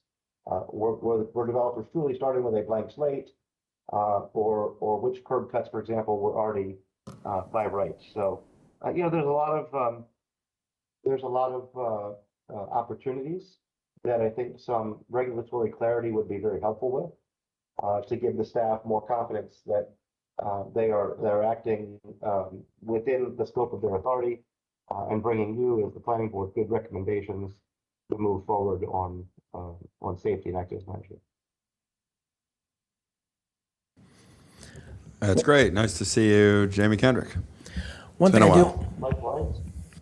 Hopefully by the next time we talk, the purple line will be built. That's hopefully, yeah. One thing I do want to mention is, as part of some limited outreach that was conducted as part of this study, we did coordinate with the Road Code Committee, which does include both public sector and private sector interest, as well as the chapter of NAIOP. And we received some very positive support, I think, from both organizations, but particularly from NAIOP. They basically said, something to the effect of, just knowing the rules and that they're straightforward and consistent is extremely important. And then when it comes to access, it isn't always crystal clear. It doesn't always go in the same direction.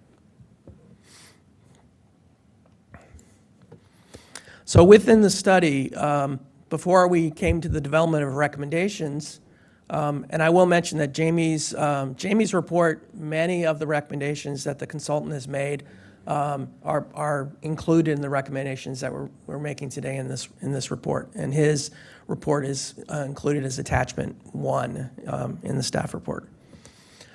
So, there are many tools that can be employed to manage access, and this, what's listed is a whole series of both very sort of traffic engineering, roadway type tools, as well as more transportation planning and land use planning tools.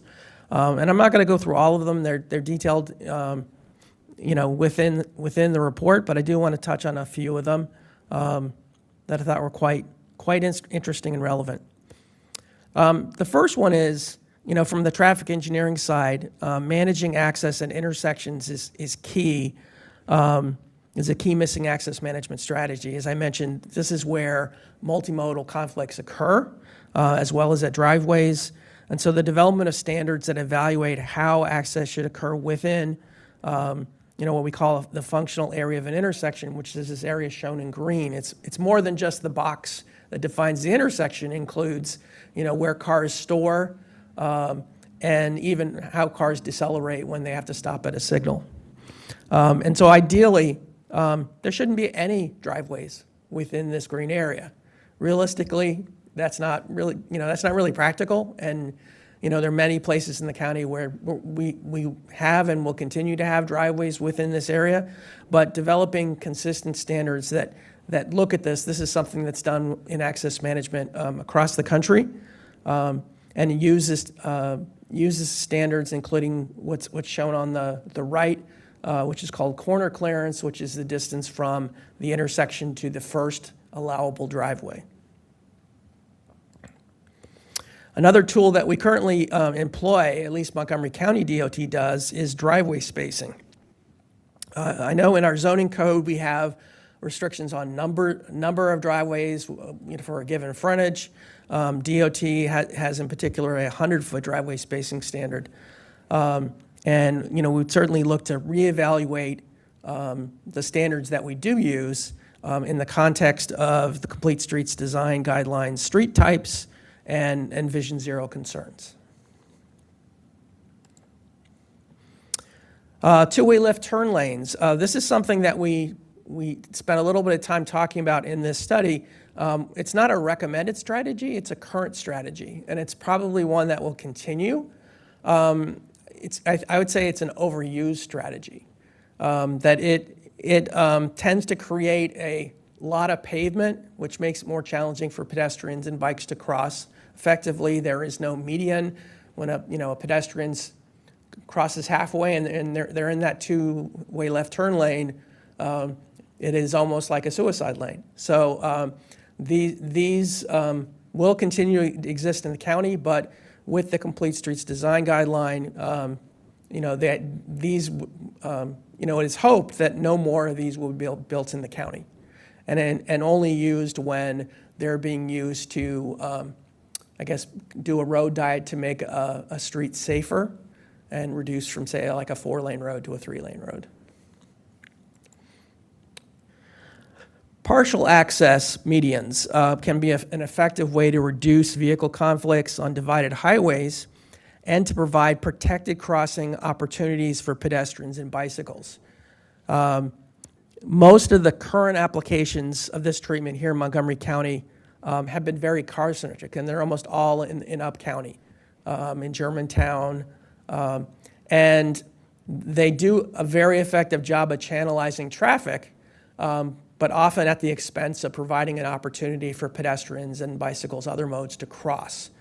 And so we feel like using the strategy with protected crossings can sort of work together and be very effective. From master plans and quarter plans, these are tools that not just the planning department, but DOT uses quarter studies quite effectively, and access management is often not addressed to the extent it should be. We can do better at trying to include access management issues on master plans, and quarter studies. Shared access, cross-access easements. This is a tool that within the planning department we use quite a lot to help reduce street-level conflicts and improve internal circulation. The effectiveness really depends a lot on the context. In some cases, the cooperation of the developer, the situation with adjacent parcels. It's not always cut and dry, but I think it's important that this policy could use more definition and support within county code. And I just point out this graphic, which I thought was pretty neat, came from a zoning ordinance that had a lot of graphics in Trenton, Ohio, and it just showed very nicely, an example of an interparcel connection. So what are we missing? Jamie sort of indicated some of those issues, but certainly from the outreach effort and subsequent discussions with some of our outreach folks, it revealed that there's a lack of consistency between agencies on access management through the Development Review Committee, timing of comments or having to respond to multiple rounds of comments, and that all of that makes the process more turbulent. Second, despite some great examples of access management outcomes through the DRC process, there are not enough regulations supported by county code. And I would say most of this is not on the planning side, but for the other agencies. I will note that MCDOT is officially designated as the lead agency for access issues per the lead agency protocol MOU that exists between as part of the DRC. Interparcel connections, access easements are tools used by the planning department frequently, but there are no regulations or guidance provided in chapters 50 or 59 to implement. And in some cases, staff does an amazing job at working with an applicant to provide an interparcel connection and work towards, sometimes even providing an interim solution leading to an ultimate solution. But in other cases, I think we've been less successful. And I think guidance and training can help. Fourth, recognizing that not all projects come before the planning board, there is concern, and this was supported by some of the consultants' recommendations, that increased oversight is needed from an access management and road safety perspective for change in use submissions. If a driveway is not safe, corrective measures should be considered for the access point at the permit decision point.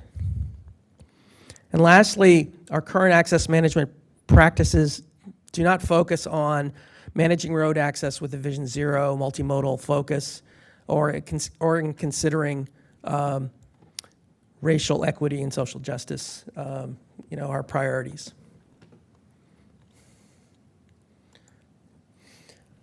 So as we look at the consistency issues, one thing we find is that the planning department actually has site access and access management type improvements already in chapters 50 and 59.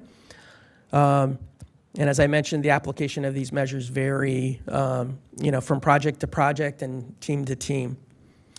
Chapter 49 has very few access management standards, guidelines, or procedures.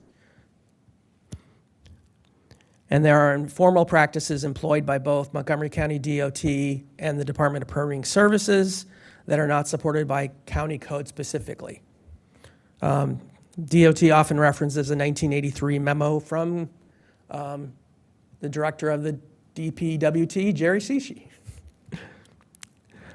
And then I think finally, state roads are subject to MDOT-SHA access management standards. And these standards are actually pretty good. And they're much more detailed than county guidelines, but in some cases, there are some inconsistencies between the few standards that we do have for county roads, and that can cause some problems. And I would say even SHA standards are not context sensitive and not consistent with their context-driven program that they've been advocating. So certainly on Chapter 49, as I mentioned, DOT is the lead agency on access issues. They lack support in the county code. There are portions of Chapter 49 that do provide some access-related restrictions based on particular street types, but really significant improvements would be needed to really provide the lead agency with the authority to lead the review of access. In chapters 50 and 59, as I mentioned, there are some intersection spacing guidelines that are now in place in chapter 50. There are also there's a pretty strong section on site access in the zoning code, chapter 59, that is used quite effectively by planning staff. But there's also some new elements that are going to be added in hopefully soon. First one is protected crossing guidelines, which the council is going to be looking at this fall to add, which is consistent with the Complete Streets Design Guideline.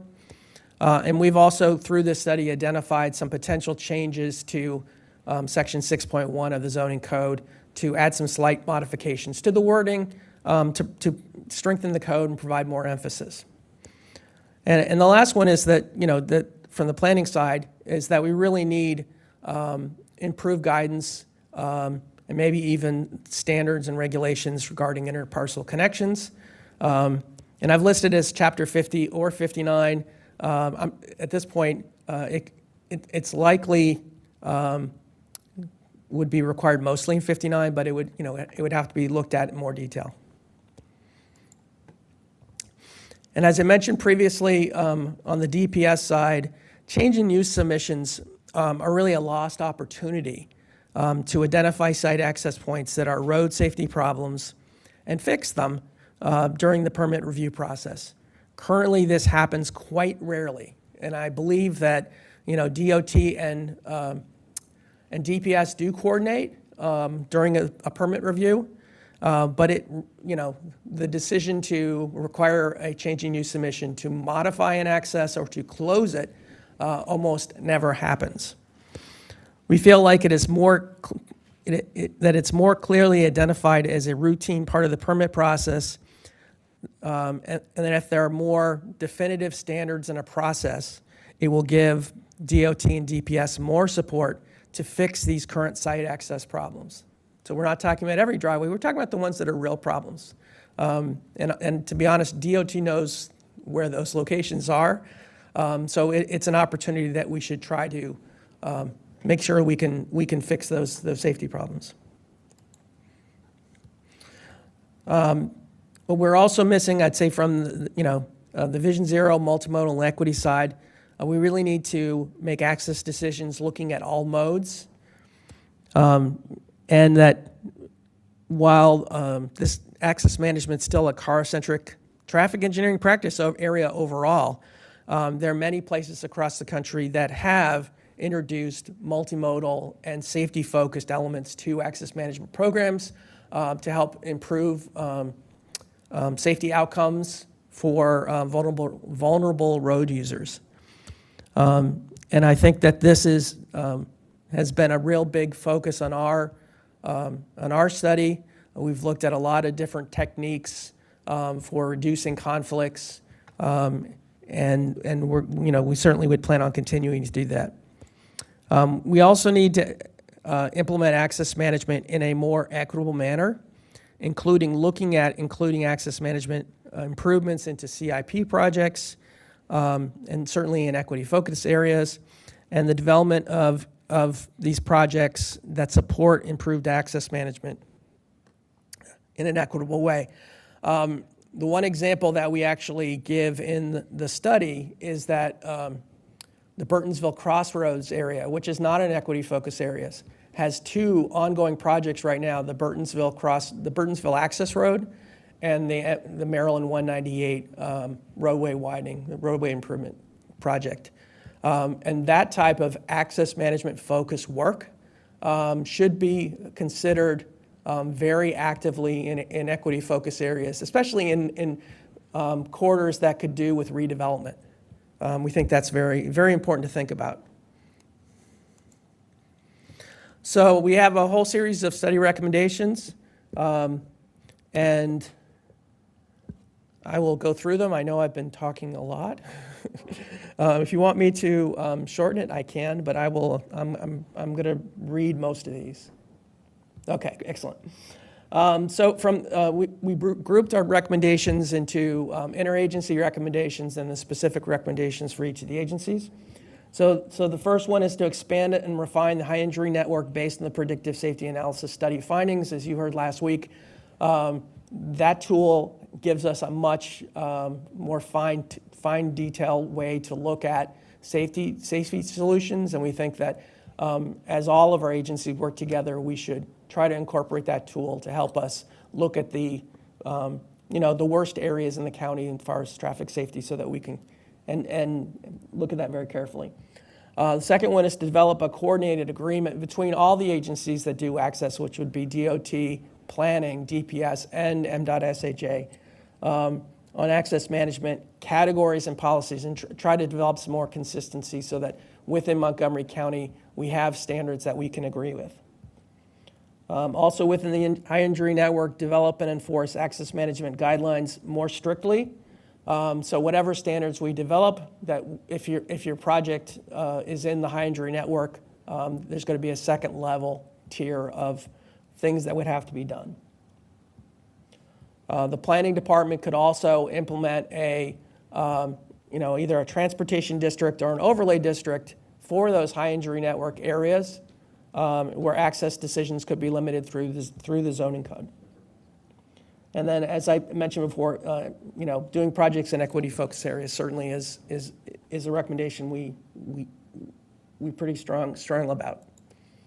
From the planning side,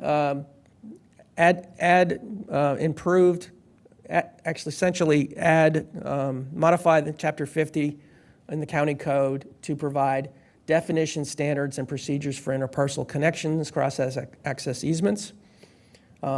Modify Chapter 59, Section 6.1 with some slight language to improve the site access section. Consider creating zoning density bonuses in Chapter 59 for site access consolidation and interparcel connections. The fourth one is to modify the local area transportation review Vision Zero statement requirement to assess compliance of an existing site to existing access management standards. The fifth one is to require or incentivize completion of street grids wherever feasible, consistent with Complete Streets protected crossing standards. That when we make access management decisions, we should always be looking to complete the street grid. It's a very high priority within the department. And number 6, require and incentivize the use of alleys for vehicular access, not just trash and stuff like that, wherever feasible. And certainly this would have to be context-based, but we've found in the county that certainly townhouse blocks, they work so much better with alley access because without them you don't really have a cohesive sidewalk network because it's basically a series of driveways. So we want to try to create an environment that works for all modes, and I think especially at that level of density, separating where the cars access and where the people access helps a lot. Recommendation number 7, really sort of double down and focus on looking at access management and Vision Zero for master plans, whether it's master sector plans or corridor master plans. Identify neighborhood access connections along major county and state highways and prioritize these locations for planned median crossing prioritization. And this is just a follow-on from the Complete Streets, which is that we need more protected crossings to get people to connect neighborhoods where they're not now, the signals don't exist today, and that we should actively start to plan for where they make the most sense. That was very clear when we did our scenarios with Jamie's folks. Some of the planning staff instantly honed in on, well, we got to put a signal at this point. This is why it makes the most sense. And I think if we do that as part of a master plan, that will really help us to guide development to a greater degree. And then finally, we need to monitor development of ongoing Vision Zero focused safety programs across the country and other evolving access-related programs and initiate a peer exchange. Really try to stay on top and make sure that we're trying to be as innovative and multimodal as possible.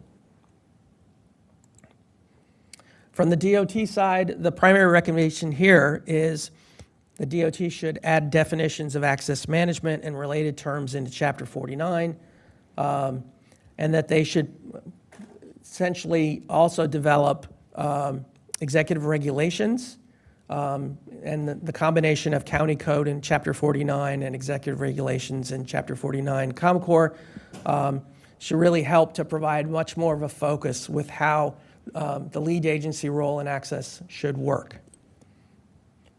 We have a couple other recommendations for developing standards.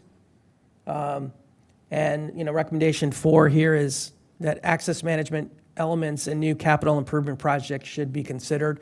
We realize that CIP projects can be pretty cost sensitive, and Jamie mentioned low-hanging fruit. I think that's a very point well taken. That as we as projects are put together, that there may be ways to to fit these small improvements within, ongoing CIP projects. Couple other ones discouraging new unsignalized full access median crossings on 6-lane highways, considering road diets, really sort of, in some cases, to discourage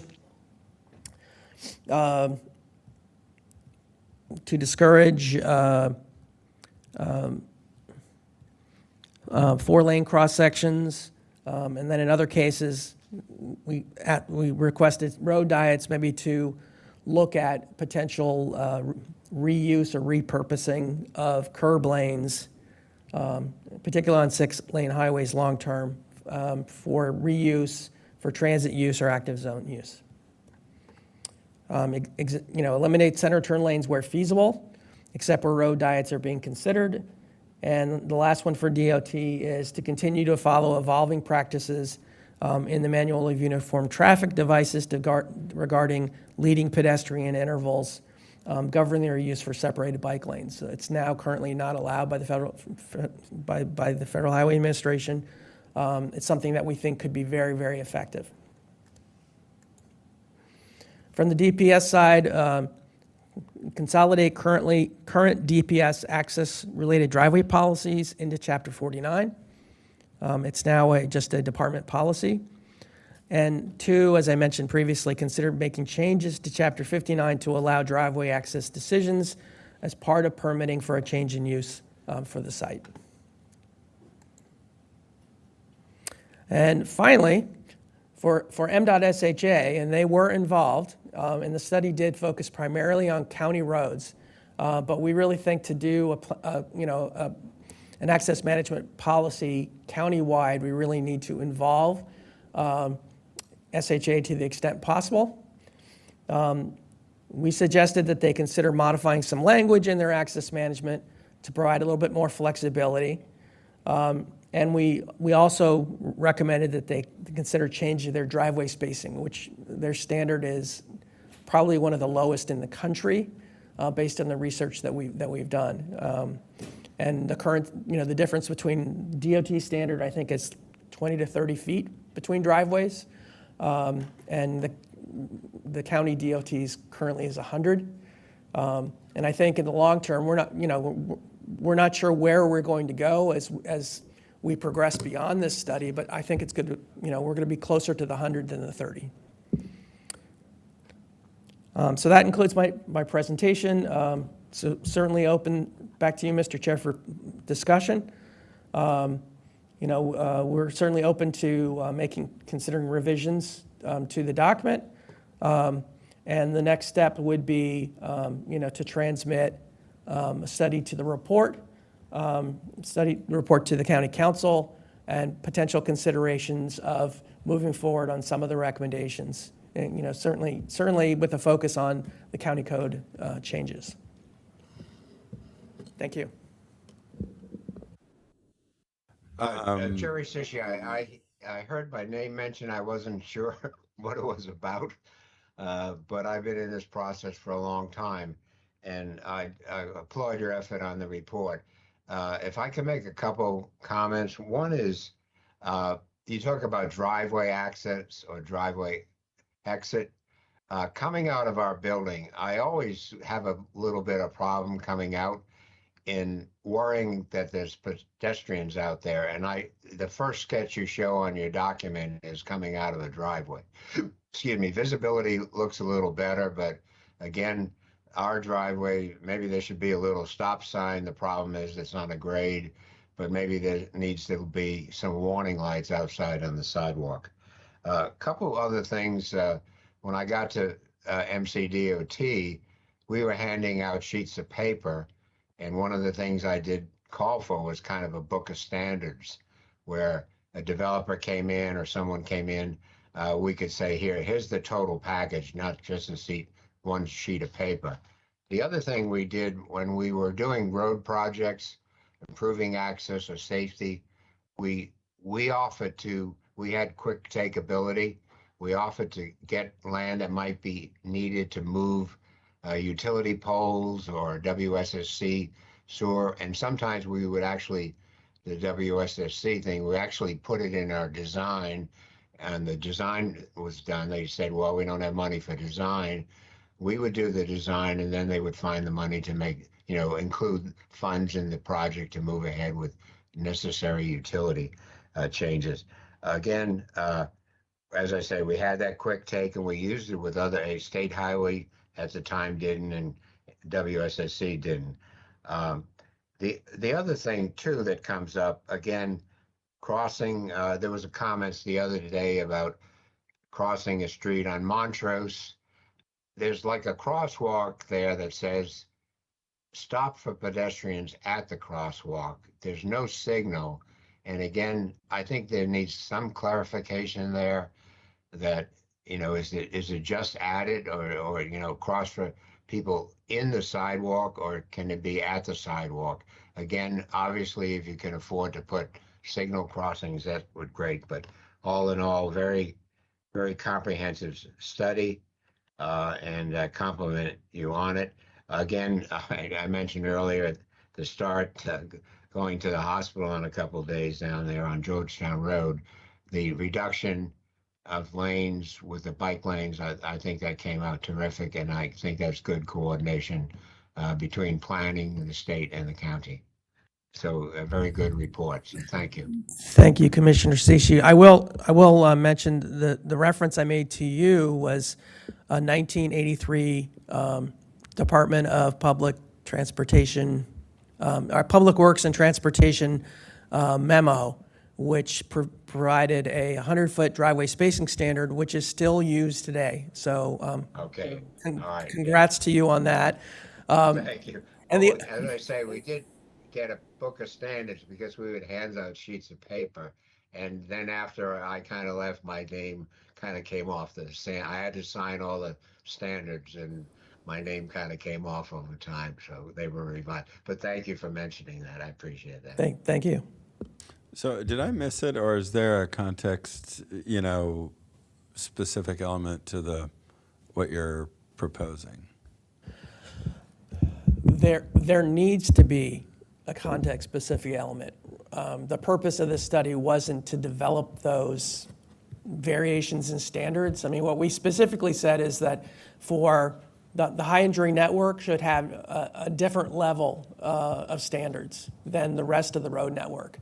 But in terms of what do you do in a downtown versus a suburb versus a town center versus et cetera, that would need to be studied in more detail. And based on our recommendations, that would be an effort for the Department of Transportation to pursue. Yeah, well, we just had one of those this morning with this Clarksburg case. I'm not sure acceleration and deceleration ramps are ever appropriate outside of maybe a grade-separated highway. But in any case, seems like the case this morning is just an illustration of how, at a minimum, the standards need to be different. That's not even an urban area, but just an area where the context calls for slower traffic speeds, and maybe the integration of this with the road code and complete streets standards, and part of that could be not just that they have to complement or sync up with those standards, but I think that the value judgment that has led to the adoption of those standards for things like road widths and sidewalks and all the rest of it is that safety is supposed to be the primary factor, and maybe that should be the starting point of this discussion. Is that access management should really be about safety. That's what the statute and COMAR say SHA's authority is about. It's not about moving cars. They are not supposed to have access management authority in order to wield power over how congested the roads can be. Sometimes they've used it that way in the past. They're supposed to exercise that power based on safety considerations, and maybe that's something that should be that should be the starting point for the access management discussion. I think that's great. There's also another context, which is that we did find in the research that there are some jurisdictions that have specific access management policies along corridors with either high pedestrian volumes or with separated bike lanes. You don't want to necessarily, you would make a different decision about providing multiple driveways crossing a separated bike lane than you would. Or an acceleration ramp crossing. Or an acceleration ramp, right. A bike lane, yeah. And the other thing about that is to try to achieve some kind of more complete, not just to take account of those standards and make sure they don't contradict each other or point in different directions, but a more complete integration of access management with some of that complete street stuff. So by way of example, the idea that if you, to be very explicit, in a case like the one this morning, where even where safety considerations are concerned, to make it clear that you can't try to improve safety for cars by reducing the possibility of rear-end collisions at the expense of the safety of pedestrians trying to cross the street, which is kind of what we were talking about this morning, but also that where there are safety concerns related to access, they should perhaps be resolved through other means like traffic calming as opposed to limiting access, or as opposed to requiring access that is in access solutions that are in tension with other objectives. So like, lower the speed limit instead of requiring a deceleration lane, which was, again, what we were talking about this morning. Definitely doing this study, I think initially I might have received a little bit of pushback because, in my history, I'm a transportation planner by experience, and I've done a lot of road-centric studies in my career. And as we've, sort of evolved in the process, we've really tried to look at the whole multimodal network and try to be much more, much more sensitive to the safety aspect of the road network. And I think that, that's something I've certainly embraced, and that it is an evolving practice across the country. And I think there are things that we can do to make access management more effective, certainly from the Vision Zero multimodal perspective. And I think from that sense, the study has really succeeded. But we're going to, going into the future, we're going to have to work very carefully with DOT to help them implement some of their recommendations. And I think we have a lot of confidence that, based on our experience with Complete Streets, we're almost of a like mind in terms of how, how we can get there. Okay, thanks very much for that presentation. If there are no,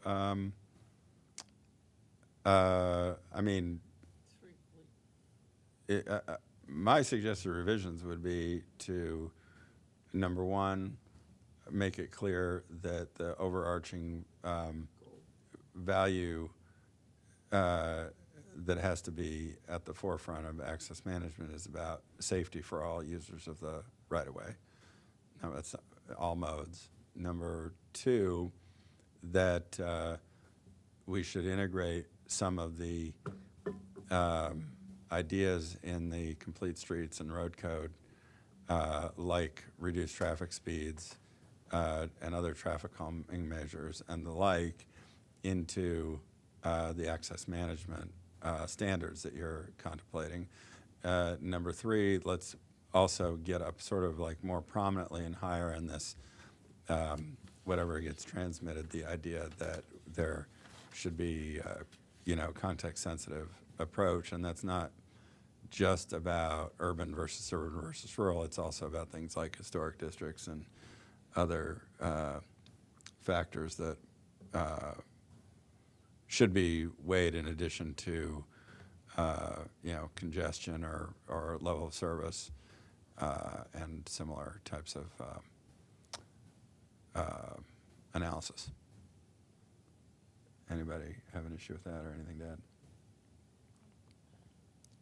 Okay, if not, could we get a motion to approve these with those revisions and to then ask the staff to transmit this to the council. I will move. Jerry says she's so moved. Second? All in favor? Aye. Aye. Opposed? Aye. That's approved. Thank you all. Thank you.